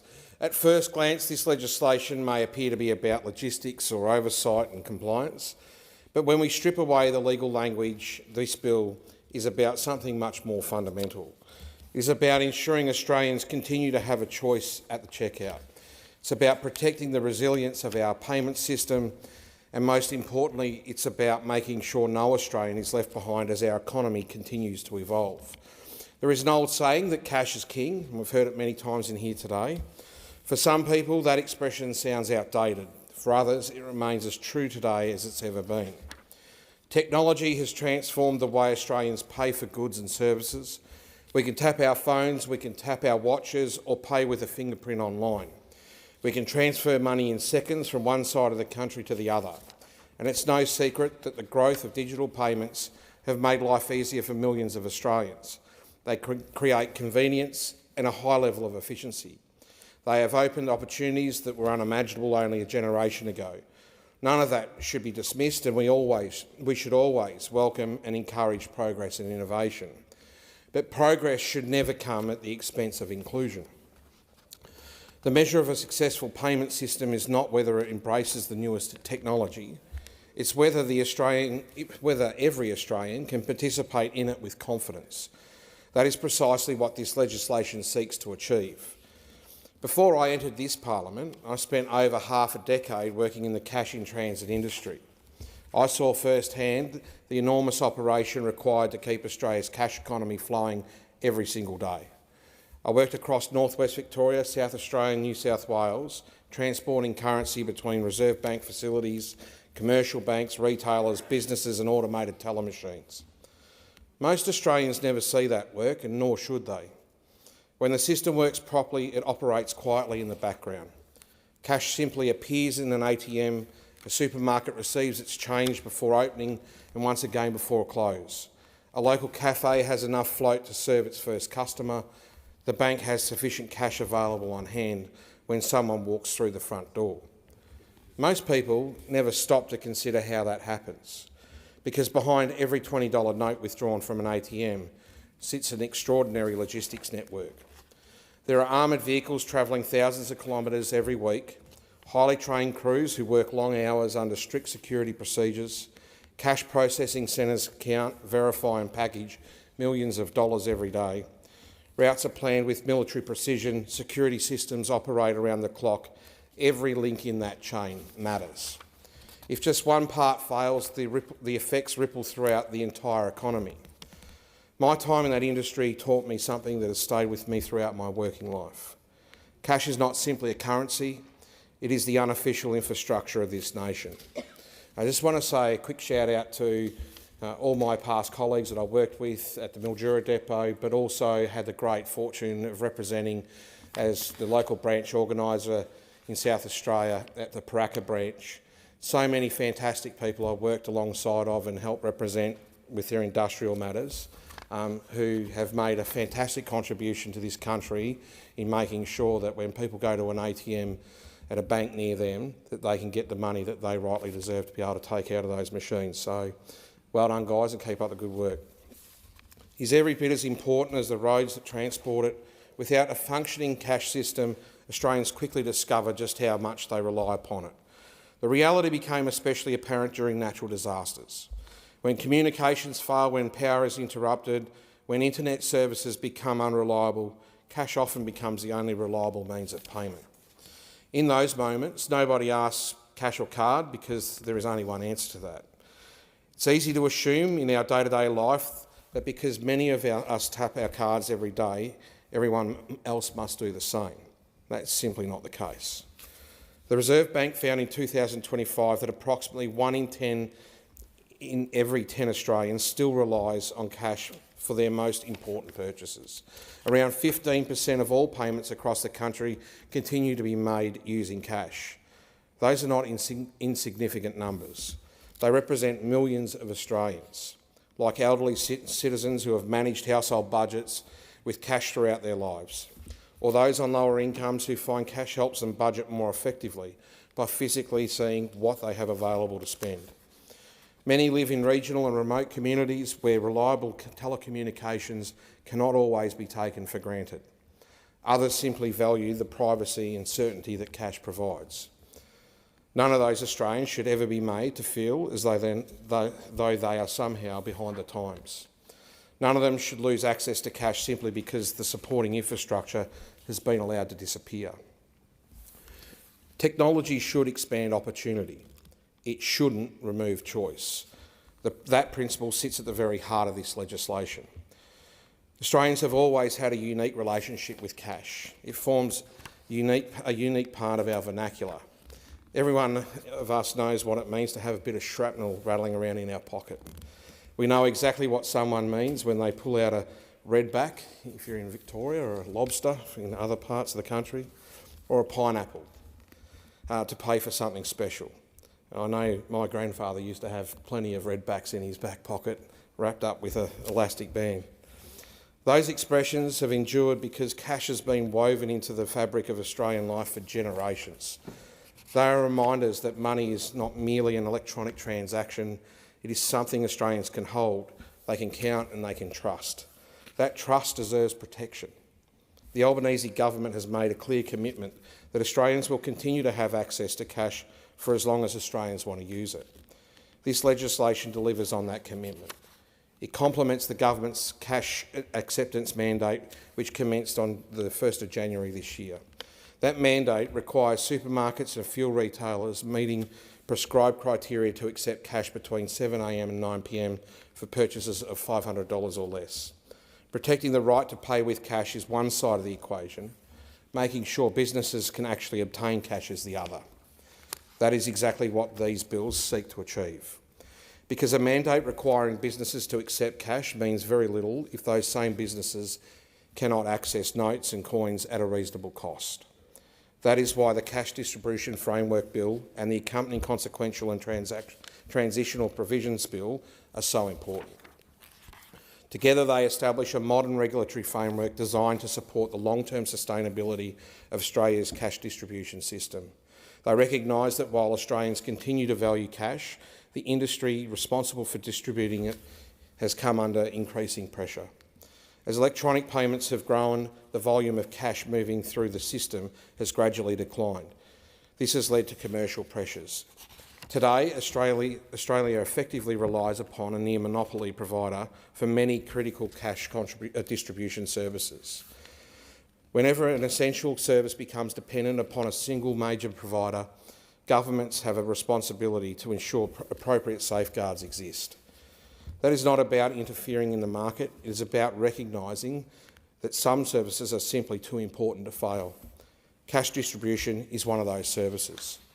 The framework before the House acknowledges that reality. Rather than waiting until a crisis emerges, it establishes regulatory settings that allow the sector to return to a more sustainable footing while ensuring Australians continue receiving reliable access to cash regardless of where they live. The legislation establishes a comprehensive framework built upon practical measures rather than unnecessary bureaucracy. Oversight of designated critical cash distribution providers will be shared between the Australian Competition and Consumer Commission and the Reserve Bank of Australia. Each regulator has a clearly defined role, as each brings expertise appropriate to the responsibilities entrusted to them. The ACCC will oversee commercial arrangements within the sector. It will have the ability to approve standard terms covering services and pricing, ensuring businesses are treated fairly and transparently. Those standard terms will create a baseline offer for customers while still allowing providers and businesses to negotiate alternative arrangements where appropriate. Importantly, designated providers will be required to negotiate in good faith. That obligation matters. Businesses should never find themselves at the mercy of opaque pricing structures or discriminatory treatment simply because there are limited alternatives available. Good faith negotiations promote fairness. They promote transparency and confidence through the supply chain. Businesses using these services will also gain access to formal dispute resolution and arbitration pathways. That provides certainty not only for providers but also the thousands of Australian businesses that depend upon reliable access to cash every single day. The framework before the House is about much more than regulating an industry. At its heart, it's about protecting confidence in Australia's payment system, confidence that businesses will continue receiving the cash they need, confidence that communities will continue accessing banking services, and confidence that Australians can continue choosing how they pay for everyday goods and services. The bill establishes a practical regulatory framework designed to place the cash distribution sector on a sustainable footing for decades to come. Oversight of designated critical cash distribution providers will be shared between the ACCC and the Reserve Bank of Australia, with each regulator bringing expertise to different aspects of the framework. The ACCC will oversee the commercial operation of designated providers, including the ability to approve standard terms covering pricing and service delivery. Those arrangements are intended to provide certainty for businesses while ensuring providers continue operating on fair, transparent and non-discriminatory terms. Importantly, designated entities will be required to negotiate with customers in good faith. That obligation should not be underestimated. Businesses, particularly those in regional Australia, often have very limited alternatives when it comes to accessing cash distribution services. A requirement to negotiate fairly helps create confidence across the entire supply chain, while ensuring commercially negotiated outcomes remain the foundation of the sector. Should disputes arise, businesses will have access to formal dispute resolution and arbitration processes. The ACCC will also be empowered to establish minimum service standards following public consultation, recognising that Australia's geography presents challenges unlike almost anywhere else in the world. Delivering cash to a business in the middle of Sydney is vastly different from servicing a town hundreds of kilometres from the nearest regional centre. Those differences deserve to be recognised within the regulatory framework. The bill also requires designated providers to maintain appropriate reporting and record-keeping obligations. Good regulation depends upon good information. By improving transparency, regulators will be better placed to identify emerging issues before they become significant disruptions. Equally important are the safeguards established should the unexpected occur. Essential infrastructure cannot rely upon hope alone. It requires preparation. The cash distribution framework introduces crisis readiness and resolution powers, enabling the Reserve Bank of Australia to intervene where a designated provider becomes insolvent, enters administration or proposes ceasing critical cash distribution services. Those powers include issuing directions, appointing a statutory manager and, where absolutely necessary, facilitating the transfer of services to maintain continuity. Similar crisis management arrangements already exist across Australia's banking and financial services sector. Extending comparable protections to the cash distribution network is simply responsible planning. The accompanying consequential and transitional provisions bill ensures the transition to the new framework is equally well managed. Schedule 2 provides the ACCC with temporary directions powers should a significant risk to cash access arise during implementation. Those powers are deliberately limited. They expire after 24 months and exist solely to bridge the gap, while longer-term commercial arrangements are established under the new framework. This legislation also complements the government's broader reforms protecting cash access. The cash acceptance mandate, which commenced on 1 January 2026, requires eligible supermarkets and fuel retailers to accept cash for transactions up to $500 during standard trading hours. Protecting the right to pay with cash is only meaningful if businesses themselves can obtain notes and coins. Alongside commitments from the major banks to pause further regional bank closures, together with strengthened investments in Bank at Post, these reforms form part of a broader strategy to ensure Australians retain access to essential banking services regardless of where they live. Speaker, markets are excellent at driving innovation, but governments have a responsibility to protect inclusion. Cash remains an essential part of Australia's economic resilience. It supports people during natural disasters, telecommunications outages and emergencies. It remains the preferred payment method for many older Australians, lower income households and regional communities. No Australian should lose access to cash simply because the infrastructure supporting it has been allowed to decline. This bill recognises that simple principle. It protects choice, it strengthens resilience. Most importantly, it ensures Australians will continue to have access to cash as long as they choose to use it. Thank you.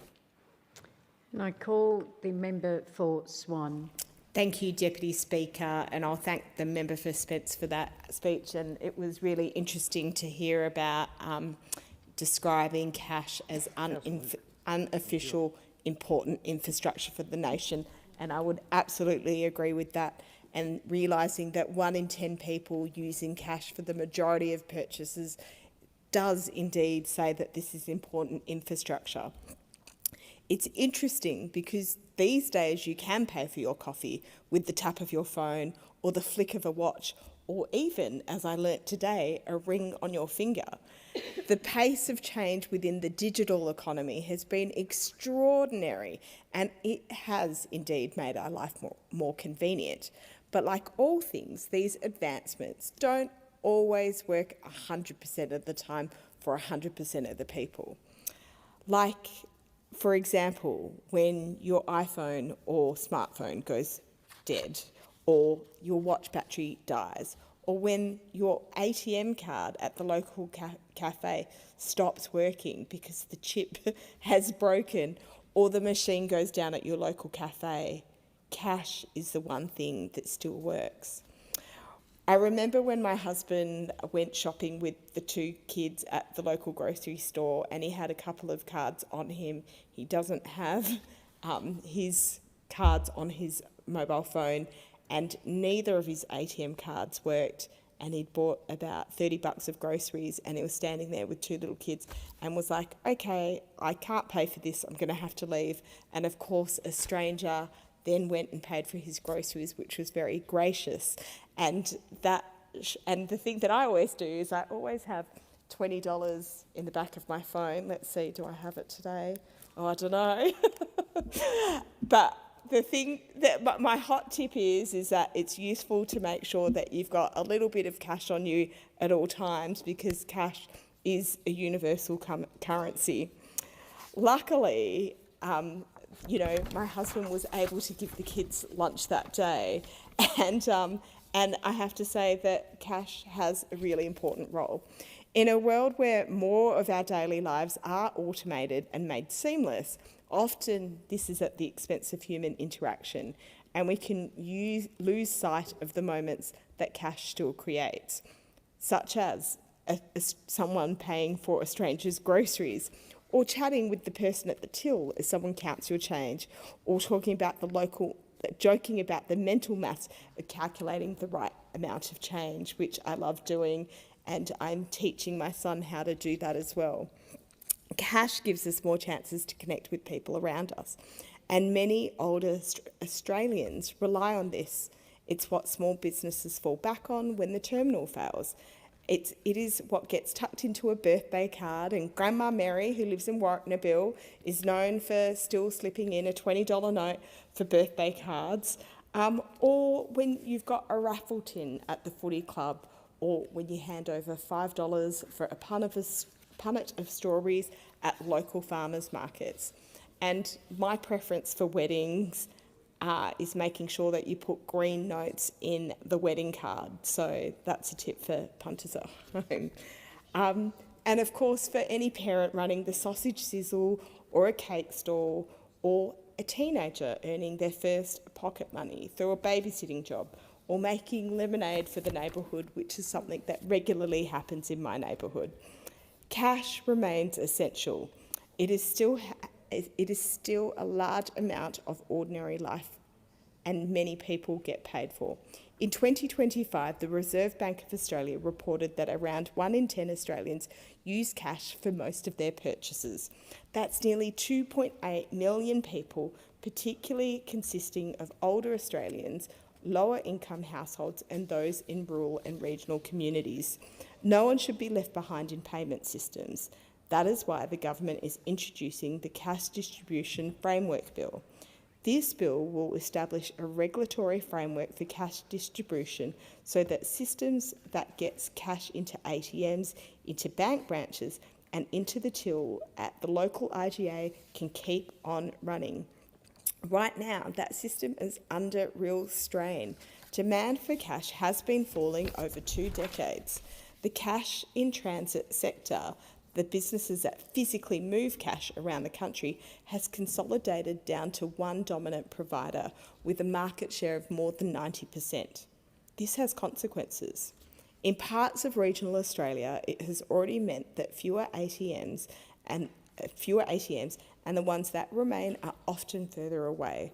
For someone in a country town, it can mean a long drive to withdraw cash. For an older Australian without a car or without the ability to make that trip easily, it can mean going without or relying on neighbours or a family member to get to the nearest branch. Access to cash should not depend on how far you live from the nearest town or how many suburbs away the closest shopping centre is. The framework of this bill, the Reserve Bank will have the power to designate an entity as significant to the cash distribution system, and the Australian Competition and Consumer Commission will have the power to oversee the terms to ensure that providers do not manipulate or take advantage of their dominant market share. The bill also provides regulators with information gathering and enforcement powers they need to actually make this framework work in practice, including civil penalties for entities that do not meet their obligations. We know that maintaining a cash network is getting more expensive to run as fewer people use it for everyday transactions. This framework does not pretend that these problems disappear. What it does do is put fair rules around how those costs are shared, instead of leaving a near monopoly provider free to set its own price and its own priorities, instead of leaving the reasonable and vulnerable Australians to simply lose access because the market found it convenient to withdraw. There is also a question about what happens if a provider gets into real trouble. This bill gives the Reserve Bank the power to step in before that happens. If a designated provider is at risk of becoming financially unviable, the bank can issue directions, appoint someone to manage the business or oversee its transfers so that cash distribution does not simply stop while a company works through insolvency in the background. These powers mirror the crisis and the resolution framework that already applies to banks, insurers, clearing and settlement facilities in Australia's financial system. This bill builds on commitments that this government has already made. Since January 2026, major supermarkets and fuel retailers have been required to accept cash for everyday purchases. Last year, the Treasurer secured commitments from Australia's big banks to hold off regional bank closures until the middle of 2027. This bill follows those decisions to make sure that Australians who rely on cash are not left behind. We are also building resilience in our economy.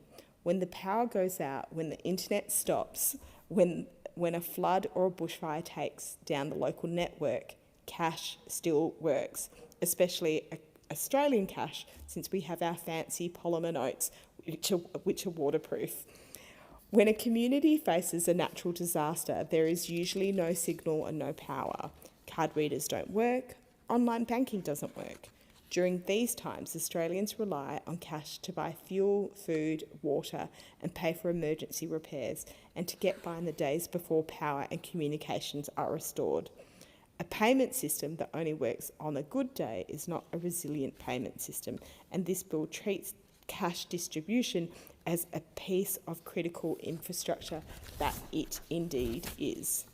Cash still matters to millions of Australians, and the system that delivers it should not be allowed to fail simply because it became less profitable to run it. That is the standard that this government holds itself across the board, not just on cash. The Albanese Labor government understands that inclusion is not just something you achieve once, it's something that you work on every day. It shows up in the decisions we make, in the people who make them, and this is the most diverse Parliament in Australia's history, and for the first time, women make up more than half of the Labor caucus. That matters because when the people at the table come from a diverse range of backgrounds, the injustices facing everyday Australians are less likely to be missed. It is why we made cash acceptance mandatory at the checkout. It's why we kept bank branches open in the regions. And it's why this bill exists, to make sure that the systems behind the till keep working for the people who need it most, not just for the people who had the privileges of adapting to the digital age. Access is not something you legislate once and move from. It is something that you keep on building into every part of government. This includes something as ordinary as how people actually pay for their groceries. Cash is an important part of the Australian economy. We will make sure that all communities continue to have access to this. Because of these amazing changes, I commend the bill to the House. I call the member for Brisbane. Thank you, Deputy Speaker. I remember when I first started my first paid job, I was babysitting or pouring tea at the local church event. I then progressed to working at the supermarket and then at the hospital. I always got a pay packet and it always had notes and coins in it, predominantly notes, thank goodness. I'd take out what I needed for the week to buy my groceries or pay my rent and, you know, usually a little bit that I needed for some fun on the weekend. And when I got the time, I raced to the bank to deposit what I had left over. Today, though, many of us don't use that amount of cash that we used to, but cash is still extremely important to every Australian, regardless of where they live, how old they are, or how they choose to pay for their everyday purchases. As the saying goes, cash is king. Now, that may sound counterintuitive, especially when for many Australians, our pay is automatically deposited into our accounts, we tap our phone card, we pay with our watches. All of this is becoming second nature. Digital payments are fast, they're convenient, and they're increasingly common. But despite this technological change, cash does remain essential. For older Australians, people living in regional and remote communities, vulnerable people escaping family and domestic and financial abuse, anyone caught in a power outage, a telecommunications failure, cash is not old-fashioned, it is essential. It's essential for our local schools and charities who fundraise selling cakes and homemade gifts and raffle tickets, or for the little local entrepreneur who might be selling lemonade at the roadside. The Albanese government recognises this. Rather than allowing Australians to drift towards becoming a cashless society, our government has acted to ensure Australians continue to have access to notes and coins for essential purchases. And that's why, and we've heard this earlier tonight, why we've introduced Australia's first national cash acceptance mandate. From 1 January this year, most major supermarkets and fuel retailers are legally required to accept cash for in-person purchases of up to $500.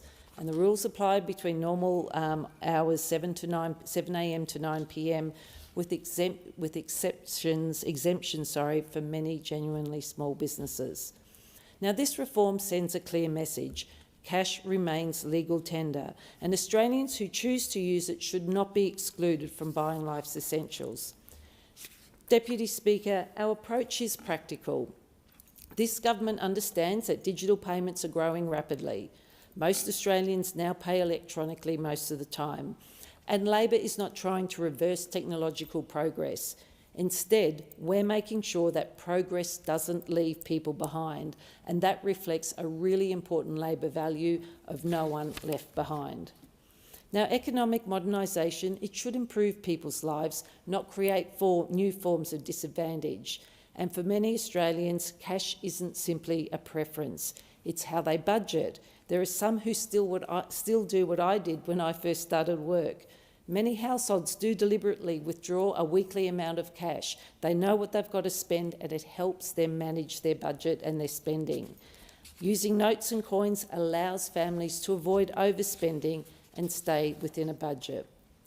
Deputy Speaker, Labor recognises that people should remain free to manage their finances in a way that works best for them. And the reforms also recognise that Australia's payment system must remain resilient. In recent years, we've all experienced technological failures, bank outages, internet failures, power blackouts, natural disasters. It was only a month ago when pretty much the entire Telstra network went down, and this affected everyone from the joggers who were out on their morning run trying to buy a coffee afterwards, to the Uber drivers who were taking people to the airports, who were wanting to use their platforms and get paid, and to elderly residents who might be lining up at the chemist to buy their essential medicines. And so many more things happened. So many more jobs and way of working and living were affected. When electronic payment systems fail, cash continues to work. There's no internet requirement, no mobile signal, no battery, no software update required. Cash provides an important backup during emergencies. Now, Labor's reforms help ensure Australians can continue purchasing food and fuel even when digital systems experience disruptions. And these reforms are particularly important for regional Australia. Many rural communities still experience unreliable telecommunications. Member for Brisbane, you'll have leave to continue your remarks tomorrow, but it being 7:30 p.m, I propose the question that the House do now adjourn, and I call the member for Warringah. Thank you, Madam Deputy Speaker. Violence against women and children remains a national emergency. We do not lack the evidence about what needs to change. We have had inquiries, reviews, national plans and hundreds of recommendations, yet there is something clearly obvious. The failure is implementation. Too often, women escape one form of abuse only to encounter another through housing, child support, the legal system, migration processes or technology. Our measures of success cannot be how much money is announced or how many programs are launched. That is what government tends to do. It must be whether fewer women and children are being killed, injured, made homeless, impoverished or forced to navigate systems that make them less safe. I've heard directly from frontline services in Warringah about where the system is failing. At a domestic and family violence roundtable I convened, services described rising demand, too little crisis and transitional housing, complex legal needs and women being turned away because services were already at capacity. These organisations do extraordinary work, but frontline services cannot compensate for a fragmented national system. The scale of violence remains unacceptable. 23% of Australian women have experienced violence by an intimate partner since the age of 15. 22% have experienced sexual violence. 16% have experienced economic abuse by a cohabitating partner. Violence is often perpetrated through economic abuse, systems abuse and technology-facilitated abuse. Child support can be withheld or manipulated to maintain control. Technology can enable stalking, surveillance, impersonation, image-based abuse and coercive control. Dating apps can still give perpetrators repeated access to potential victims. We still don't have mandatory ID verification. We cannot keep asking women to identify the danger, navigate the system and manage the risk created by perpetrators. We need a national system that shifts the responsibility back where it belongs, onto perpetrators and the institutions with the power to intervene. First, housing must be treated as safety infrastructure. Leaving violence payments are important, but come on, they cannot solve a lack of safe and affordable housing. Second, economic safety must be treated as a key part of physical safety. Child support should be an early priority for reform. It should be easier and safer to move from private collect to agency collect when arrangements break down. Enforcement of payments must improve. And if child support is not actually being paid, government should not treat it as though it has been received and create a debt on too often the women. Otherwise, a parent can be hit twice, first by not receiving the child support and then by losing the government assistance payments on the assumption that they did and being assumed to have incurred a debt. We also need stronger digital protections. Dating apps should have a statutory duty of care to protect users from foreseeable harm. That should include robust identity and age verification requirements, stronger systems to identify and remove perpetrators, and safeguards to stop banned users simply creating another profile. These protections should not depend on inconsistent voluntary policies. Children must be recognised as victim survivors in their own right and have access to appropriate therapeutic support. Migrant women and women on temporary visas must have access to interpreters, culturally safe services and secure pathways so visa status cannot be weaponised against them. And perpetrator interventions, information sharing and accountability must be stronger and more consistent nationally. We need system reforms that makes it harder for perpetrators to continue abuse and easier for victim survivors to become safe and independent. That means secure housing, economic security, safer digital platforms, properly funded frontline services and clear accountability. I continue to support a National Royal Commission into domestic violence because we need to examine the repeated recommendations that have not been implemented by government and where systems continue to fail, and that includes the Albanese government. Violence against women and children is preventable. What is missing is not the evidence, it is the urgency and accountability to act what we already know. It was shameful of the Prime Minister to describe a Royal Commission into domestic violence as a lawyer's picnic. When we need to elevate this issue and act on the recommendations and accountability for why this government has not had the political will to act on the many recommendations that it already has before it. And I give the call to the member for Solomon. Thanks, Deputy Speaker, and it's awesome to see you in the chair. It's been a very busy time in the Defence and Veterans portfolios, and I wanted to update the House on some of the things that we've been doing during the break in sittings. Firstly, Pitch Black, exercise Pitch Black. The Royal Australian Air Force has conducted another extremely successful exercise Pitch Black course, taking in full advantage of Darwin's beautiful dry season to host the exercise, which wrapped up on Friday after a few weeks. Held every 2 years, Pitch Black is the Air Force's largest international exercise, featuring complex simulated combat scenarios across one of the largest military training areas in the world. This year, over 100 aircraft and personnel from 21 allied and partner nations participated in Pitch Black, all with a view to strengthening regional and global interoperability. Participating countries included our 4 treaty allies, the USA, Papua New Guinea, Fiji and New Zealand. Our 5 power defence arrangement partners, Malaysia, New Zealand, Singapore and the UK. Regional partners like Brunei and the Republic of Korea. Indonesia, with which we now have the Treaty on Common Security. The 3 countries that I'm proud to be the chair of, the Parliamentary Friends chair of, Canada was there, the Philippines and Thailand. Our Quad partners, Japan and India, were there. And our NATO partners, some of them, Finland, France, Germany, Sweden and Spain. Exercise Pitch Black is important for maintaining currency, strengthening our ability to work together and increasing both regional and global security. Now, special mention to my friend, the member for Dunkley, Jody Belay MP, as well as the members for Mallee and Flinders, who came along to experience Exercise Pitch Black through participation in our ADF parliamentary program. Moving on to veterans. It was recently my distinct privilege to open the Ipswich Veterans and Families Hub. Our government continues to roll out Veterans and Families Hubs, and on the 29th of July, I represented the Minister for Veterans Affairs, the Honourable Matt Keogh MP, to open the Veterans and Families Hub in Ipswich, Queensland. I was there with my good mate, the member for Blair, the Honourable Shane Newman MP, and I'd like to pay tribute to the work that he did, that Shane did, to bring about the establishment of the Ipswich Hub.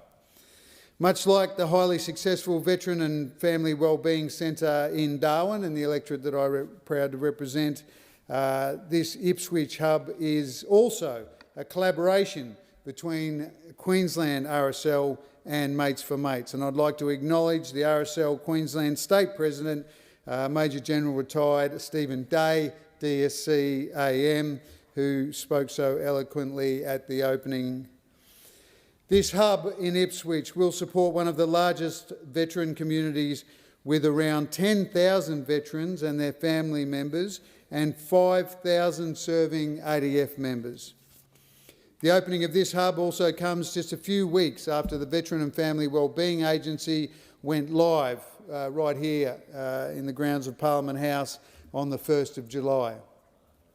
This is all a testament to our government's efforts to set veterans and their families up for success as they transition to civilian life after their time in uniform and for the years that follow. Also, I want to reflect on another opening I went to whilst I was in Brisbane, and that was of Reforge. So after Ipswich opening, later in the day I attended the official opening of the Go-To Health Reforge Veteran Rehabilitation Centre in Brisbane, which is just down the road from Gallipoli Barracks in Enoggera. Their integrated rehabilitation model brings together medical, physical, psychological and occupational care to improve recovery, function and return to work outcomes for veterans and others undergoing rehabilitation. Go-To Health will also establish facilities delivering integrated health services at the Ipswich hub, and they'll go live in April next year, providing connected health services to our veterans and their families, to whom we of course owe so very much. I'd like to acknowledge the co-founders, 2nd Commando Regiment Dr Kieran McCarthy and Rod Martin, who is incidentally a black belt in karate, but also the Chief Operating Officer Owen Paulson, former 3RAR. Well done, fellas. The call to the member for Moncrief. Thank you, Deputy Speaker. I rise tonight to speak about two issues that are incredibly important to my community on the Gold Coast: disaster recovery funding and the completion of Gold Coast Light Rail Stage 3. They are very different issues, but they have something in common. They both ensure that communities that I represent have the infrastructure, the support, and certainly they need to grow and withstand the challenges ahead and have that certainty about what is in the future.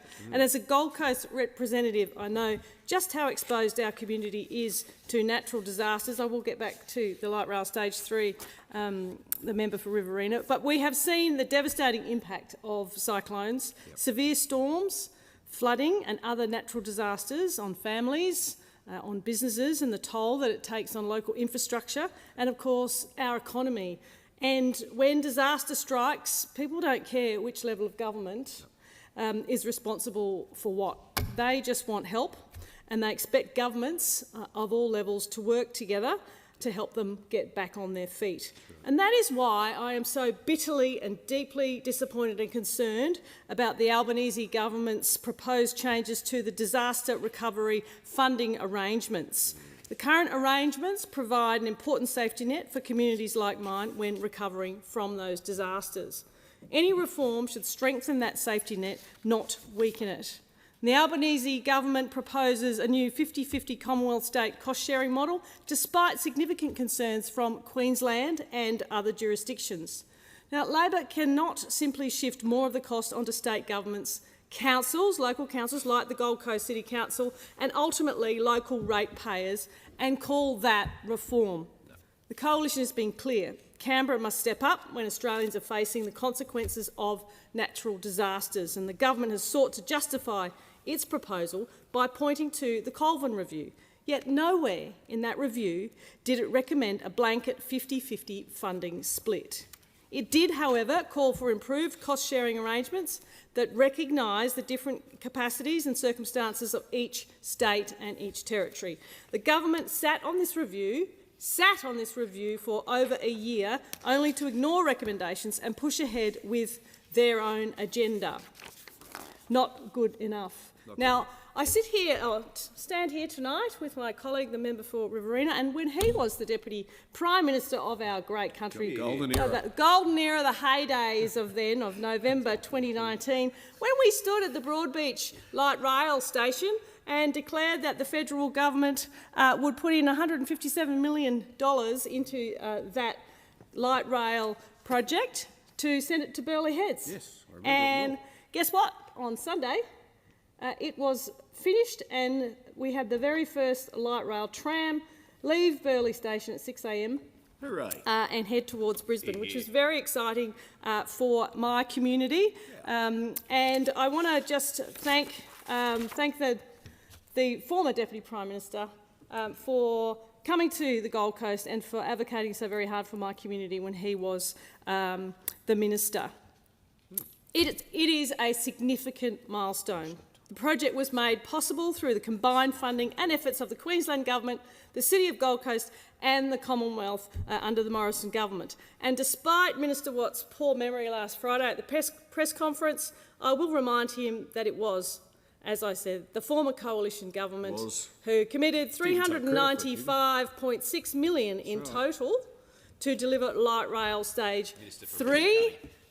Minister Watt, it was not your gaff-prone boss who actually committed that almost $400 million to Gold Coast light rail. I've, since my election in 2019, been a strong advocate for the project because I know how important reliable public transport is to our growing city, and the new light rail stage 3 will be tested this weekend with the Pacific Air Show on the Gold Coast, and of course another great coalition government minister at the time, Mr Peter Dutton, who's no longer with us in the Parliament, signed off on the first Pacific Air Show on those defence assets, and I will be riding the light rail all the way to Surfers Paradise from Miami on Saturday, on Friday probably, and on Saturday to the Gold Coast Pacific Air Show, and I look forward to that event. But what it does tell me is that the Gold Coast only wins when we have a coalition government, when we have a Liberal National Party government. The rest of the time we are ignored by Labor governments, and so I say congratulations to all of those involved in Gold Coast Light Rail Stage 3 for the launch that occurred just this weekend. Thank you. The question is the House to now adjourn. Give the call to the member for Whitlam. Speaker, I rise today to pay tribute to Bob Montgomery, an extraordinary man who at 82 years of age recently completed a 5,300 kilometre cycling trek from Broome in Western Australia to his home in Bowral in New South Wales. Bob undertook this incredible feat alongside his grandson Tom to raise awareness and funds in support of people living with motor neurone disease. Sadly, Bob passed away on the 3rd of August, just one day after he completed his inspirational ride. Through this ride, Bob raised over $127,000 for Motor Neurone Disease New South Wales, having previously raised $300,000 from 5 other long-distance rides he undertook across Australia. I was fortunate to meet Bob and his wife Jenny before Bob set off on his ride, and I learned about his charitable work and his life. Jenny was an incredible support to Bob on his rides. It was a true team effort. Bob's compassion and motivation to help sufferers of motor neurone disease began after he witnessed his cousin die from the disease. Many Australians have been deeply moved and inspired by Bob's story. As a testament to his empathy for others and his enthusiasm, Bob's last ride prompted a huge outpouring from the community in awe of his remarkable life and how he inspired others. Bob was an accomplished sports person, business owner, and a devoted husband, father, and grandfather. On behalf of everyone in the Whitlam electorate and the many thousands of Australians who were touched by Bob's incredible fundraising efforts, I want to acknowledge Bob's generosity, kindness, and enthusiasm. I also offer my condolences to his wife, his daughters, and his grandchildren. Bob Montgomery will be remembered as a hero and a gentleman. Speaker, I rise to acknowledge the dedication and community spirit of Neil Barnett from Kembla Joggers, which is based in my electorate of Whitlam. Kembla Joggers is one of the largest and most respected community running clubs in Australia. Kembla Joggers attracts athletes of all ages and abilities and are well known for their friendly, non-elitist approach to the sport of running. Neil Barnett embodies the spirit of Kembla Joggers. Neil has served on its committee for 35 years, with 32 years in either the president or secretary roles. Neil first served as president of Kembla Joggers in 1992 at the tender age of 23. Neil was recently awarded an Australian Athletics Gold Service Pin by Athletics New South Wales for his more than 3 decades of service to the sport of athletics. Neil is also a life member of Kembla Joggers, given his role in helping to make Kembla Joggers the incredibly successful running club it is today. Unsurprisingly, Neil is also an outstanding runner, competing in half marathons and at the state level. The Illawarra and wider New South Wales athletics community have benefited from Neil's decades of service. I acknowledge the enormous impact he has had in helping to foster the health and fitness of tens of thousands of people through his involvement with Kembla Joggers. Thank you, Neil. Speaker, I rise today to recognise Jill Makovic, a champion for people living with arthritis. Jill has devoted 35 years of her life to supporting people with arthritis through her involvement in the local Warilla Shellharbour branch of the arthritis movement, which recently celebrated its 40th anniversary. The arthritis movement operates throughout New South Wales and Queensland and is dedicated to improving lives through innovative care, support and relentless advocacy for those impacted by arthritis. Jill joined the Warilla Shellharbour branch in 1991 and served as a committee member, and from 2012 she served as president. Under Jill's leadership, the Warilla Shellharbour branch has raised funds and sponsored events, including walkathons and camps, with a particular passion for supporting children and teenagers living with arthritis. Jill received a New South Wales Volunteer of the Year award in 2024 for her tireless work for the community. Jill would want me to recognise those that she has worked closely with over the years. Her colleague Sheila Morris deserves a special mention given her 25 years of service, including as Secretary of the Warilla Shellharbour branch. Arthritis affects thousands of people across my electorate of Whitlam, many of whom would be left alone to cope in isolation without Jill's selfless support. Thank you, Jill, on behalf of the people of Shellharbour and Warilla and the Whitlam electorate for your tireless service to our community. Thank you, Speaker. The question is the House to now adjourn and give the call to the member for Nichols. Thank you, Deputy Speaker. I am so pleased to inform the House and everyone that later this month, the great city of Shepparton, in the great state of the great area of the Golden Valley, in what will again soon be the great state of Victoria, will be receiving 9 return services, passenger rail services between Melbourne and Shepparton. And that came from 5 services, which was manifestly unacceptable for a city the size of Shepparton. This has taken a long time to get right, Mr Speaker. And the Shepparton Rail Revival was never just about trains. It was always about ensuring that a growing regional city with some of the greatest industry in the world, food processing, manufacturing, farming, receive the same opportunities and connectivity as other major regional centres.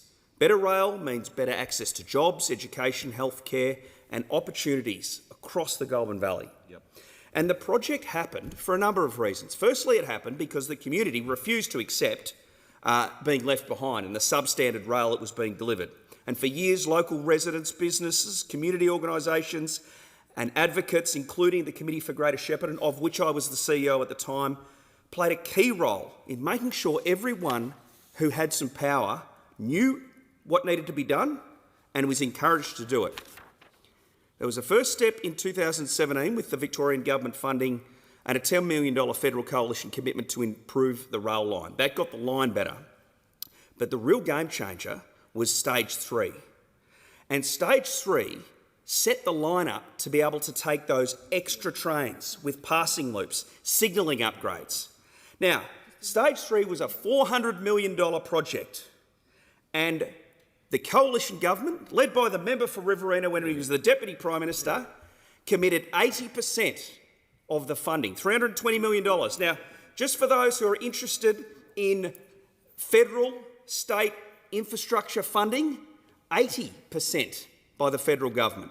This government wants to reduce that to 50% for these infrastructure projects, and that means, because of the state of the finances, particularly in states like Victoria, nothing will be built.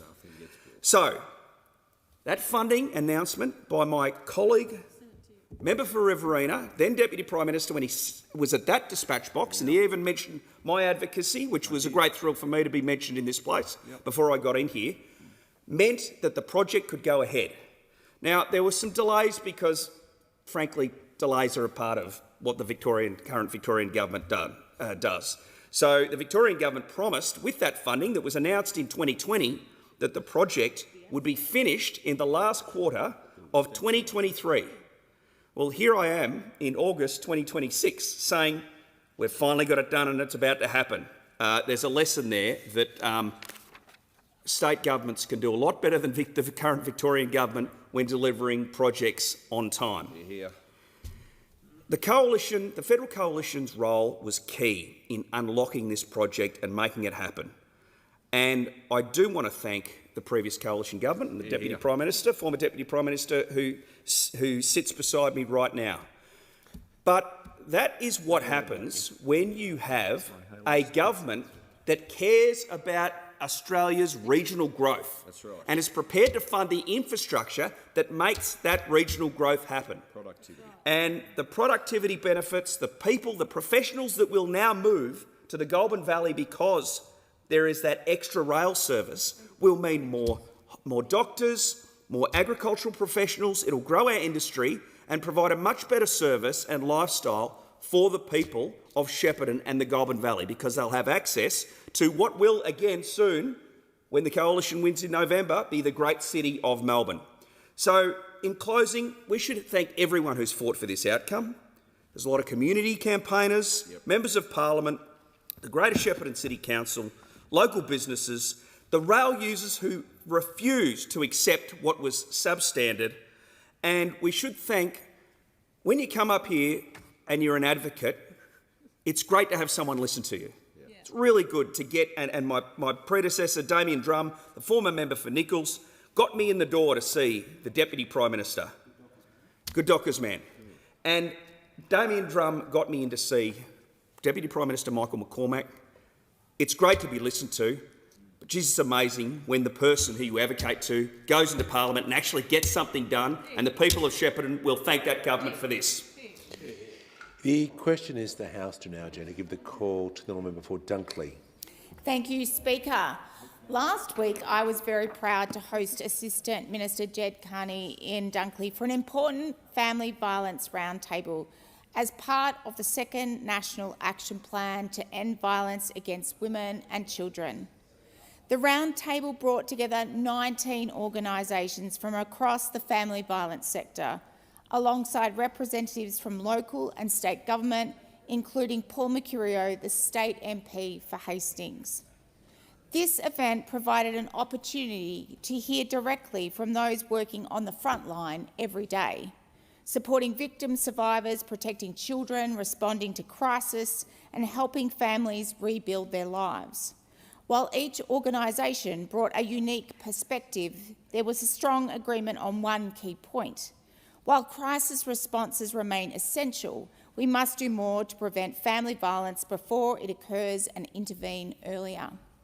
The Albanese Labor government has committed more than $4.4 billion to ending violence against women and children.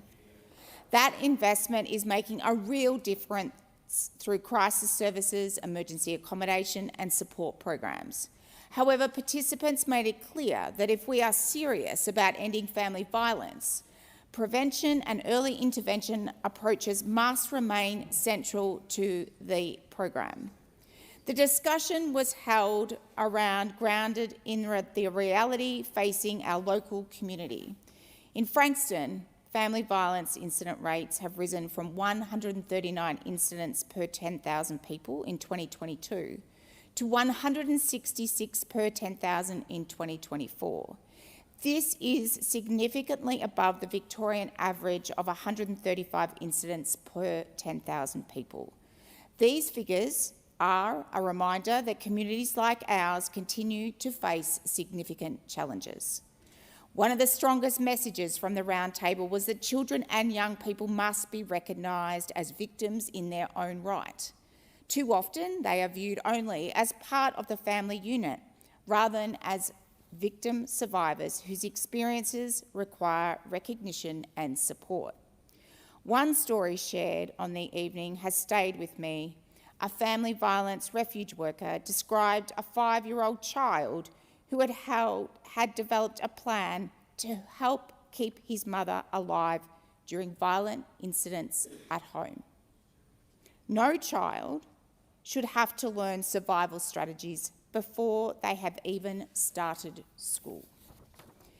Participants also challenged the language we commonly use. We often say children witness family violence, but children are not simply witnesses. They are experiencing that family violence too. If a parent lives in fear, so too do their children. The language we use shapes how we understand harm and how we design responses. Another issue was the complexity of navigating support systems.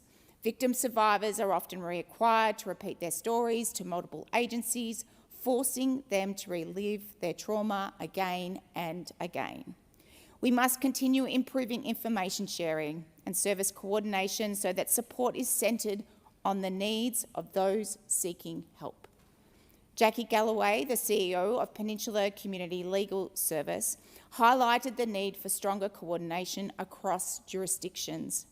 Representatives spoke about the disconnect between state family violence systems and family law processes. Better integration would deliver safer and more consistent outcomes for families. The challenges facing frontline organisations were also discussed. Short-term funding creates uncertainty and forces organisations into a cycle of grant applications rather than service delivery. Sustainable funding provides stability for organisations, staff, and most importantly, the families that rely on their support. Participants also reflected on the growing impacts of loneliness and isolation. Isolation is often caused by perpetrators as a form of coercive control, but it also weakens the community connections that help keep people safe. I thank every organisation that participated in the roundtable and acknowledge the vital work they do every day. Their expertise, compassion and honesty are helping shape a stronger response to family violence. To Family Life, the Orange Door, Anglicare, Sakasa, Good Shepherd, Auschild, Brotherhood of St Lawrence, thank you. It being 8 p.m, the House stands adjourned until 9 a.m. tomorrow.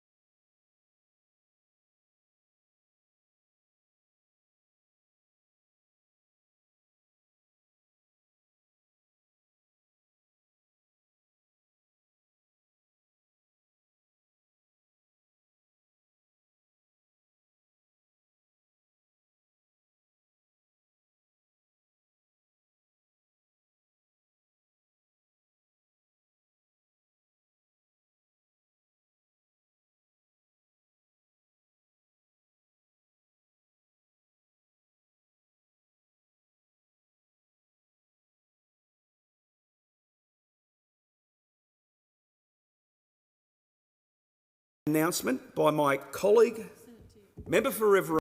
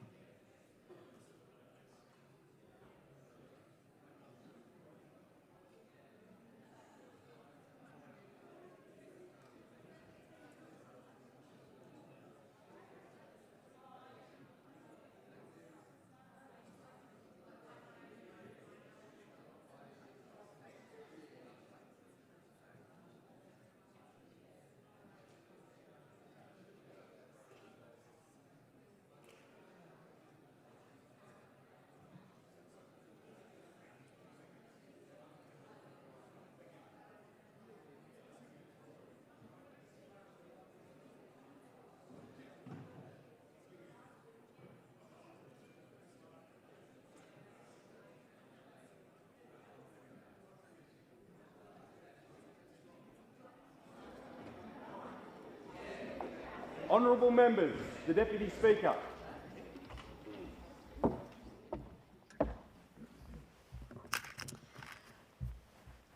I acknowledge the Ngunnawal and Ngambri peoples who are the traditional custodians of the Canberra area and pay respect to the elders past and present of all Australia's Indigenous people. Almighty God, we humbly beseech thee to vouchsafe thy blessing upon this Parliament, direct and prosper our deliberations to the advancement of thy glory and the true welfare of the people of Australia. Our Father, which art in heaven, hallowed be thy name. Thy kingdom come, thy will be done on earth as it is in heaven. Give us this day our daily bread, and forgive us our trespasses as we forgive them that trespass against us. And lead us not into temptation, but deliver us from evil. For thine is the kingdom, the power and the glory, forever and ever. Amen.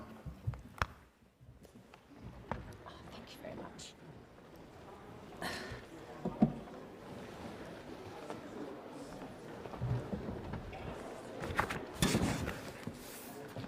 Give the call to the Leader of the Opposition. Deputy Speaker, I move that so much of the standing and sessional orders be suspended as would prevent the following.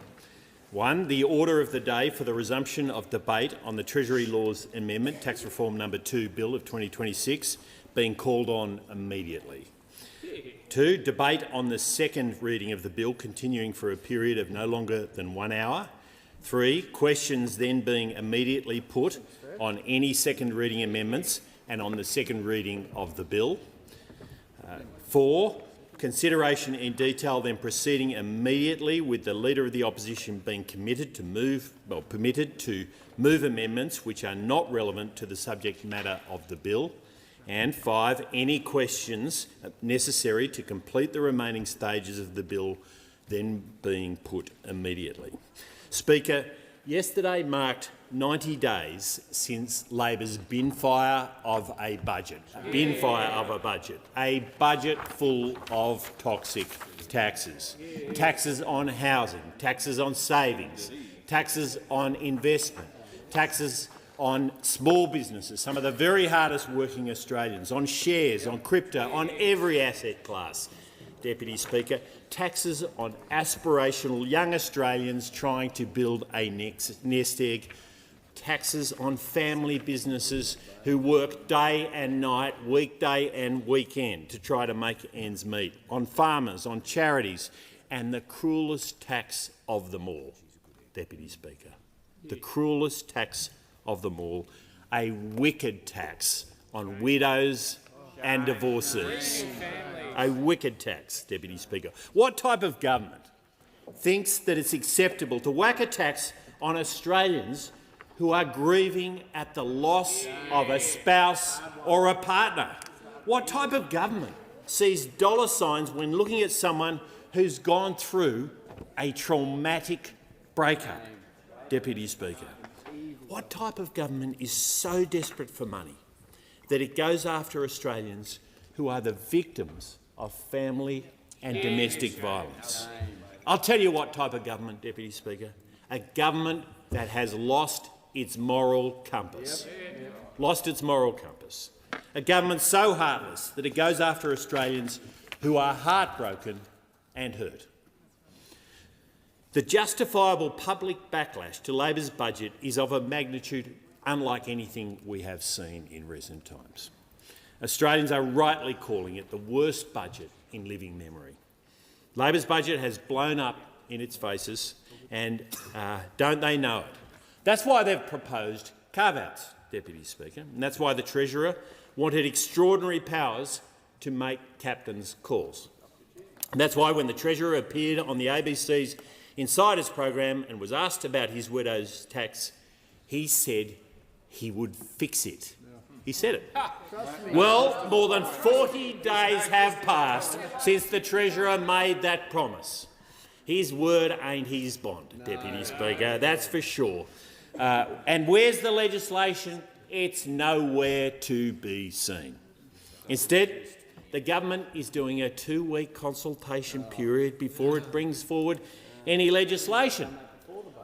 Now, Deputy Speaker, lazy Labor is doing the consultation now that it should have done before the budget. And all this procrastination and delay means one thing: the government won't fix its cruel widows' tax until as late as September or even October at best. And who knows, Deputy Speaker, because you never know when this government says something, whether it is ever going to happen. In the meantime, widows, divorcees and victims of family and domestic violence will be hit by Labor's toxic taxes. We've seen the ramifications of this tax. News.com.au recently reported on the effects of the widow's tax on a 44-year-old domestic abuse victim.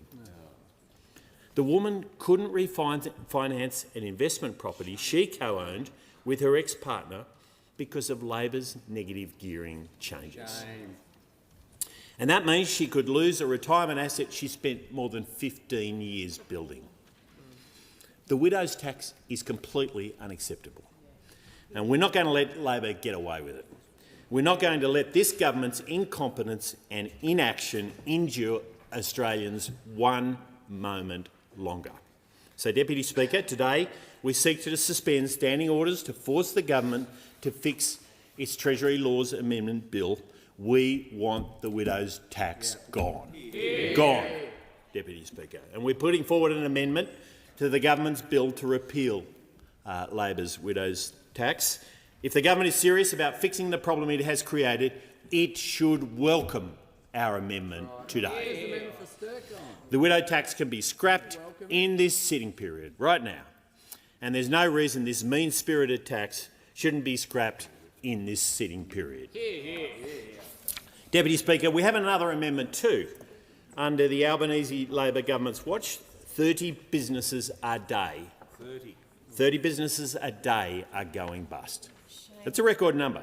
Small and family businesses where their dreams are going up in smoke in record numbers.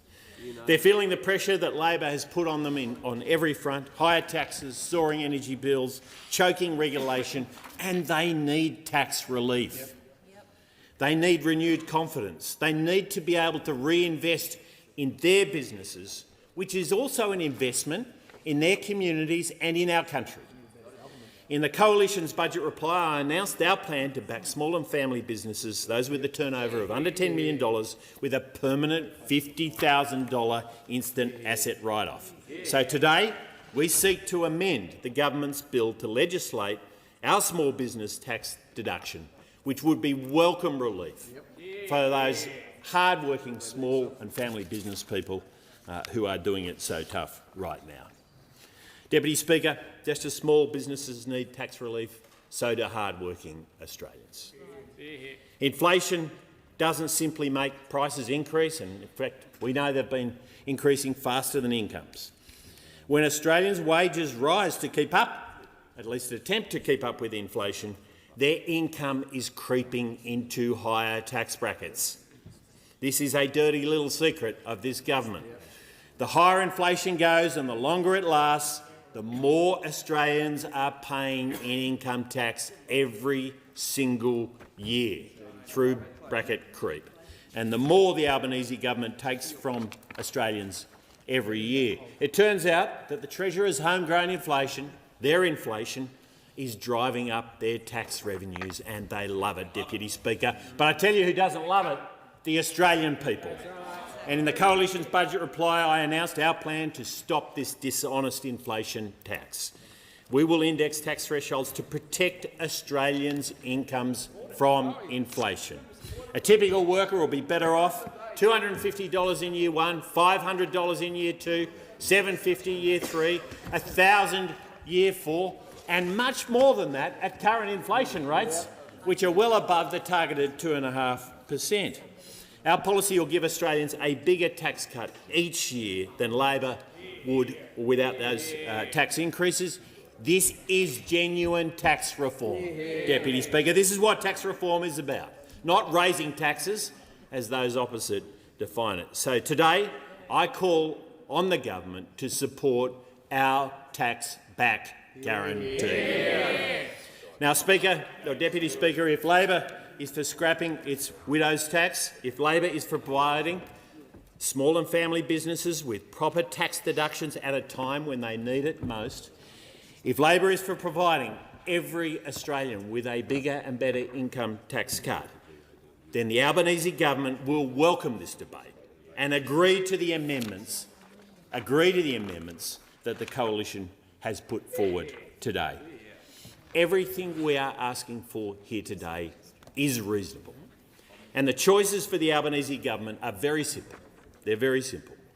Labor can act in the national interest or remain stubbornly self-interested, Deputy Speaker. And sadly, we see it repeated time and time again. They are stubbornly self-interested. But here's an opportunity to show Australians they're prepared to act in the national interest. Labor can show some humility or double down with their hubris. Labor can seek some redemption and fix their bad budget, or fix nothing and face further condemnation from Australians. Australians are watching, Deputy Speaker. They want better, and here's an opportunity for Labor to give it to them. Yeah. Is this suspension seconded? Seconded, Speaker. Deputy Speaker. Then the member for Goldstein has the call.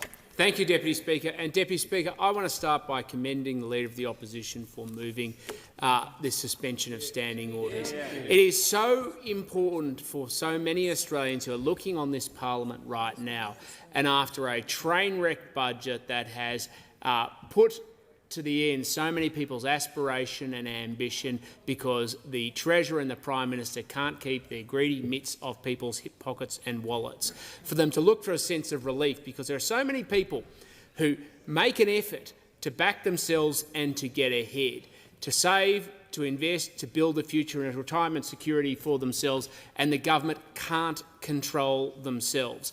We know that this is a tax. The widow's tax is not a tax that existed before the budget. It was a tax introduced in the federal budget.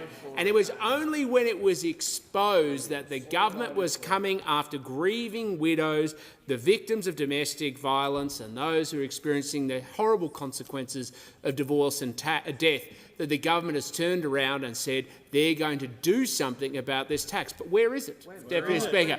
We're here to have the discussion, have the debate, pass the legislation and repeal the tax right now.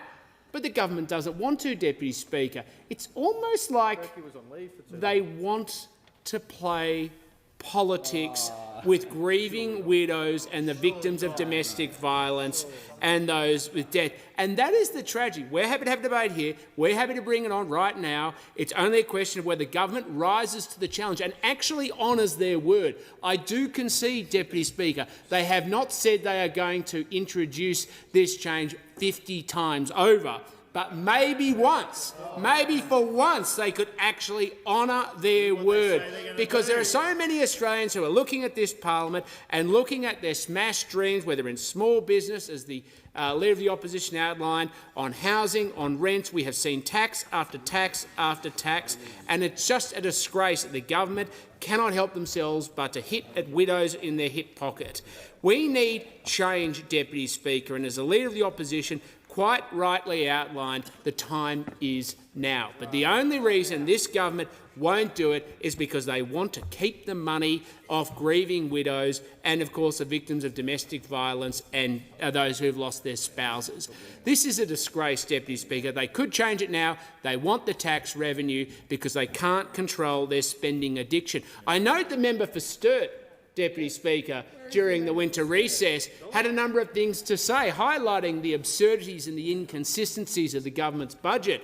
She wrote to her constituents pleading, begging for support after, quite justifiably, constituents wrote to her and said, if the objective is to make housing affordability for first homeowners better, why are you hitting my small business? Why are you hitting my investments?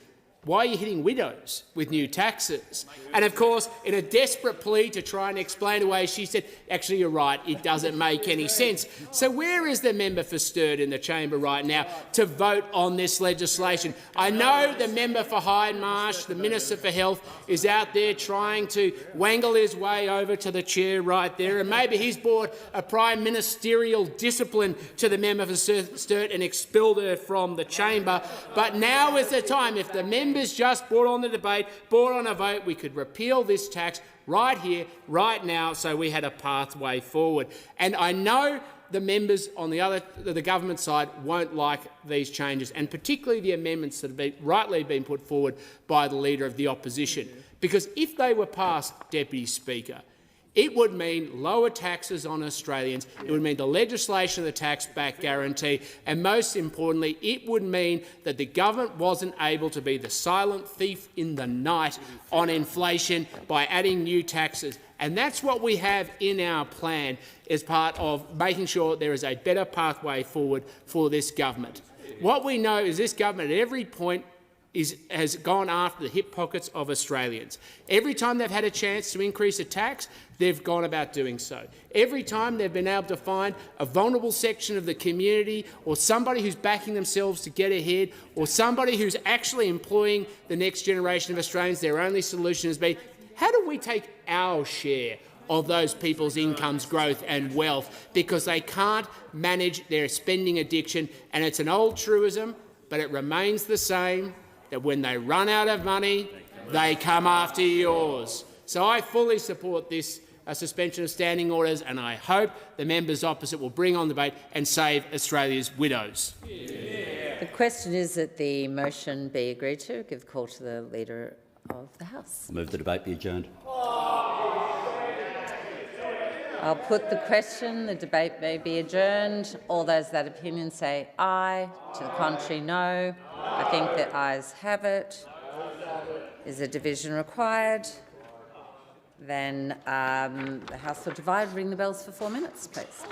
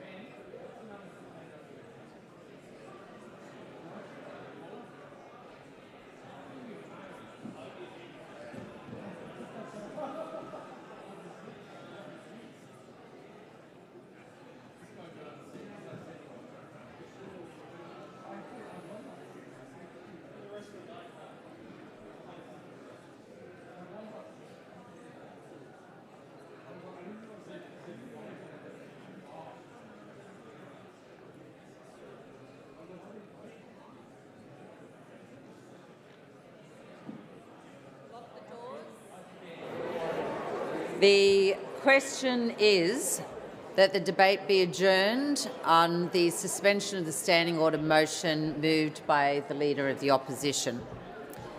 All ayes will move to the right of the chair and noes to the left. And I'll appoint the members for Werriwa and Bean for the ayes, and members for Monash and Capricornia for the noes.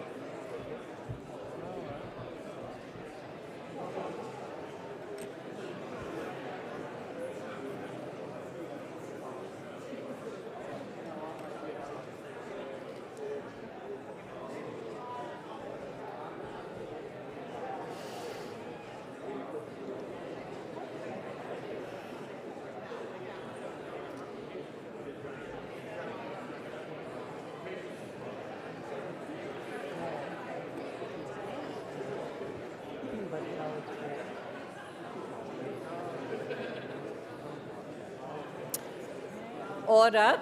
The result of the division is 86 ayes and 47 noes, and so it is resolved in the affirmative. Give the call to the Leader of the House. Deputy Speaker, I declare that unless otherwise ordered, the following bills stand referred to the Federation Chamber for further consideration. 1. Telecommunications Legislation Amendment Universal Outdoor Mobile Obligation Bill 2025 immediately. 2. Therapeutic Goods Amendment Medicines, Storages and Other Measures Bill 2026 and Therapeutic Goods Charges Amendment Bill 2026 at the adjournment of the debate. On the motion for the second reading of the Therapeutic Goods Amendment, Medicines, Storages and Other Measures Bill 2026, and 3, Biosecurity Amendment, Improving Operational Efficiency Bill 2026 and Wine and Other Legislation Amendment Bill 2026 at the adjournment of the debate on the motion for the second reading of each bill. And then I seek the call again. Yeah, just... Yeah, I'm attending to that. Yeah. Thank you. Just a message to broadcasting. I cannot hear anything the Leader of the House is saying. I don't think anyone in the room can, but I did follow it closely. I heard Jen, you've I'm happy to say it again. It was compelling. Thank you. Can hear you now. That's okay. Once more, Deputy Speaker, very much. I declare that unless otherwise ordered, the following bills stand referred to the Federation Chamber for further consideration. 1. Telecommunications Legislation Amendment Universal Outdoor Mobile Obligation Bill 2025 immediately. 2. Therapeutic Goods Amendment Medicines, Shortages and Other Measures Bill 2026 and Therapeutic Goods Charges Amendment Bill 2026 at the adjournment of the debate on the motion for the second reading of the Therapeutic Goods Amendment, Medicines, Storages and Other Measures Bill 2026, and 3, Biosecurity Amendment, Improving Operational Efficiency Bill 2026 and Wine and Other Legislation Amendment Bill 2026 at the adjournment of the debate on the motion for the second reading of each bill. I hope you don't regret that. Thank you. Leader of the House. Thanks, Deputy Speaker. I declare that the Federation Chamber Order of the Day No. 7, Government Business relating to the address in reply to the Governor-General's speech, stands returned to the House for further consideration. The matters will be set down for consideration at a later hour this day. Thank you. Member for Curtin. That so much of the standing and sessional orders be suspended as would prevent the following from occurring immediately. The member for Curtin presenting a bill for an act to amend the Criminal Code Act 1995 and for related purposes. Debate on the second reading of the bill proceeding immediately for a period of no longer than 1 hour, and any questions required to complete passage of the bill then being put without delay. I do not move a motion like this lightly. Suspending standing orders is an extraordinary step, and I recognise that the House doesn't take it lightly either. But I'm asking for 1 hour of debate and a vote on a bill that's been sitting on the notice paper for 3 months, that was first introduced to this parliament more than 2 years ago, and that fixes a single, narrow, well-understood problem. I'm asking for that hour because every week this parliament delays is a week in which dying Australians and their families continue to suffer for no reason connected to their own choices, their own illness or their own state's laws, but because of an accident of Commonwealth drafting 2 decades ago. Voluntary assisted dying, or VAD, is lawful in every Australian state and the ACT, with the Northern Territory expected to follow this very month. Every one of those jurisdictions has a tightly regulated scheme. A person must make multiple formal requests for VAD to a doctor, including one in writing. They must undergo independent clinical assessments by doctors who've undergone mandatory training. There's a requirement for independent witnesses as well as independent board oversight of every case to monitor compliance, track medication, review cases and report directly to Parliament. Australian VAD laws are considered some of the most prescriptive, the most highly regulated in the world, and the safeguards are working. VAD deaths make up a tiny proportion of all deaths in Australia, between 1% and 3% annually, consistent with other countries where assisted dying is legal. But there have now been more than 7,000 voluntary assisted dying cases across Australia since 2019. Each has been examined by a government-appointed independent review board, as well as parliamentary reviews and independent studies. There has been no evidence linking VAD frameworks to elder abuse or coercion. And yet, sitting above all of that carefully built state and territory law is a Commonwealth provision, subdivision G of the Criminal Code, aimed at pro-suicide websites and chat rooms, inserted in 2005, so more than a decade before any Australian jurisdiction had legalised VAD.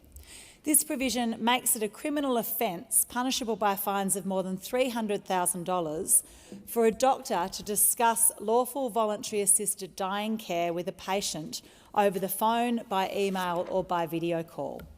The practical effect of this provision is this. No part of the VAD process can occur by telehealth, not one consultation. Every assessment, every request, every question a dying patient has for their doctor between appointments must happen in person, no matter the distance, the pain or the time that patient has left. Australia is the only country to criminalise the use of telehealth in relation to VAD appointments this way. I want the House to understand what that actually means for real people, because I don't think this Parliament has properly reckoned with the human cost of this anomaly. Researchers at QUT's Australian Centre for Health Law Research spent years interviewing patients, family caregivers, doctors and nurses across Victoria, WA and Queensland precisely about this. One doctor described the law bluntly. The barrier around what can and can't be discussed over a carriage service in the era of telehealth is, in their words, just crazy. Consider Brian Dick, an 81-year-old man from Swan Hill dying of prostate cancer. Despite a broken back and broken ribs from a recent fall, Brian had to make a 4-hour round trip to Bendigo for his multiple voluntary assisted dying eligibility assessments because telehealth was not an option. His pain medication could not remove his discomfort during that drive. His daughter Rebecca has described sitting beside him on that road as he begged her, "Just stop the car, I can't handle the motion." That's what this law does to a dying man in his final months, seeking care that is entirely legal. Consider Tom, a 79-year-old man in Queensland dying of lung disease, who died waiting for his voluntary assisted dying medication to arrive by post because pharmacists have no legal choice but to mail it. Consider the 2 rural doctors who, in one documented case, made 3 trips totalling 8,500 kilometres to assess a single patient. Kilometres, time and effort that could have been given to other patients waiting to see a doctor in parts of the country that already have too few trained VAD practitioners. And consider Terry, whose daughter Emma brought a petition to this House on his behalf, which I tabled last month.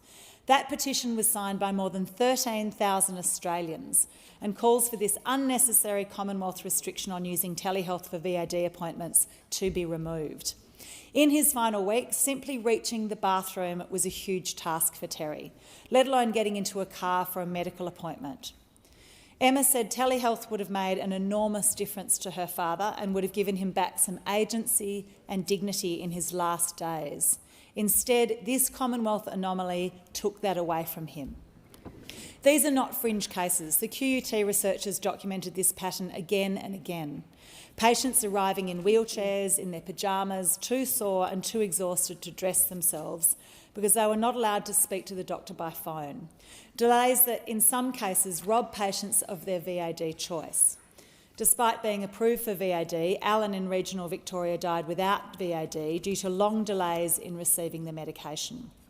He died in the circumstances he feared the most. His wife Zenda described his death as the most horrific end. This is the problem. Now let me turn to the bill this motion would allow the House to debate and pass. The fix in my bill is deliberately narrow. It inserts a single amendment into subdivision G of the Criminal Code, making clear that lawful voluntary assisted dying carried out in accordance with the state or territory VAD law is not suicide for the purposes of the Commonwealth Carriage Service offences. That is the entire substantive change. This amendment does not touch a single safeguard that exists under state and territory law in relation to VAD. It doesn't mandate telehealth in any case. It does not go anywhere near the active administration of VAD medication, which state and territory law dictates can only be self-administered or directly practitioner-administered.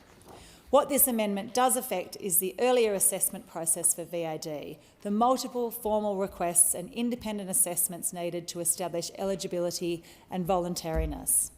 And every decision as to whether or not telehealth is clinically appropriate in all of the circumstances for a particular appointment would properly revert to being a decision for the doctor engaged, because doctors and their patients are best placed to decide when telehealth is clinically appropriate, not the police. Doctors already make these decisions in relation to every other area of Australian medicine in accordance with Medical Board of Australia telehealth guidelines.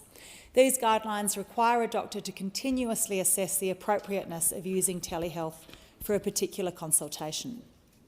There is nothing novel about this. Telehealth is already an established practice for serious, complex, life and death clinical decisions across Australian medicine, particularly in rural and remote areas where it's often the only way a patient can reach a specialist at all.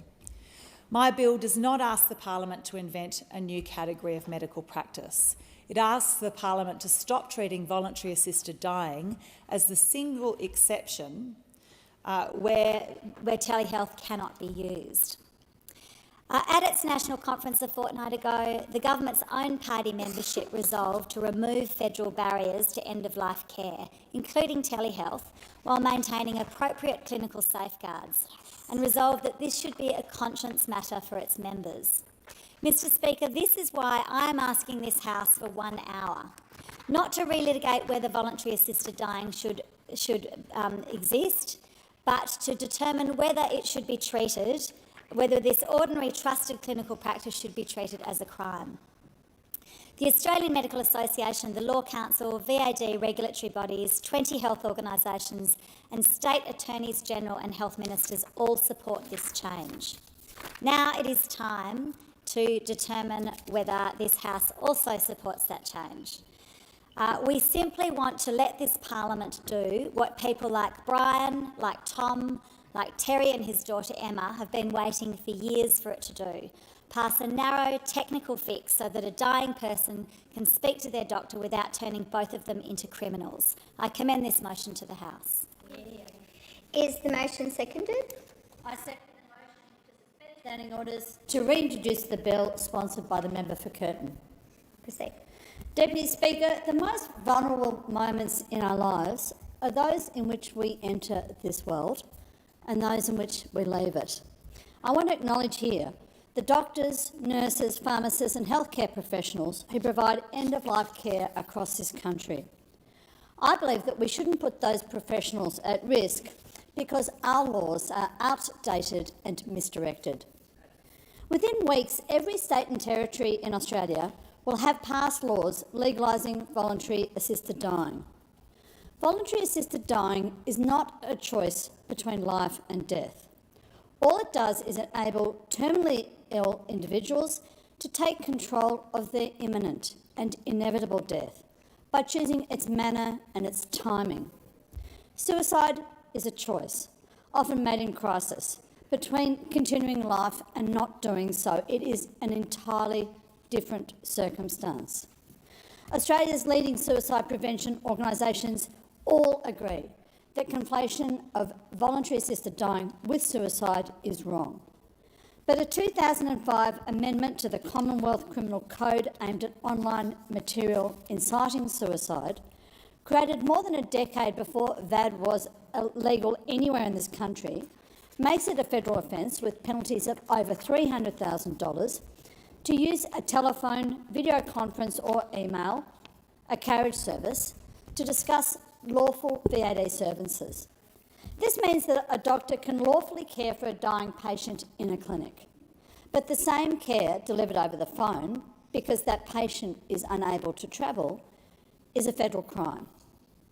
It means that doctors can't call or use telehealth to review symptoms, to adjust doses, just to answer questions. That prescriptions can't be emailed or texted to a pharmacy, and that, in Queensland, voluntary assisted dying medications have to be posted or hand-delivered. It means that dying patients often have to travel hundreds of kilometres to receive the care that they need and deserve, often in distress, often in pain. It means that sometimes they die before they can access the end-of-life care that they want. Demand for VAD is growing, but up to 40% of people who begin the process don't live to complete it. The member for Curtin's bill makes a simple and single amendment. It excludes conduct lawfully undertaken under a state or territory VAD scheme from the Commonwealth Carriage Service offence. It doesn't touch existing strict state eligibility criteria or safeguards. Capacity assessment, coercion screening and identity verification remain mandatory in all states and territories. They ensure that all individuals freely and repeatedly choose what they're requesting. This bill would not make VAD telehealth only. No one has ever supported that, and statements to the contrary are willfully misleading. Best practice medical care is always face-to-face, but this bill permits clinicians simply to exercise the same clinical judgment over the use of telehealth services that they exercise every day in this country for palliative care, for psychiatry and for termination of pregnancies. The AMA, the Law Council, the ANMF, more than 20 health organisations, including Palliative Care Australia, support this change. State Attorneys General and patient support groups have called for this action. 2 weeks ago, the ALP's National Conference entrenched it in the party's platform. And yet it's been reported that Cabinet will not permit us to vote on this issue here. I seconded the member for Curtin's private member's bill on this issue in February 2024 and wrote to the Attorney-General at that time imploring him to act on this. The bill was allowed to lapse without a debate and without a vote. 2 years on, with the ALP's platform now aligned with doctors, with dying patients and their families, there is no good reason for delay. As a doctor, I know this is a very sensitive issue. But as a doctor, I also know that all Australians deserve the very best practice end-of-life care. This simple bill would enable this. And so I urge every member of this House to support this suspension motion, to reintroduce this bill, to give it the debate and the vote that we were denied in 2024, to prevent even one more Australian dying in unnecessary pain because this House continues to fail to right a long-standing wrong. The question is that the motion be agreed to, and I give the call to the Health Minister. Yeah, thank you, Acting Deputy Speaker, and I thank the member for Curtin for bringing this debate on and the way in which she has engaged not just in this House around this debate today, but also in the public domain, including in the media and with the government as well, particularly with me. I really appreciate the way in which that's happened, and to the member for Kooyong for seconding this. As both speakers have indicated, Deputy Speaker, this debate today, I think, arises out of the decision of the ALP's National Conference over the last couple of weeks, a conference of which I'm proud because it is a debate held in public, it is telecast, it is open to visitors. It has these often very difficult, deeply held debates, has for many, many decades, in the public light. And as has been indicated, the conference decided a couple of weeks ago as a matter of policy that Labor will remove restrictions in Commonwealth law on a carriage service being used in association with state voluntary assisted dying laws, and as both speakers have indicated, importantly, while maintaining appropriate clinical safeguards. I was there for the debate, obviously, and I want to say it was a very respectful debate, and I thank the conference delegates, some of whom had quite different views about this issue, for the way in which that debate was held at our conference. It was deeply respectful there, as in this chamber, as right across the community. These issues raise very deeply held views, some of which come from very traumatic personal experience. I want to acknowledge that. And as I say, thank both speakers for the way in which they've approach this debate today. As with all decisions of the party platform and party conference, Deputy Speaker, I say again, as we've said a number of times, the government and the parliamentary party will decide any questions of implementation of our party's platform. Responsibility for the laws that the member for Curtin is seeking to amend obviously sit with the Attorney-General, and the current Attorney-General, as the former Attorney-General did, has been engaging with her state and territory colleagues about these issues. Responsibility for the second element of the party's decision a couple of weeks ago, the question of appropriate clinical safeguards, rests with me as the Health Minister. And although it's the second part of the resolution of conference, it's effectively a precondition, in our view, for consideration of any change to the laws. Now, reasonable people might disagree about what an appropriate clinical safeguard for the use of telehealth in relation to voluntary assisted dying might be. But I want to indicate my view as Health Minister and as one member of the government that this is a critical question. Telehealth has exploded, as every member of this parliament knows, since COVID. And it has, the experience, frankly, of that has been quite mixed. And the seconder to this motion indicated that we should simply follow, I hope I'm not verballing the member for Kooyong, follow a clinical judgment of a doctor about the use of telehealth. Well, frankly, my experience of telehealth over the last several years, in too many instances, has indicated that without very strict clinical safeguards, the use of telehealth, frankly, has not been used appropriately. There are case after case after case about that. I am not convinced that the current telehealth arrangements are particularly well suited to VAD right now. They have not been appropriate for a whole range of ways in which new business models have been developed to use telehealth in a way that I don't think is clinically appropriate. So reasonable people disagree about what the telehealth standards should be. I agree with the member for Kooyong. I don't know that anyone has ever indicated seriously that VAD should be telehealth only. I've never heard anyone reasonably make that judgment. But quite when a carriage service should be used for particular steps in the VAD process is a very important clinical decision as a matter of substance, but also as a matter of perception and reputation. So I indicate that that is something that we take very seriously. I'm sure all members take very seriously, even if they might disagree about the finer details about what those clinical safeguards should be. I'm very keen to continue engaging on this with members of the parliament, but also with many other members of the community who do have deeply held views about this. I want to acknowledge that, but we are not in a position to support this motion today. And I give the call to the Assistant Minister for Health. Thank you, Deputy Speaker. I move that the debate be adjourned. The question before us is that the debate be adjourned. All of the opinions say aye. Aye. To the contrary, no. I believe the ayes have it. Division required. The House will divide. Ring the bells for 4 minutes.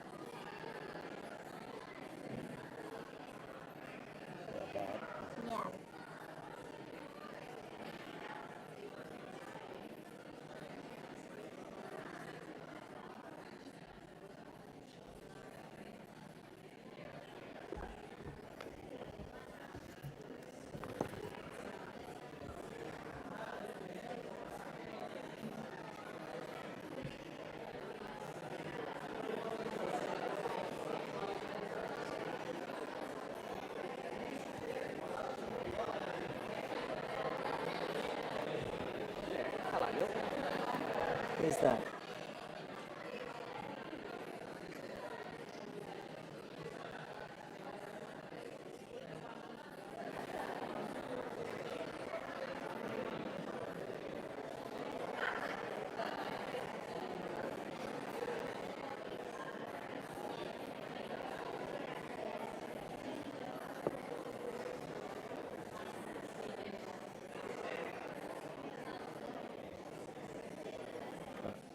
Lock the doors. The question is the debate be adjourned. The ayes will pass to the right of the chair and the noes to the left. Appoint the honourable members for Wentworth and McKellar as tellers for the ayes, and the honourable members for Werriwa and Bean.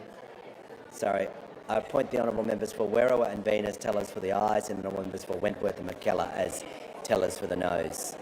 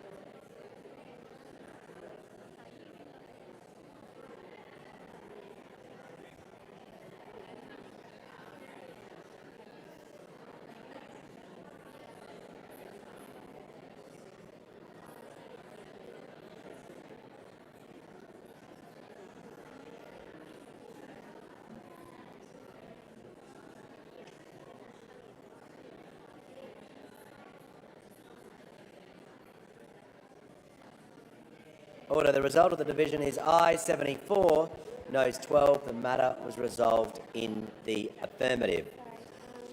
Members can take their seats quickly and quietly.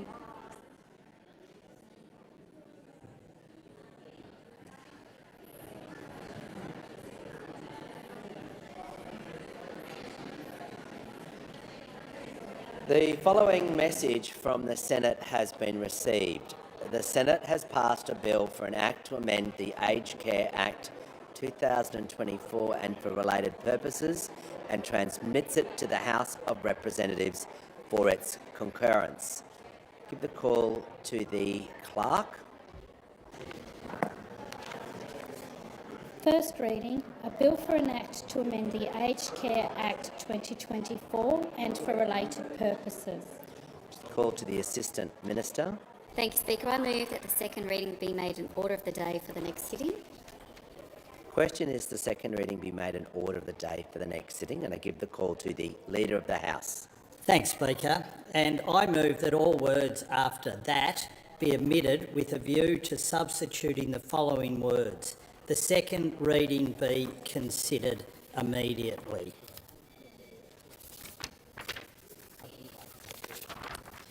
Speaker, the last sitting day prior to the winter recess, the Senate sent a clear message about putting older Australians first.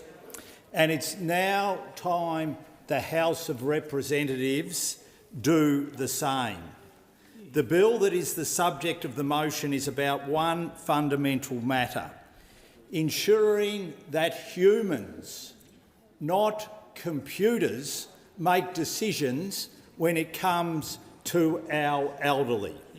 Now, Speaker, this is critically important because elderly Australians are deeply, deeply concerned at the moment with the way that the aged care system is treating them.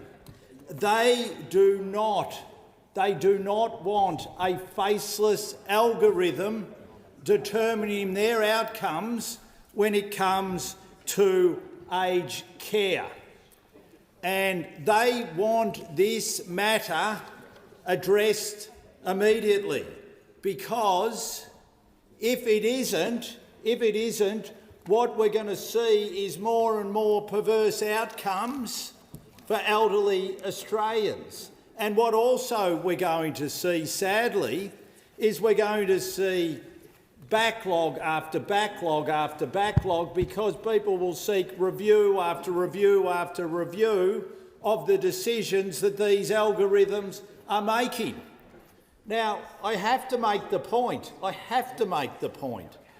that those opposite who are now in government made a huge fuss about anything being automated when they were in opposition. Huge fuss. And yet here they are using algorithms to determine outcomes for our elderly. Now, we say enough is enough, and we would like to bring the debate on, the discussion on, so that we can make sure that this is fixed. If this bill can pass the parliament today, if this bill is considered immediately, then we will be able to address this issue, and we will go a small way to adding some sort of comfort to elderly Australians. There are still a lot of issues under which elderly Australians are buckling because of this government, but this is one thing that we could address, and that is why we want to see this brought on, and why we think it is critical that it is brought on. And I look forward to hearing from the government as to why it shouldn't be, because there is no real reason, Speaker, why it shouldn't be. And we have ample time in the chamber to make it happen, and if the government votes to not allow this to be considered today, they should be, each and every one of those members of the government who votes accordingly, should be able to go back to their electorates and to be able to explain to their constituents why they're happy for an algorithm to do the work when it comes to our aged care system. That's what they should be all prepared to do. And my hope is that constituents right around Australia will be going to their local members and saying, how did you vote when it comes to this? Because there is no question whatsoever that people are worried about our aged care system. The government made a lot of noise about our aged care system and how they were going to fix it. I remember, and this is going back now a little way because they've been in government for 4 years, but in the lead up to the 2022 election, the government made a lot of promises when it came to our aged care system. But I don't remember one of those promises being about using algorithms to fix the system, to determine outcomes for our elderly. I just cannot recall that. And so I'm looking forward to that being explained by those opposite, those in government, about where was it in any of your policy platforms, and I know you've just had your national conference. Where was it at your national conference where you highlighted the fact that algorithms would be embedded in our aged care system and in making determinations on our aged care system? That is what we need to hear from the government on, because at the moment, all we're hearing, and this is becoming quite far too common from the government, is just denial. Is just denial. They just say point blank, "Oh, that's not happening. That's not happening." We've seen the Prime Minister. We've seen the Prime Minister do it on numerous occasions. He just denies anything's happened. I deny I fell off a stage. Down an escalator? I deny I tripped down an escalator. I denied I said this before the budget. I denied I said this before the election. Well, they seem to be denying now the algorithm doing the job. Yet there is proof that it is doing the job. And that's why the government needs to address this. And the best way they can address it is to bring this on now. And there is no good reason why they shouldn't. And Speaker, you will recall that before we went into the winter recess, we raised this as a serious issue. So the government has had 5 weeks to consider what it needs to do. And that is why we think it's urgent and should be considered today. And we can see no reason. There's plenty of time for the House to do it today. And there is no valid reason why they shouldn't. Now, let's be very, very clear, because those of us who have been in our electorates for the last 5 weeks will have heard, both I'm sure from the government side and I know from the opposition side, that the system is failing. More and more we're getting people coming to us saying, what is going on? I heard a particularly bad case from a resident in Casterton in my electorate just on the weekend. The wife of someone who needs urgent help, urgent support, being messed around, and it did seem like an algorithm was being used, because every time they approached the aged care sector to say, surely we can get help nearer our community, they would say, well, we'll have to see.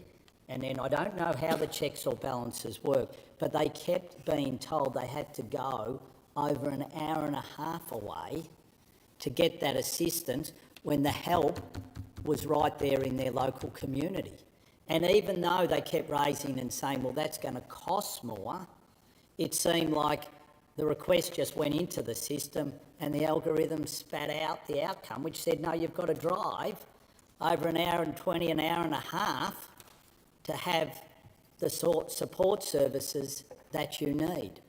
So that's why this needs to be fixed. That's just one of many numerous examples that I've heard in my electorate, and I'm sure everyone over the 5 weeks of the winter has heard something similar. So that is why I have moved that we should now bring this on, debate it and deal with it. Because if we don't, sadly, we're going to see more and more examples like the one I've heard recently from a constituent in the town of Casterton. And we want to make sure on our side, and I'm sure on the government side, they don't want elderly Australians suffering. But that is what's occurring because of the problems the system is facing today, and especially when it comes to a system that seems wholly and solely reliant on algorithms and not wholly and solely reliant on humans putting a human face to decision-making and making sure we get the right outcomes the whole time for elderly Australians. Is the amendment second? I give the call to the Chief Opposition Whip. Thank you, Speaker. I second the motion, and credit to the Manager of Opposition Business for raising this amendment today. It really shouldn't need to be the business of the opposition to drag the government kicking and screaming to deliver the basics in aged care that Australians deserve, and that is exactly what we are seeing today. The opposition stands here ready to bring on this bill that the Senate saw fit to pass before the winter break commenced. We should do it right here and right now. And I say that because our inboxes as MPs are getting overloaded with stories from Australians whose families are being let down by a horribly failing system. Now, the Minister, I think, sets the right tone, but he's completely lacking in substance to deal with these issues that are arising in his portfolio. And on this particular issue of computers not being able to have any sort of human override in the absolutely critical decision-making process in the way in which our elderly are cared for in their final years. This is an indictment on the way in which this minister has carriage of this portfolio. Now, just before we went into the winter recess, Speaker, I asked a question of the minister. Now, at that point, we knew that this bill had passed the Senate, and we knew that the minister could see that there was a willingness from the opposition to deal with this issue in a humane way for older Australians. But in asking the question that I did in question time just prior to the break, the minister went on and on and on, but failed to acknowledge that we have lost the humanity and the human element in these decision-making processes. Now, we could fix that today, Speaker. We could fix that today. And if I went home to my electorate at the end of this week and told people in my community that we had the chance to fix this issue in Canberra this week, but that the government wouldn't even deal with it, they would be flabbergasted. But I suspect that is exactly what we're going to see today. A complete unwillingness by the government to acknowledge that they are even in any way to blame for the failures in this system. Now, the question that I asked of the minister just prior to the winter recess related to a constituent in my electorate, and in fact a constituent who lived just around the corner from me in my home suburb of Holywell. His name was Dudley Austin. And it's Dudley and his family that are the examples of why the government should come in here, support our motion to have this bill dealt with immediately, and support this legislation that's been brought through the Senate.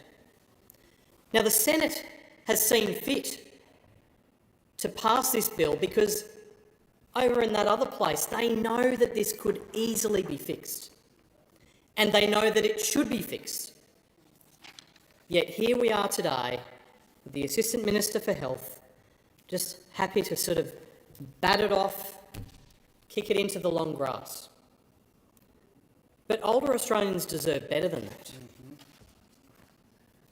These examples are becoming far too numerous. The case that I dealt with locally of Dudley Austin is just one of many, where this aged care system under this minister and under the Albanese Labor government is failing our older Australians. Now, the crux of the legislation that's been passed in the Senate is so incredibly simple. It is to merely just give humans the opportunity to review decisions that are being made by computers. Now, I wouldn't have thought that that's a particularly controversial piece of legislation. That in the end, human oversight should be restored to our aged care system. The fact that that is in any way vaguely controversial for this Labor government just shows that their priorities are all wrong. So today, it's the first sitting day back after a few weeks back in our electorates. This Labor government should do the right thing. They should step up to the plate and they should fix this issue now. The case of Dudley Austin is a stark reminder of how this system is failing Australians. You see, Dudley was 98 years of age and had had a life-threatening fall in his home. But the assessment of Dudley, aged 98, was one of no urgency, no priority. And because the computer said no, he was left at home without the care and support that he needed in the final, what turned out to be days of his life. Now, this story is being repeated all over the country. Every older Australian deserves to get the best out of the government of this nation. And what's happening right now is that they are being left to wither on the vine. The wait lists are too long, the decision-making process is completely flawed. And so today, this Labor government has an opportunity to right a wrong. They have been bleating on about aged care for 4 years, making out that they are some sort of guardians of the older Australians. But they're not. They are dramatically failing older Australians. And this bill could be a goodwill gesture from this government, that they have had a winter of remorse, that they have seen the error of their ways. But they won't, will they? I suspect they won't. Because they won't be happy unless they are playing politics with people's lives. And so the concept of us as an opposition walking in here and saying, let's do this today, is completely unacceptable to them. It wasn't their idea. They wouldn't want to admit that there's any wrongdoing. But case after case of older Australians being failed by this system would suggest that there are major problems. So let's today just take a simple step in trying to address that. Now, the Senate has done all the legwork, Speaker. The Senate has done all the legwork.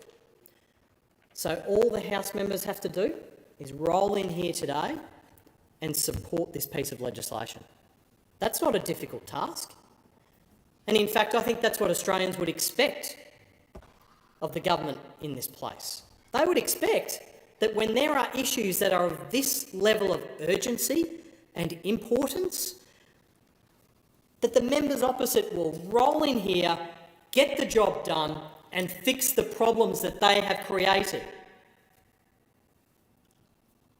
Older Australians are the ones that we should be looking out for, having given so much to our country for so many, many years, for having paid taxes, for having lived through pandemics and wars and worked their butts off for their families.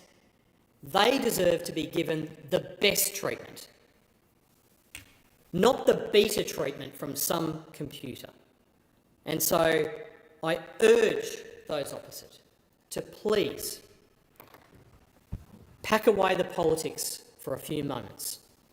Come in here today as a gesture of goodwill to older Australians and vote to deal with this today so that we can restore human care in our aged care system.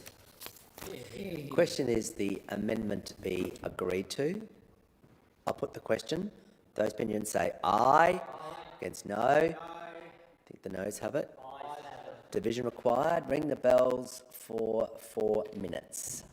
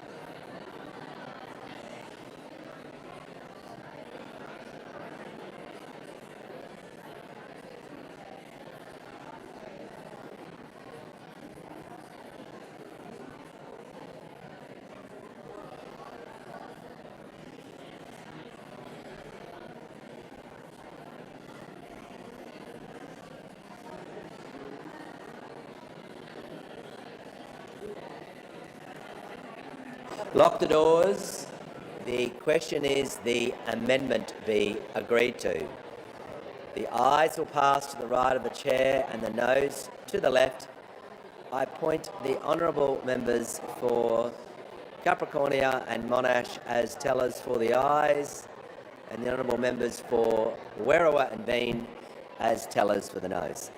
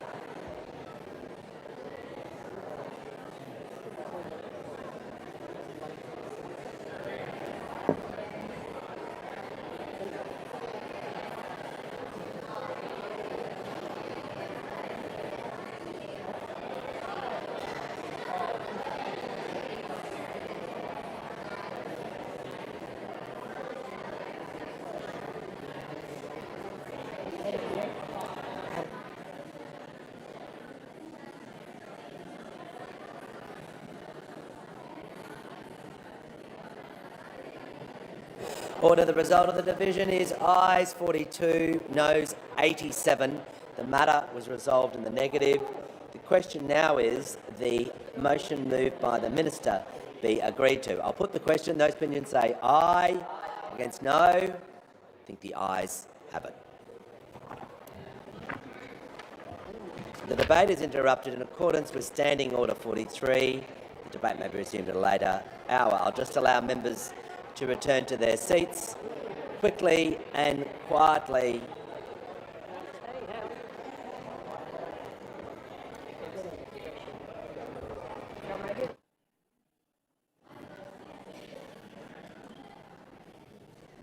Are there any statements by honourable members? I give the call to the honourable member for Sturt. Thank you, Speaker. In South Australia, when it comes to footy, there is nothing we like better than saying, kick a Vic. And last Sunday, in absolutely miserable Arctic conditions at the Amaru playing fields on the outskirts of Canberra, the South Australian under-12 girls AFL team did just that, winning the Australian School Sports Footy Championship for the first time ever with a 19-9 victory over the Victorian side. I can tell you, Deputy Speaker, that these under-12 girls can play. And with the AFLW entering its 11th season this weekend, there is a genuine elite pathway for them to continue to play well into their 20s and 30s. The game was tough, skillful, a little heated and quite thrilling, with Victoria leading the low-scoring affair for probably 90% of the match before South Australia fired up in the last quarter to secure the come-from-behind win. The team was made up from players from many clubs across the state, but two in particular based in my electorate of Sturt, the mighty Glenunga Rams and the Athelston Footy Club. Congratulations must also go to head coach Ella Micken, whose Micken family pedigree, combined with firm, fair and positive leadership, not only steered the team to victory, but ensured the girls and their freezing cold parents had the type of experience that will keep them playing sport and coming back year after year. Congratulations, under-12 girls South Australian AFL team, you are champions. I give the call to the member for Curtin. Australian science gave the world spray-on skin, the first mechanical grain harvester, the black box flight recorder and the HPV vaccine that's eliminating cervical cancer. That's what Australian R&D looks like when we back it. Right now, at exactly the moment we need that ingenuity most in AI, in quantum, advanced manufacturing, health, agriculture, defence, energy, resources and technology, Australian R&D investment is in a terrible state. We spend just 1.69% of GDP on R&D. The OECD average is 2.72%. We rank 40th out of 44 OECD nations for STEM graduates. Last week I met with the Australian Academy of Science to discuss their Restore Science campaign, which is about this underinvestment. I've also spoken with UWA's Deputy Vice-Chancellor, who told me WA risks losing world-class talent because we can't afford to give researchers job security. The independent Ambitious Australia review found that bold reform of our research and innovation system is required to take advantage of strategic technologies and deliver a better standard of living for future generations. One sensible step announced last month, redesigning research grants, is not a substitute for that reform. I call on this government to commit to implementing the whole Ambitious Australia package, not just the recommendations that are administratively easy. If we back science together, we secure a healthier, safer and more prosperous Australia for generations to come. I give the call to the member for Macquarie. Thank you, Deputy Speaker. I want to share a story. Liv has told me she thought she'd be 60 before she could save the deposit needed to buy a home in the Blue Mountains. But thanks to the 5% home deposit scheme, Liv, who is not yet 30, and her partner are now the proud owners of a home in the very suburb they were both born in Katoomba at the top of the Blue Mountains. The pair had worked hard to save a reasonable deposit, but tell me they would have needed around $200,000 without the government-supported scheme. Not only do they now have that amazing sense of certainty and security that having your own home can bring, but they're also really pleased to be paying off their own mortgage, not someone else's. Liv is one of more than 1,350 people in the electorate of Macquarie who've taken advantage of the 5% deposit scheme or our Help to Buy program, where the government contributes up to 40% for new homes and up to 30% for existing homes. I know when I talk to people of my generation, the parents and grandparents, they wonder how on earth will our kids be able to have a chance to get into the market. And that's why this government needed to fix the problem. And that's why this government has delivered real change that's making a difference to people's lives every time they take those keys to their new home. Member for New England. Well, thank you very much, Madam Deputy Speaker. Well, the swindle industry of intermittent power, solar and wind. Apart from the cost of living crisis it's created, the desecration of the landscape, the socialism of otherwise private assets, the fact that it does not work and is supported by secret agreements, and as such, how do we know that they're not corrupt? It's now coming up with Dongerville, demountable houses. We're going to have 500 to 1,000 people at the village of Walker Road. Who supplies the water? Who supplies the police? Where do these overwhelming group of men go? How do we control for drugs? How do we actually even do with such things as parking? Not only there in Walker Road at Kentucky, 1,300 coming to a village of 301 people. Where is the infrastructure to support this? This is not local labour, Madam Deputy Speaker, overwhelmingly fly-in, fly-out workers. And that is yet another of the lies of the swindle industry. So much for local employment. This is running over the top of local government. It's running over the top of locals. It's destroying our environment. It's putting pensioners into their cars and out of their houses because they can't afford their power. It has deindustrialised Australia. It is making us weaker, and it is happening because of secret capacity investment scheme deals which are not for publication in the budget, not able to be cited, and the only thing we can answer this with is a Royal Commission. So get your little deals right because you're heading to a Royal Commission. Member for Holt has the call. Thank you, Deputy Speaker. I will never miss an opportunity to recognise the incredible work of CFA volunteers across Holt. Victoria began this year facing the devastating Longwood and Harcourt bushfires. Dozens of volunteers from CFA brigades across Holt travelled hundreds of kilometres to fight these fires and support communities impacted by them. Since then, they have continued to serve our community, responding to house fires, attending roadside accidents, and being there when their neighbours need them the most. That is why I am proud to visit CFA brigades across Holt to present the Holt Local Legend Award to volunteers who go above and beyond in the line of duty. I want to thank the local legends at Clyde, Pearsdale, Cranbourne, Warnick Blind Bight, Hampton Park and Narre Warren CFAs for welcoming me and allowing me to recognise your service. You do this work not for a paycheck, but because you care about protecting your community.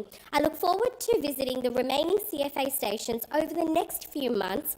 So to all the volunteers, from the bottom of my heart, I want to say thank you for your hard work and dedication for keeping our community safe. Member for Clare. The sound of silence continues on the Great Western Highway. We see billions and billions of state and federal funding being showered on projects on the other side of the sandstone curtain. Yet when we need them most, all we get from government is empty words and small change. It's been weeks since the state government announced its fix for this closed, nationally significant road corridor. Yet since then, it's been the sound of silence. No word on how much this fix will cost. No word on whether we're going to get more than one lane of traffic each way. And no word of any federal contribution for anything. And it's not just government silence. We've now got the sound of silence from shuttered and closed businesses that have gone broke because of government negligence. The 888 Cafe, gone. R&A chainsaws and mowers, gone.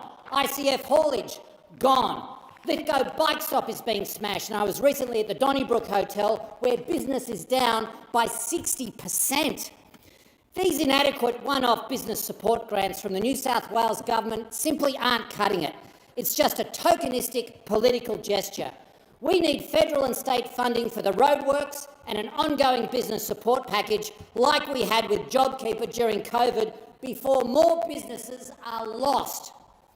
This government neglect is disgraceful and it has to end now.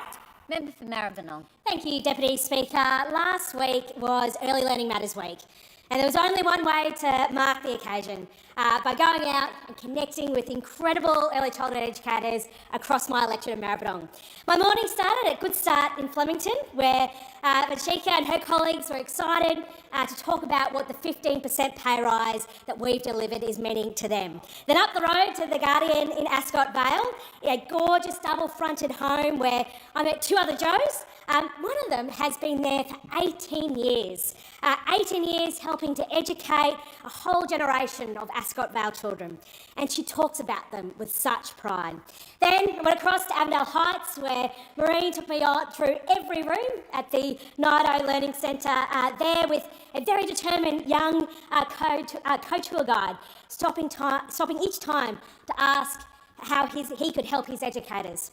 And I finished with Joseph's team at Guardian in Essendon, which holds the Guardian Victorian Kinder Educator of the Year and the Cook of the Year, both in the same centre. Deputy Speaker, there are many people who still call this work babysitting. It isn't. It's the first rung of our education system, and the people I met last Wednesday are educating our next generation. To Bashika, to Maureen, to Josie, to the two Joes, and every early childhood educator across my community, I thank you for the work that you do every day. Member for Mitchell.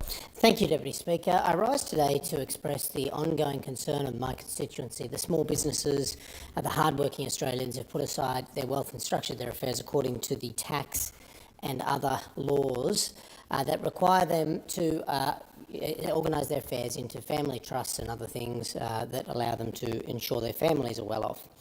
I note from the other side, the Labor Party members of the government have been raising with the Treasurer issues like the member for Sturt, the member for Reid, the member for Parramatta, other people expressing their concerns about the capital gains tax discount changes that the government has made, not for the purposes of negative gearing, but other forms of investment, vehicles and the properly structured assets of ordinary Australians. And I want to add my voice to those concerns of those members in the government. Why did the government make these unannounced changes to the capital gains tax regime when they promised they wouldn't before the election? How will it impact people? Well, it's created immense uncertainty. What I hear from the average person who's used the tax laws, the existing law of the land to structure their affairs, is that the chaos and uncertainty is having a chilling effect on investment, a chilling effect on the flow of capital, a chilling effect on how people are going to be able to fund their families' lifestyle and retirements. This isn't fair, Madam Deputy Speaker, and the government knows it. The government still hasn't articulated why these changes had to be made on these kinds of classes of investment. Why should they be punished for putting aside money in savings? The government needs to answer these concerns. Member for Griffith. Thank you, Deputy Speaker. Students should not have to choose between completing a compulsory placement and paying the rent. I know this pressure firsthand. More than 20 years ago, when I first left high school, all I wanted to be was a teacher. My intention was to graduate and start teaching, but when it came to my final practicum, there was absolutely no way I could afford to give up work for that period. So I had to make the very difficult decision all those years ago to graduate with an arts degree and leave my education degree on the shelf at that stage for another 2 years to save up. I've had many conversations with staff, particularly young staff at local pharmacies, hospitals like the PA, the Mater and Children's Hospital and urgent care clinics, and in those conversations I have heard just how important support is in the early stages of their career. I've heard from young people like Marcia in West End who said, I took on a big debt to study psychology because I want to help people, especially those doing it tough. We didn't choose these paths for money, we chose them because we care.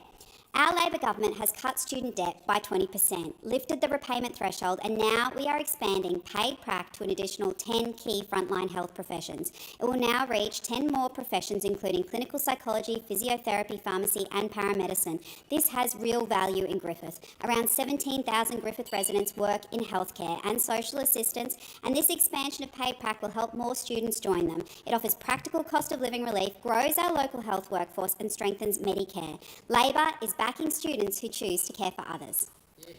Member for Capricornia. Thank you, Deputy Speaker. The hard truth for Australian families is this: inflation and interest rates are still too high and household budgets are being stretched to breaking point. And the reason is clear. Labor has lost control of the budget and it has lost control of the economy. Every time families go to the supermarket, fill up the car, open an electricity bill or make a mortgage repayment, they are being reminded of what Labor's economic mismanagement means in real life. Labor promised life would be cheaper. Instead, Australians have had higher prices, bigger repayments, rising rents and more pressure on small businesses and families right across the country. Here in regional Australia, we know these pressures hit even harder. When costs increase, communities like ours feel it immediately. Australians do not want excuses. They want a government that understands that every dollar it spends has consequences, and every failure to control inflation ends up landing on the kitchen tables of hard-working families. The Coalition understands that fighting inflation must be the priority. That means responsible spending, lower taxes, support for small businesses, and policies that grow the economy without fuelling the cost of living crisis. So whatever the RBA does today, the message to Labor is simple. Stop blaming everyone else, stop spending money Australians do not have, and start taking responsibility for the inflation and interest rate pain Australian families are living with every single day. Member for Moreton. Thank you, Deputy Speaker. Deputy Speaker, tonight is census night, and it's an important night because tonight every Australian is counted. Tonight we take a snapshot of our nation, and tonight we gather statistics and we get the numbers in.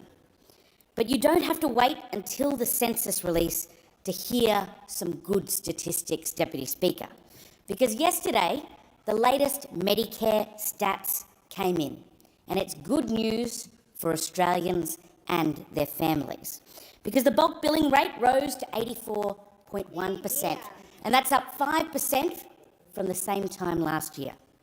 Queensland, in my home state, is up by 4.7%. In my electorate of Moreton on Brisbane's south side, we now have 28 fully bulk billing Medicare GP practices. And that's 28 places where no wallet is required. It's 28 places where green and gold plastic is the only currency that you need, and it's 28 places where healthcare doesn't care about your bank balance. And I had the great pleasure of visiting the grand reopening of one of those bulk billing GPs at the Maruka Medical Hub just last month. Deputy Speaker, this is Medicare and this is Labor. Member for Groom. Thank you, Speaker. I rise today to acknowledge the passing of Ms Yana Armstrong. Yana was an alleged victim of a domestic violence murder in my electorate, but I want to speak about her life. Speaker, she was someone who cared fiercely, who loved deeply. She was her sister's best friend. She adored her little brother, and most of all, what I'd like her to be remembered for is that she was someone who loved being a mother, absolutely loved being a mother. At her funeral, her sister Faith said, "I promise your name will continue to be spoken." And today, the name Yana Armstrong is being spoken here in Australia's Parliament. It's important, Speaker, that we talk more about domestic violence in our communities, and it's important we speak more directly to men about domestic violence. There are many programs in our communities designed to help men recognise controlling and violent behaviours, to seek help and to change before violence occurs. Too often, as in today, we speak about these services when it is too late. And, Speaker, I commit to using my position here to talk more on this issue. I want to thank my friend Matt Smith, the member for Leichhardt, for joining me on this endeavour. I want to thank the Minister, the Leader of the Opposition, for getting behind this. We need to talk about domestic violence. It's a very uncomfortable conversation. It's a conversation about what happens in the home, and it's one that affects far too many Australians far too deeply, Speaker. Member for Banks. Thank you, Deputy Speaker. All members of the House will be aware of the outstanding community work and fundraising that Lions clubs do all around our country and all around the world. I want to take this opportunity to acknowledge one such Lions club in my community, the remarkable Lugano Lions, who have joined us today in the gallery. The Lugano Lions are one of the most active Lions clubs in Australia and have been serving the community for more than 50 years, and in that time have raised more than $3.8 million for local causes, including providing significant support to local community organisations. The Lions also run a regular breakfast club at Haddon's Road Public School, and each year put on their iconic Spring Fair, which has grown to become the largest carnival in southern Sydney, and second only to the Sydney Royal Easter Show in size. Deputy Speaker, a delegation of 15 Lugano Lions and partners have joined us here today, led by the current President, Mike Warner. Thank you for everything you do in our community, and I sincerely welcome you to the House, and I proudly wear my Lions badge in the chamber here today. Thank you so much. Member for Cook. Thank you, Madam Deputy Speaker. The Prime Minister has lost the public debate on gambling advertising. 6 weeks ago, I saw him stand at this very dispatch box and say he will never amend his gambling bill. Last week, the Prime Minister's office briefed out he would never amend the gambling bill. But the Senate inquiry the Labor Party voted against, exposed two glaring problems with the bill. It did nothing on inducements. And we heard about cocaine, we heard about prostitutes. Secondly, it allowed unlimited advertising online. Unlimited. During live sport, in breaks, scheduled and unscheduled. Now, negotiations are underway and I'm not privy to them, but I have full confidence in Sarah Henderson and Angus Taylor. They will look to address those two glaring gaps: inducements and unlimited gambling advertising online. No one wants to ban gambling advertising, and I'd like to thank Sarah Henderson. I'd like to thank Pat Conahan, the Deputy Chair of the Murphy Review and the Nationals, Andrew Wallace, many coalition members who wrote an open letter to the Prime Minister 12 weeks ago calling out his shameful record on gambling, and I have full confidence. The last thing, there should be an independent review of wherever we land after the next election so we can do more. Thank you, Deputy Speaker. Well, last week was World Breastfeeding Week, and I want to recognise an important milestone for Australian families. More than 50,000 families accessed the National Breastfeeding Helpline last year for advice, for support and for reassurance. I personally have breastfed all three of my children, and I know that breastfeeding can be, of course, a beautiful thing to be able to do, but it can also be incredibly hard. There are sleepless nights, concerns about milk supply, positioning, or simply wondering what to do when things aren't going to plan. And sometimes in those moments, you need more than reassurance. You need practical, trusted advice from someone who understands what you are going through. That is exactly what the National Breastfeeding Helpline is. It's free, it's confidential, and it's available 24 hours a day, 7 days a week. And since 2008, the helpline has received more than 1.2 million calls. The Albanese Labor government last week also announced that it is investing a further $8.9 million to ensure that that support remains available, because supporting women is not about telling women what choices to make. It's about making sure that women have the information, the support and the freedom to make those choices for themselves. That is what empowering women looks like, and that is exactly what this Albanese Labor government is delivering.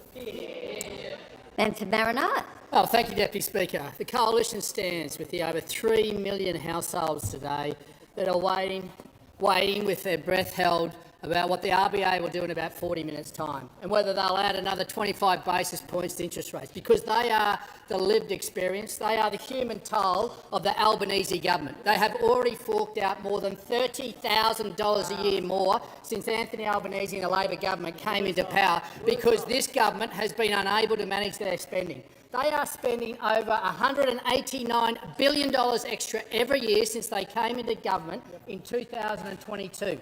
That has an inflationary impact. That has an impact on the RBA. The RBA is independent and it is reactionary to the actions of this government. And when this Treasurer has lost control of the chequebook and continues to spend, then Australian households continue to pay.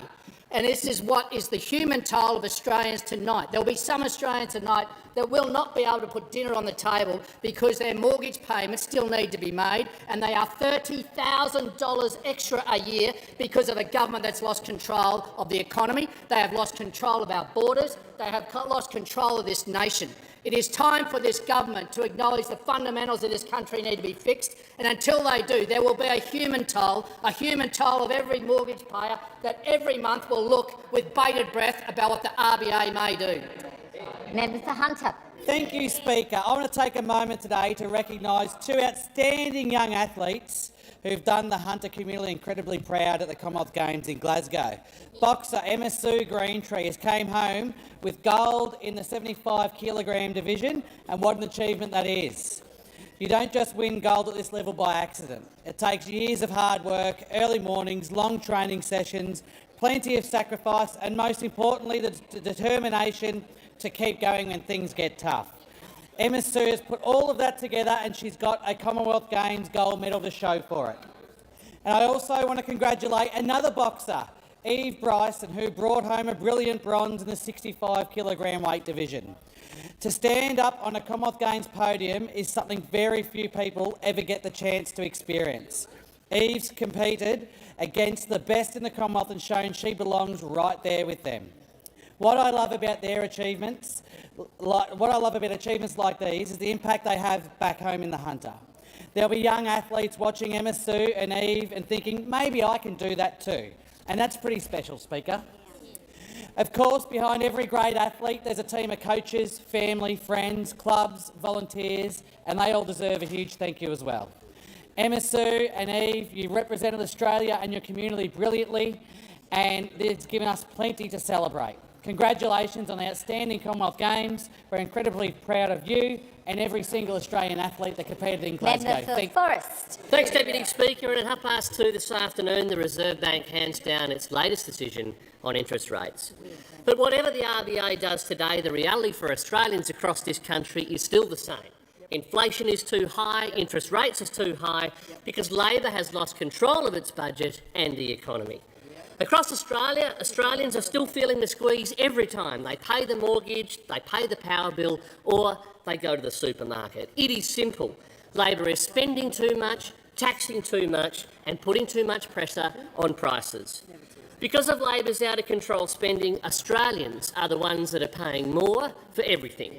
Debt is set to pass $1 trillion for the first time, and the budget is forecast to remain in deficit for at least a decade. After more than 4 years of this government, Australians have suffered the worst collapse in living standards in the developed world. Australians don't need more spending and higher taxes. They need a government that can restrain itself and manage the economy. Because whatever the RBA's decision today, the verdict on the Albanese government is in. Labor has lost control of the budget, lost control of the economy, and Australians and their families are the ones paying the price. Our plan is for lower taxes, lower power bills and lower inflation, because Australia is worth fighting for. Member for Bendigo. Deputy Speaker, well, I'm really pleased to stand here today to report to the House that we've had another jump in bulk billing in the Bendigo electorate. Since we last met, we now have the second highest bulk billing rate in the nation. And I'm really proud to stand here today to say that we are up from 68% bulk billing rate up to 89% bulk billing rate in just a few years since our record investment in Medicare. And during the break, we actually saw the opening of our 39th bulk billing clinic, 100% bulk billing. Under Labor's reforms, we don't just have more clinics transferring to bulk billing and being 100% bulk billing. We have new clinics opening, welcoming patients, clinics that are also opening on weekends. We are back to bulk billing visits on weekends, which is taking pressure off our ED's department and taking pressure off our UCC. This is the investment that Labor has made. We are seeing our bulk billing rates turning around and knocking out that bill, that cost. No one should be denied healthcare because they don't have the funds to pay gap fees, and we are seeing that in my electorate. 89% bulk billing rate, up from 68%. We are at 39 clinics and counting. That is what our investment is doing for bulk billing in the regions. Talk to the honourable member for Canning. Thanks very much, Mr Speaker. Labor has lost control of the economy and they are smashing Australians with new taxes. That's right. Under Labor, there's a new tax on savings, a new tax on widows, a new tax on housing, a new tax on small business. Everywhere you look, there are new taxes. Meanwhile, inflation remains high. The price of food, electricity, petrol, gas and healthcare premiums keeps going up. and people can buy less with every dollar they earn. And people are earning less. Real hourly wages have fallen by 5%, and family budgets are stressed. Australia needs a plan to get out of this mess, and the Coalition has a plan. It's very simple. We will fix the economy and we will protect our way of life. Under Angus Taylor, we will lower taxes. We will axe Labor's toxic taxes and let Australians keep more of their hard-earned money. We will bring on cheaper power. We will scrap net zero. We'll unlock coal, gas and uranium, and we'll turn Australia into an energy superpower. We will cut migration and build more homes. We'll take back control of our borders. We'll cap migration based on housing numbers. We'll deport people without a valid visa, and we'll make home ownership a reality for young Australians. Finally, we will put Australians first. We will build a strong Australia using profits from the gas and resources sector to build more ports, more roads, power plants and water assets. That's our plan to fix the economy and protect the Australian way of life. Order in accordance with Standing Order 43. The time for member statements has concluded. Indulgence, the Prime Minister. Thanks, Mr Speaker. It was my great pleasure this morning to welcome to Parliament House His Excellency, the General Secretary and President of Vietnam, Tor Lam. General Secretary Lam's visit is further affirmation of the strength of the bonds between our two nations. And His Excellency will also meet with the Leader of the Opposition this afternoon, showing the bipartisanship that is in the relationship between Australia and Vietnam. As one of the fastest-growing economies in our region, Vietnam's success creates opportunities for both of our countries. Our trade relationship is stronger than ever, supporting jobs and businesses in both Australia and Vietnam. And as part of His Excellency's visit to Australia, he will meet with the architects of the Southeast Asia Economic Strategy to 2040, including Nicholas Moore. This is an important, more than a document, this is a blueprint for Australia benefiting from jobs and increased trade in this fastest growing region of the world in human history, which is of course the Asian region to our north. We want to build on the success that have come from the Comprehensive Economic Partnership, and today we welcomed and signed agreements for stronger cooperation across defence, maritime and border security, the digital economy, agriculture, energy, minerals, science and innovation. Australia and Vietnam are trusted strategic partners, and the relationship between us will be further enhanced by increased exchanges, both at senior levels between people in business and politics, but importantly as well from general members of the population. And the fact that Vietjet have chosen the President's visit to announce that it is now the third international airline which will take off from Western Sydney Airport when it opens will provide real opportunities for increased exchanges. Above all, of course, we are close friends and will work together for a better future, including working in forums such as ASEAN and APEC in the coming months. Indulgence, the Honourable the Leader of the Opposition. Thank you, Mr Speaker. On behalf of the Coalition and the Federal Opposition, I warmly welcome His Excellency and this Vietnamese delegation to our Parliament. This is a symbolic visit, but it's also a visit with practical outcomes. The Coalition welcomes the deeper collaboration between Australia and Vietnam as a consequence of this historic visit. I was proud to be part of the former Coalition government that elevated our two nations' bilateral relationship to a strategic partnership in 2018.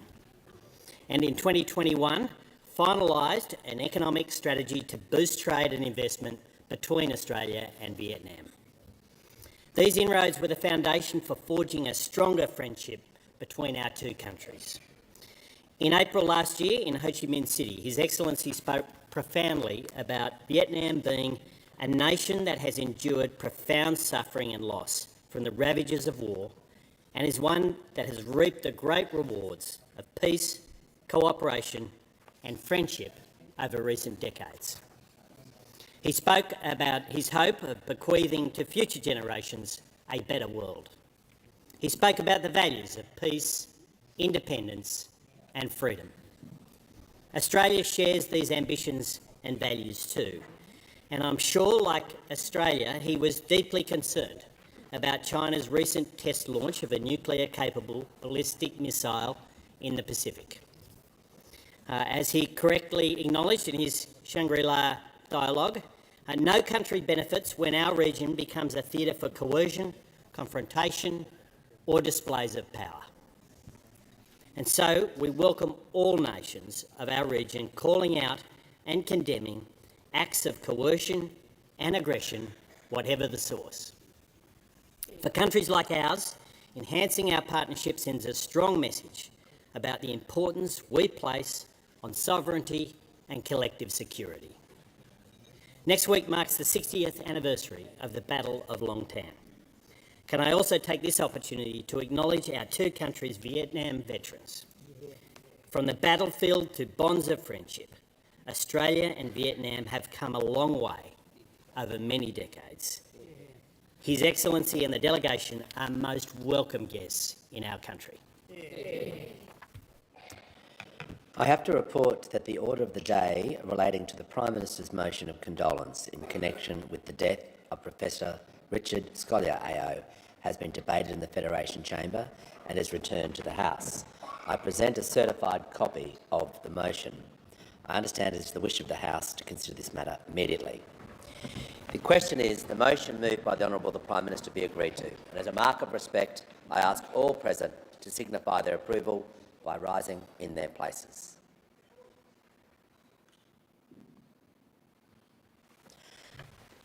I thank the House. I also inform the House of the death on 10 July 2026 of Darren Nigel Hinch, a former senator. Darren Hinch represented the state of Victoria from 2016 to 2019. As a mark of respect to the memory of Darren Hinch, I invite all present to rise in their places.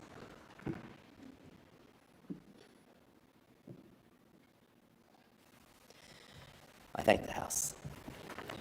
We shall move to questions without notice. Are there any questions? And I give the call to the Honourable, the Leader of the Opposition. My question is to the Prime Minister. Labor's toxic taxes have tanked the housing market.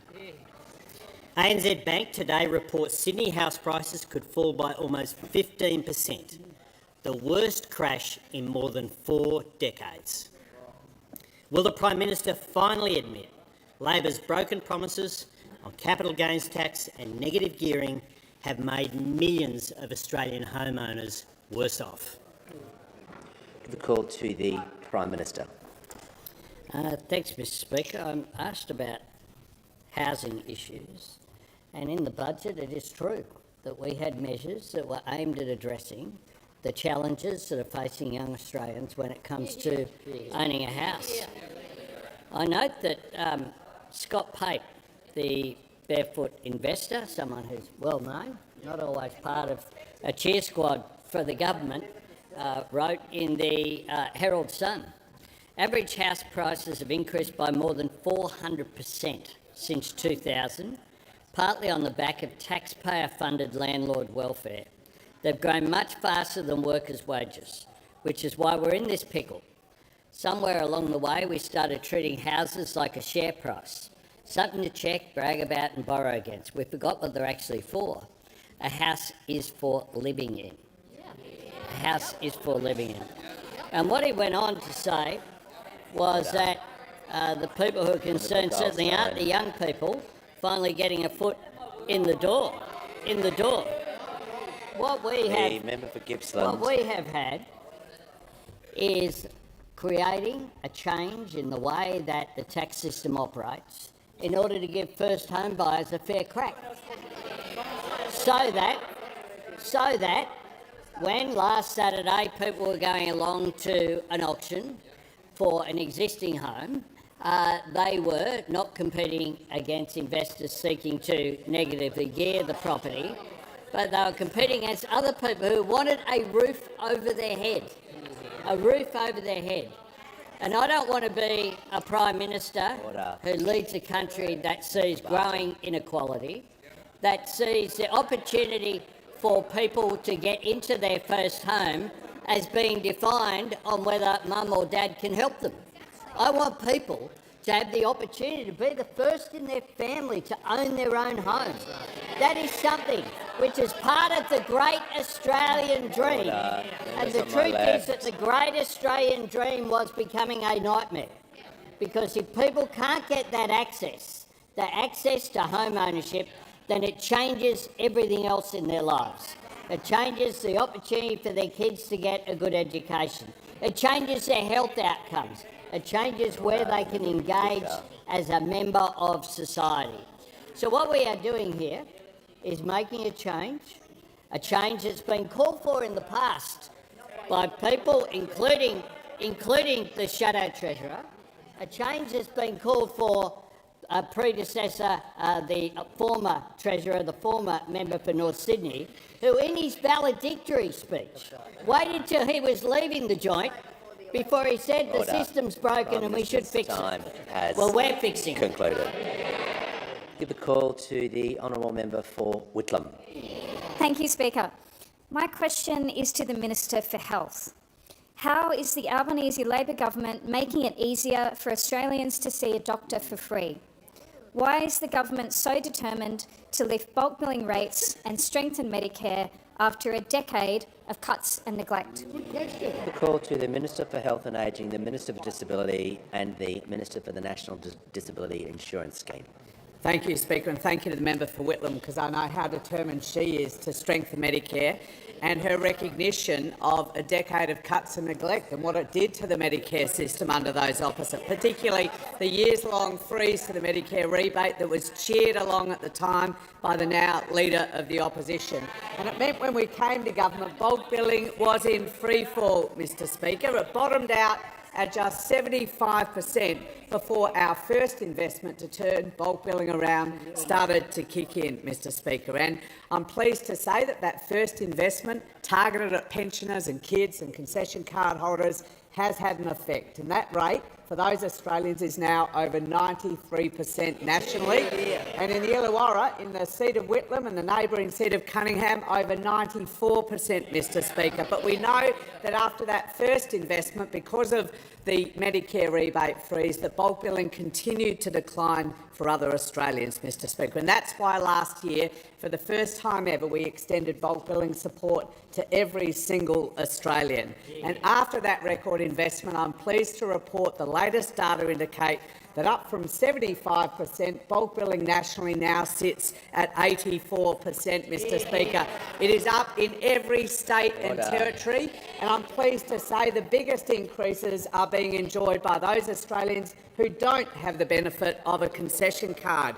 The bulk billing rate for those Australians in Whitlam is up 25%, Mr Speaker. In the neighbouring electorate of Cunningham, up 20%, Mr Speaker.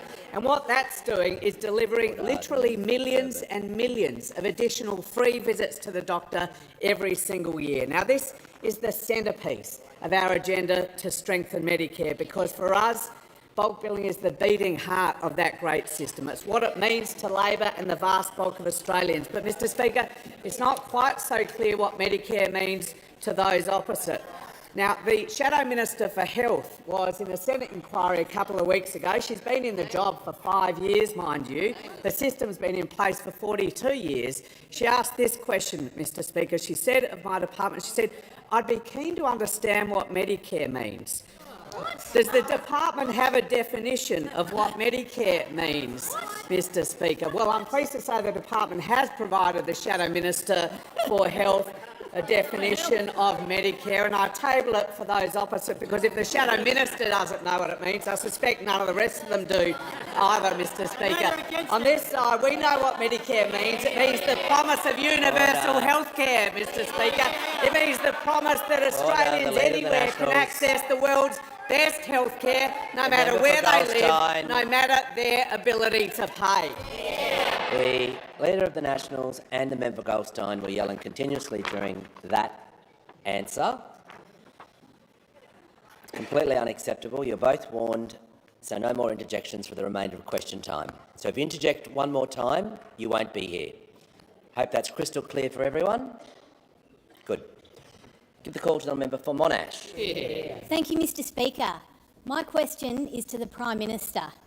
On the Deep Bush podcast, filmed at the Lodge, the Prime Minister made a series of foul-mouthed, classless comments about women. Will the Prime Minister personally apologise to the Prime Minister of Japan, Her Excellency Sanae Takachi, for his disrespectful behaviour? Call to the Prime Minister. Thanks, Mr Speaker. I reject the assertion in the question. Australia and Japan have never been closer or more strategically aligned. And my government has taken our special strategic partnership to new heights. And during the recent visit by Prime Minister Takaichi, we announced substantial outcomes, including a joint declaration on economic security cooperation, signalling our resolve to support each other in the face of economic coercion, including to consult each other on economic security contingencies. We're not having those sort of interjections. Member Casey has warned.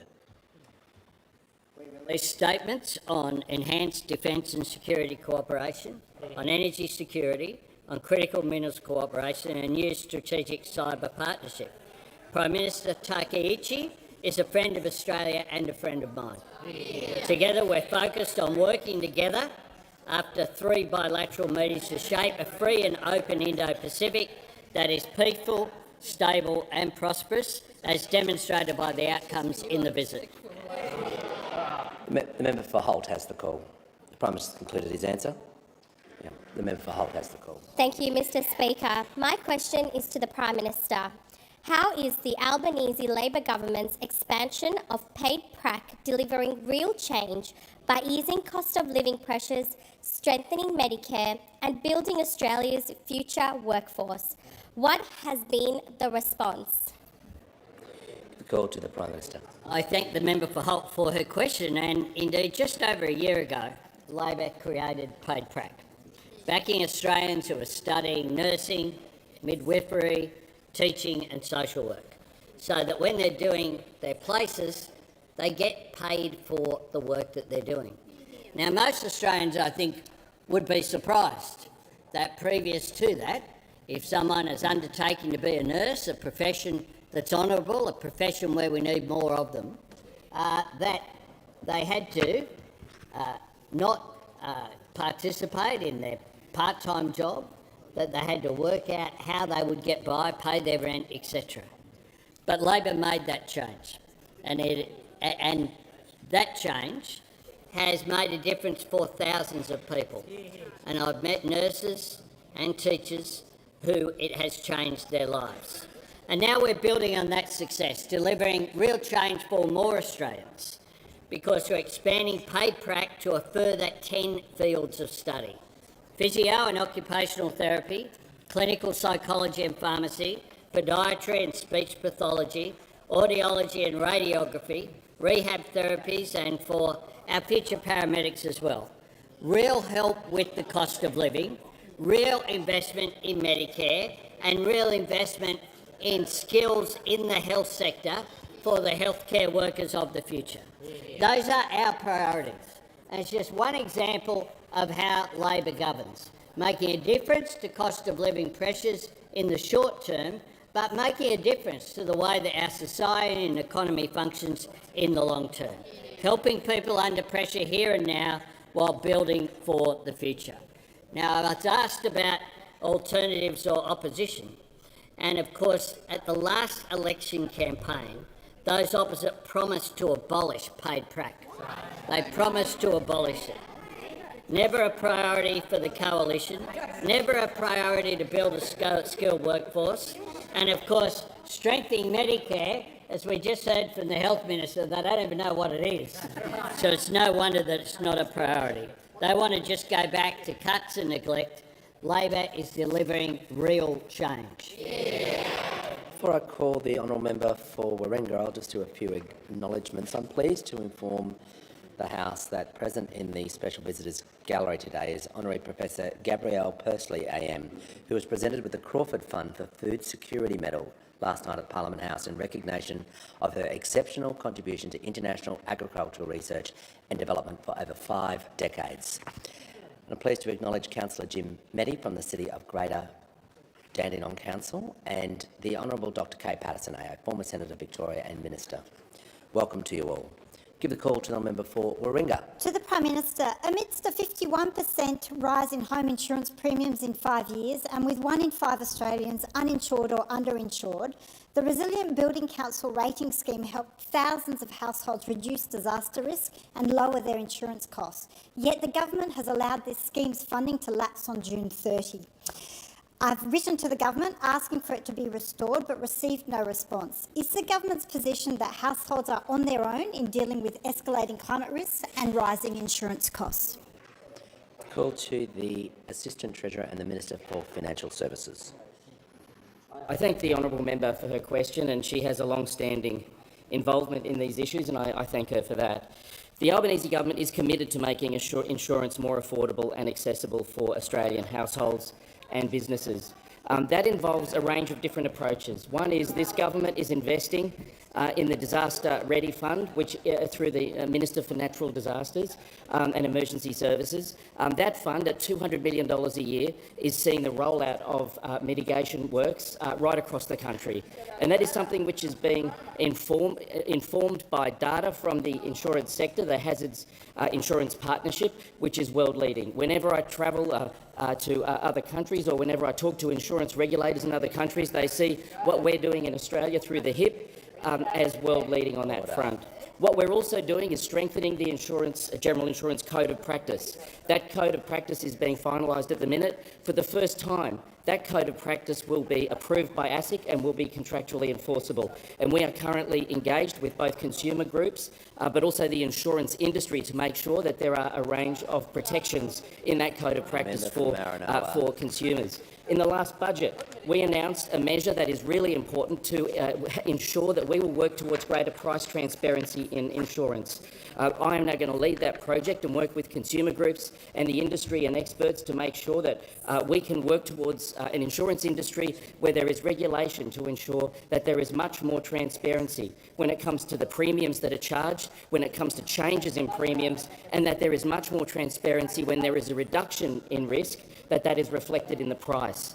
That price transparency project is extremely important, and we have already begun discussions with consumer groups and with industry on that. This government has adopted an extremely strategic approach to these issues because they haven't arisen overnight. They've been getting worse and worse for decades, and climate change is making these worse and worse, as you know, but as those opposite do not accept. And that is one of the fundamental problems with their approach to insurance. But we are working very constructively with consumer groups, with academics, with experts and the insurance sector to make sure that we strengthen the regulation of insurance. Call to the honourable member for Cornwall. Thank you, Speaker. My question is to the Minister for Education. What is the Albanese Labor government doing to support students training to be the frontline healthcare workers Australia needs? Why is this policy better than other approaches? Call to the Minister for Education. Thanks very much, Mr Speaker. Can I thank my friend, the cracking member for Cornwall, for his question? Mr Speaker, a big part of a lot of university degrees today is practical on-the-job training. It's all unpaid. You don't get paid for it, and often students have to give up their paid part-time job just to do it. Sometimes students have to end up paying rent in two places at once as well, paying rent where they normally live and paying rent a couple of 100 kilometres away where they've been sent to do their prac. That sometimes means students don't finish their course at all, and that's why we created paid prac. It started just over a year ago for teaching and nursing and midwifery and social work students, and it's working. It's providing real cost of living help. I speak to a lot of students about what they use this for. The most common answers I get are petrol and parking and something a bit more nutritious than 2-minute noodles. And Mr Speaker, now we're extending that to 10 more jobs that are on the front line of our health system, to physios, to psychologists, to occupational therapists, to speech pathologists, pharmacists, radiographers, audiologists, rehab therapists, podiatrists and paramedics. These are the people who come to the rescue when we need them. These are the people who help you to learn to speak again after a stroke, people who help to get you back on your feet and get you back to work. These are the people who help to make Medicare work. But, Mr Speaker, as we just heard from the Prime Minister, not everyone is a fan of it. Because the Liberal Party didn't have an education policy at the last election, but 2 days before the election they did release their costings. And guess what was buried inside that? A plan to get rid of paid prac and instead just add that to your student debt. So they had one education policy, and that was to increase student debt. But we fundamentally disagree with that. That's why we've cut student debt by 20%. That's why we're expanding paid prac to 10 more areas on the front line of our health system to provide those people with real cost of living support, to make Medicare stronger, to help the Aussies that have signed up to do the jobs that help all of us. Call to the member for Herbert is warned. The call to the honourable member for Monash. Thank you, Mr Speaker. My question is to the Prime Minister. Will the Prime Minister apologise to the Prime Minister of Japan for his disrespectful behaviour? The call to the Prime Minister. Mr Speaker, I have a very good relationship with the Prime Minister of Japan. We have met on the sidelines of various forums, as well as I welcomed the Prime Minister of Japan here. During that visit, it was a very successful visit, and the relationship has meant that with purchases such as the Megami frigates in defence, for example, that is... The manager on a point of order. Yeah, it goes to relevant, Speaker, and I refer to a ruling from Speakers. The Prime Minister has indicated he's concluded his answer. Okay, we'll move to the next question. I give the call to order. Order. When the House comes to order. We'll hear from the honourable member for Leichhardt. Thank you, Speaker. My question is to Deputy Prime Minister, representing the Minister for Foreign Affairs. How is the Albanese Labor government delivering real change with greater cooperation and strengthened ties with our Pacific neighbours and broader region? Good. Call to the Deputy Prime Minister and the Minister for Defence. Well, can I thank the member for his question? And last week he and I visited Thursday Island in his electorate in the Torres Strait, Australia's own piece of Melanesia, and I really want to acknowledge the remarkable way that he represents this very special part of our country. During the break, back on the 6th of July, our Prime Minister, along with Prime Minister Sitiveni Rabuka, signed the Vuvale Treaty. And in that regard, along with the Foreign Minister, I would like to particularly acknowledge the Minister for Pacific Island Affairs. That treaty greatly enhances our economic relationship with Fiji, supporting Fiji's digital transformation, its industry, providing more opportunities for Fijians to access the Australian economy. But most significantly, the treaty contains a security commitment between our two countries. Now, as one of the only nations that operates a defence force within the Pacific, to have this commitment at a treaty level now means that Fiji is just our fourth alliance partner after Papua New Guinea, New Zealand and, of course, the United States. And indeed, just 2 days after that, our alliance with Papua New Guinea, the Puk Puk Treaty, also came into force. Now, since coming to government, we have concluded a Treaty of Common Security with Indonesia, our alliance with Papua New Guinea. We are working on a security agreement with Solomon Islands. We've signed the Nakamal agreement with Vanuatu. We've enhanced our long-standing relationship with France, a NATO partner. We now have a new treaty, a new alliance with Fiji and an old alliance with New Zealand. This ring of countries surrounds our continent, and our government has done more to establish security agreements with these countries than any government in our history, and Australians are safer as a result. And this is all in the context of enhanced partnerships with countries from Tuvalu to Nauru to the Maldives, from India through Singapore, Korea and Japan, and of course today Vietnam. Now, our national security is founded on our defence capability, and we are increasing that as well dramatically. And it is also obviously grounded in our alliance with the United States. But our relationships with the countries of our region is fundamental to the peace and stability of the Indo-Pacific, and with that, the security of every Australian. Call to the Honourable the Leader of the Opposition. My question is to the Prime Minister. Can the Prime Minister tell Australians why his government is targeting women going through divorce or the death of a partner to raise revenue through his heartless widow's tax? Call to the Treasurer. Mr Speaker, thank you and to the Leader of the Opposition for his question. The issue he raises, which was the subject of a stunt from those opposite earlier today. Well, the reason I take the interjections, Mr Speaker. The reason it's a stunt, what they did earlier in the Parliament, Mr Speaker, is because they said there wasn't enough consultation, and now they're saying there's too much consultation. And that exposes the absurdity of the stunt that they tried to put on earlier on in the Parliament today, Mr Speaker. Is it any wonder that they're doing worse under this Leader of the Opposition than they were doing under Susan Lee? If that's the best that they can do, Mr Speaker. They said there wasn't enough consultation, now they say there is too much consultation. Now, the government has been very clear that we will address this issue in the legislation, which is currently out for consultation, Mr Speaker.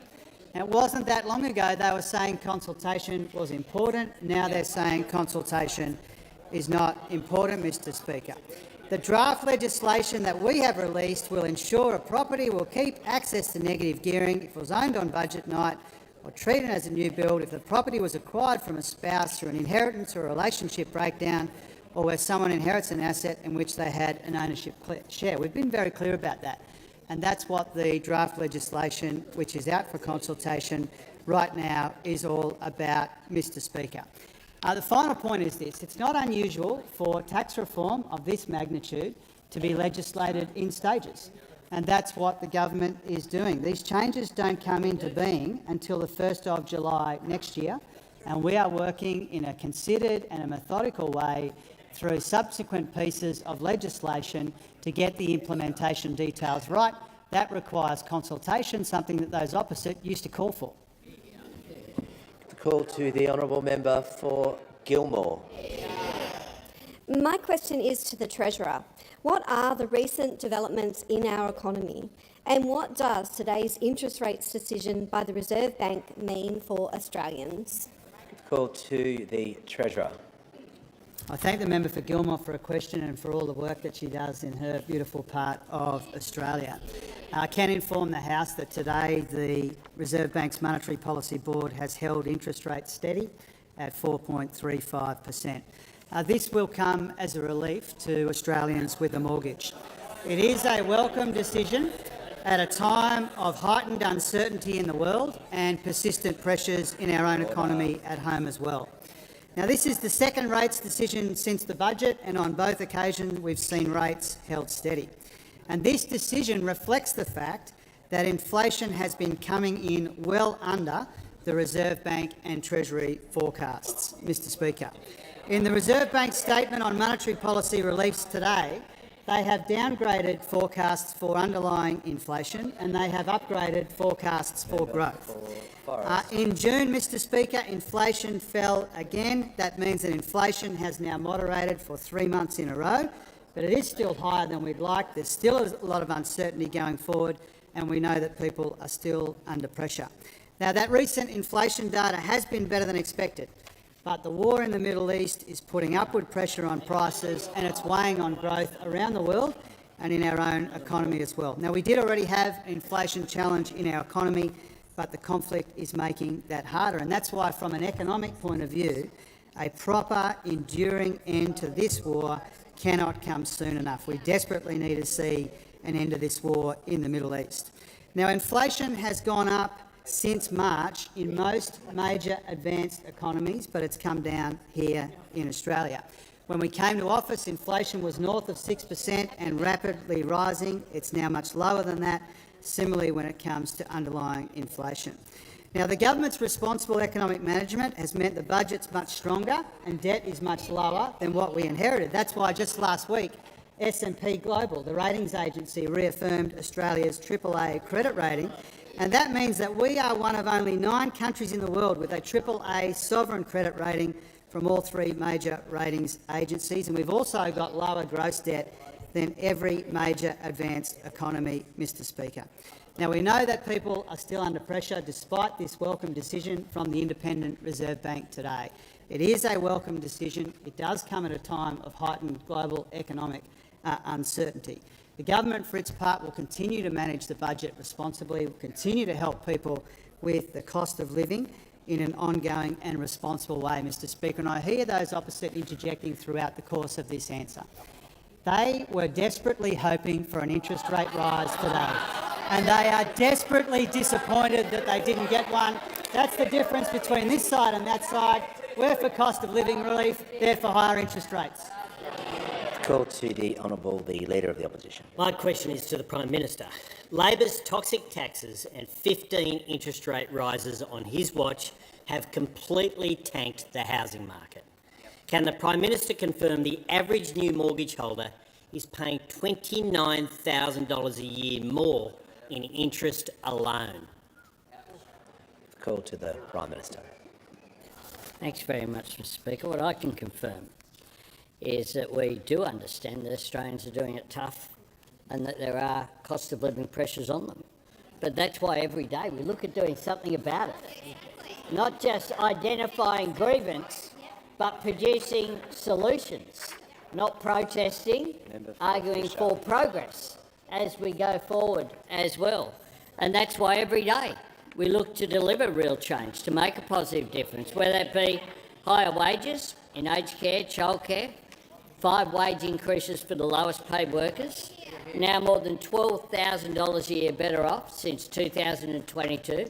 Number of times that a coalition government, or opposition for that matter, has ever put forward a submission to the Fair Work Commission arguing for wages to be maintained in real terms? 0.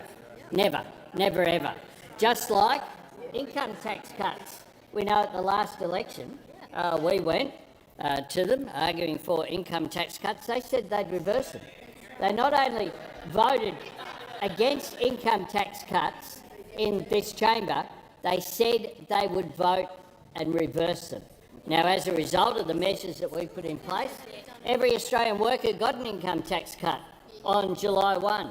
Every Australian is benefiting from stronger Medicare as well, something that they don't even know what it is. The Prime Minister will pause. The Leader of the Opposition on a point of order. Relevance, Mr Speaker. The question was about mortgage holders who are paying $29,000 a year extra in interest, and he hasn't even mentioned mortgage holders.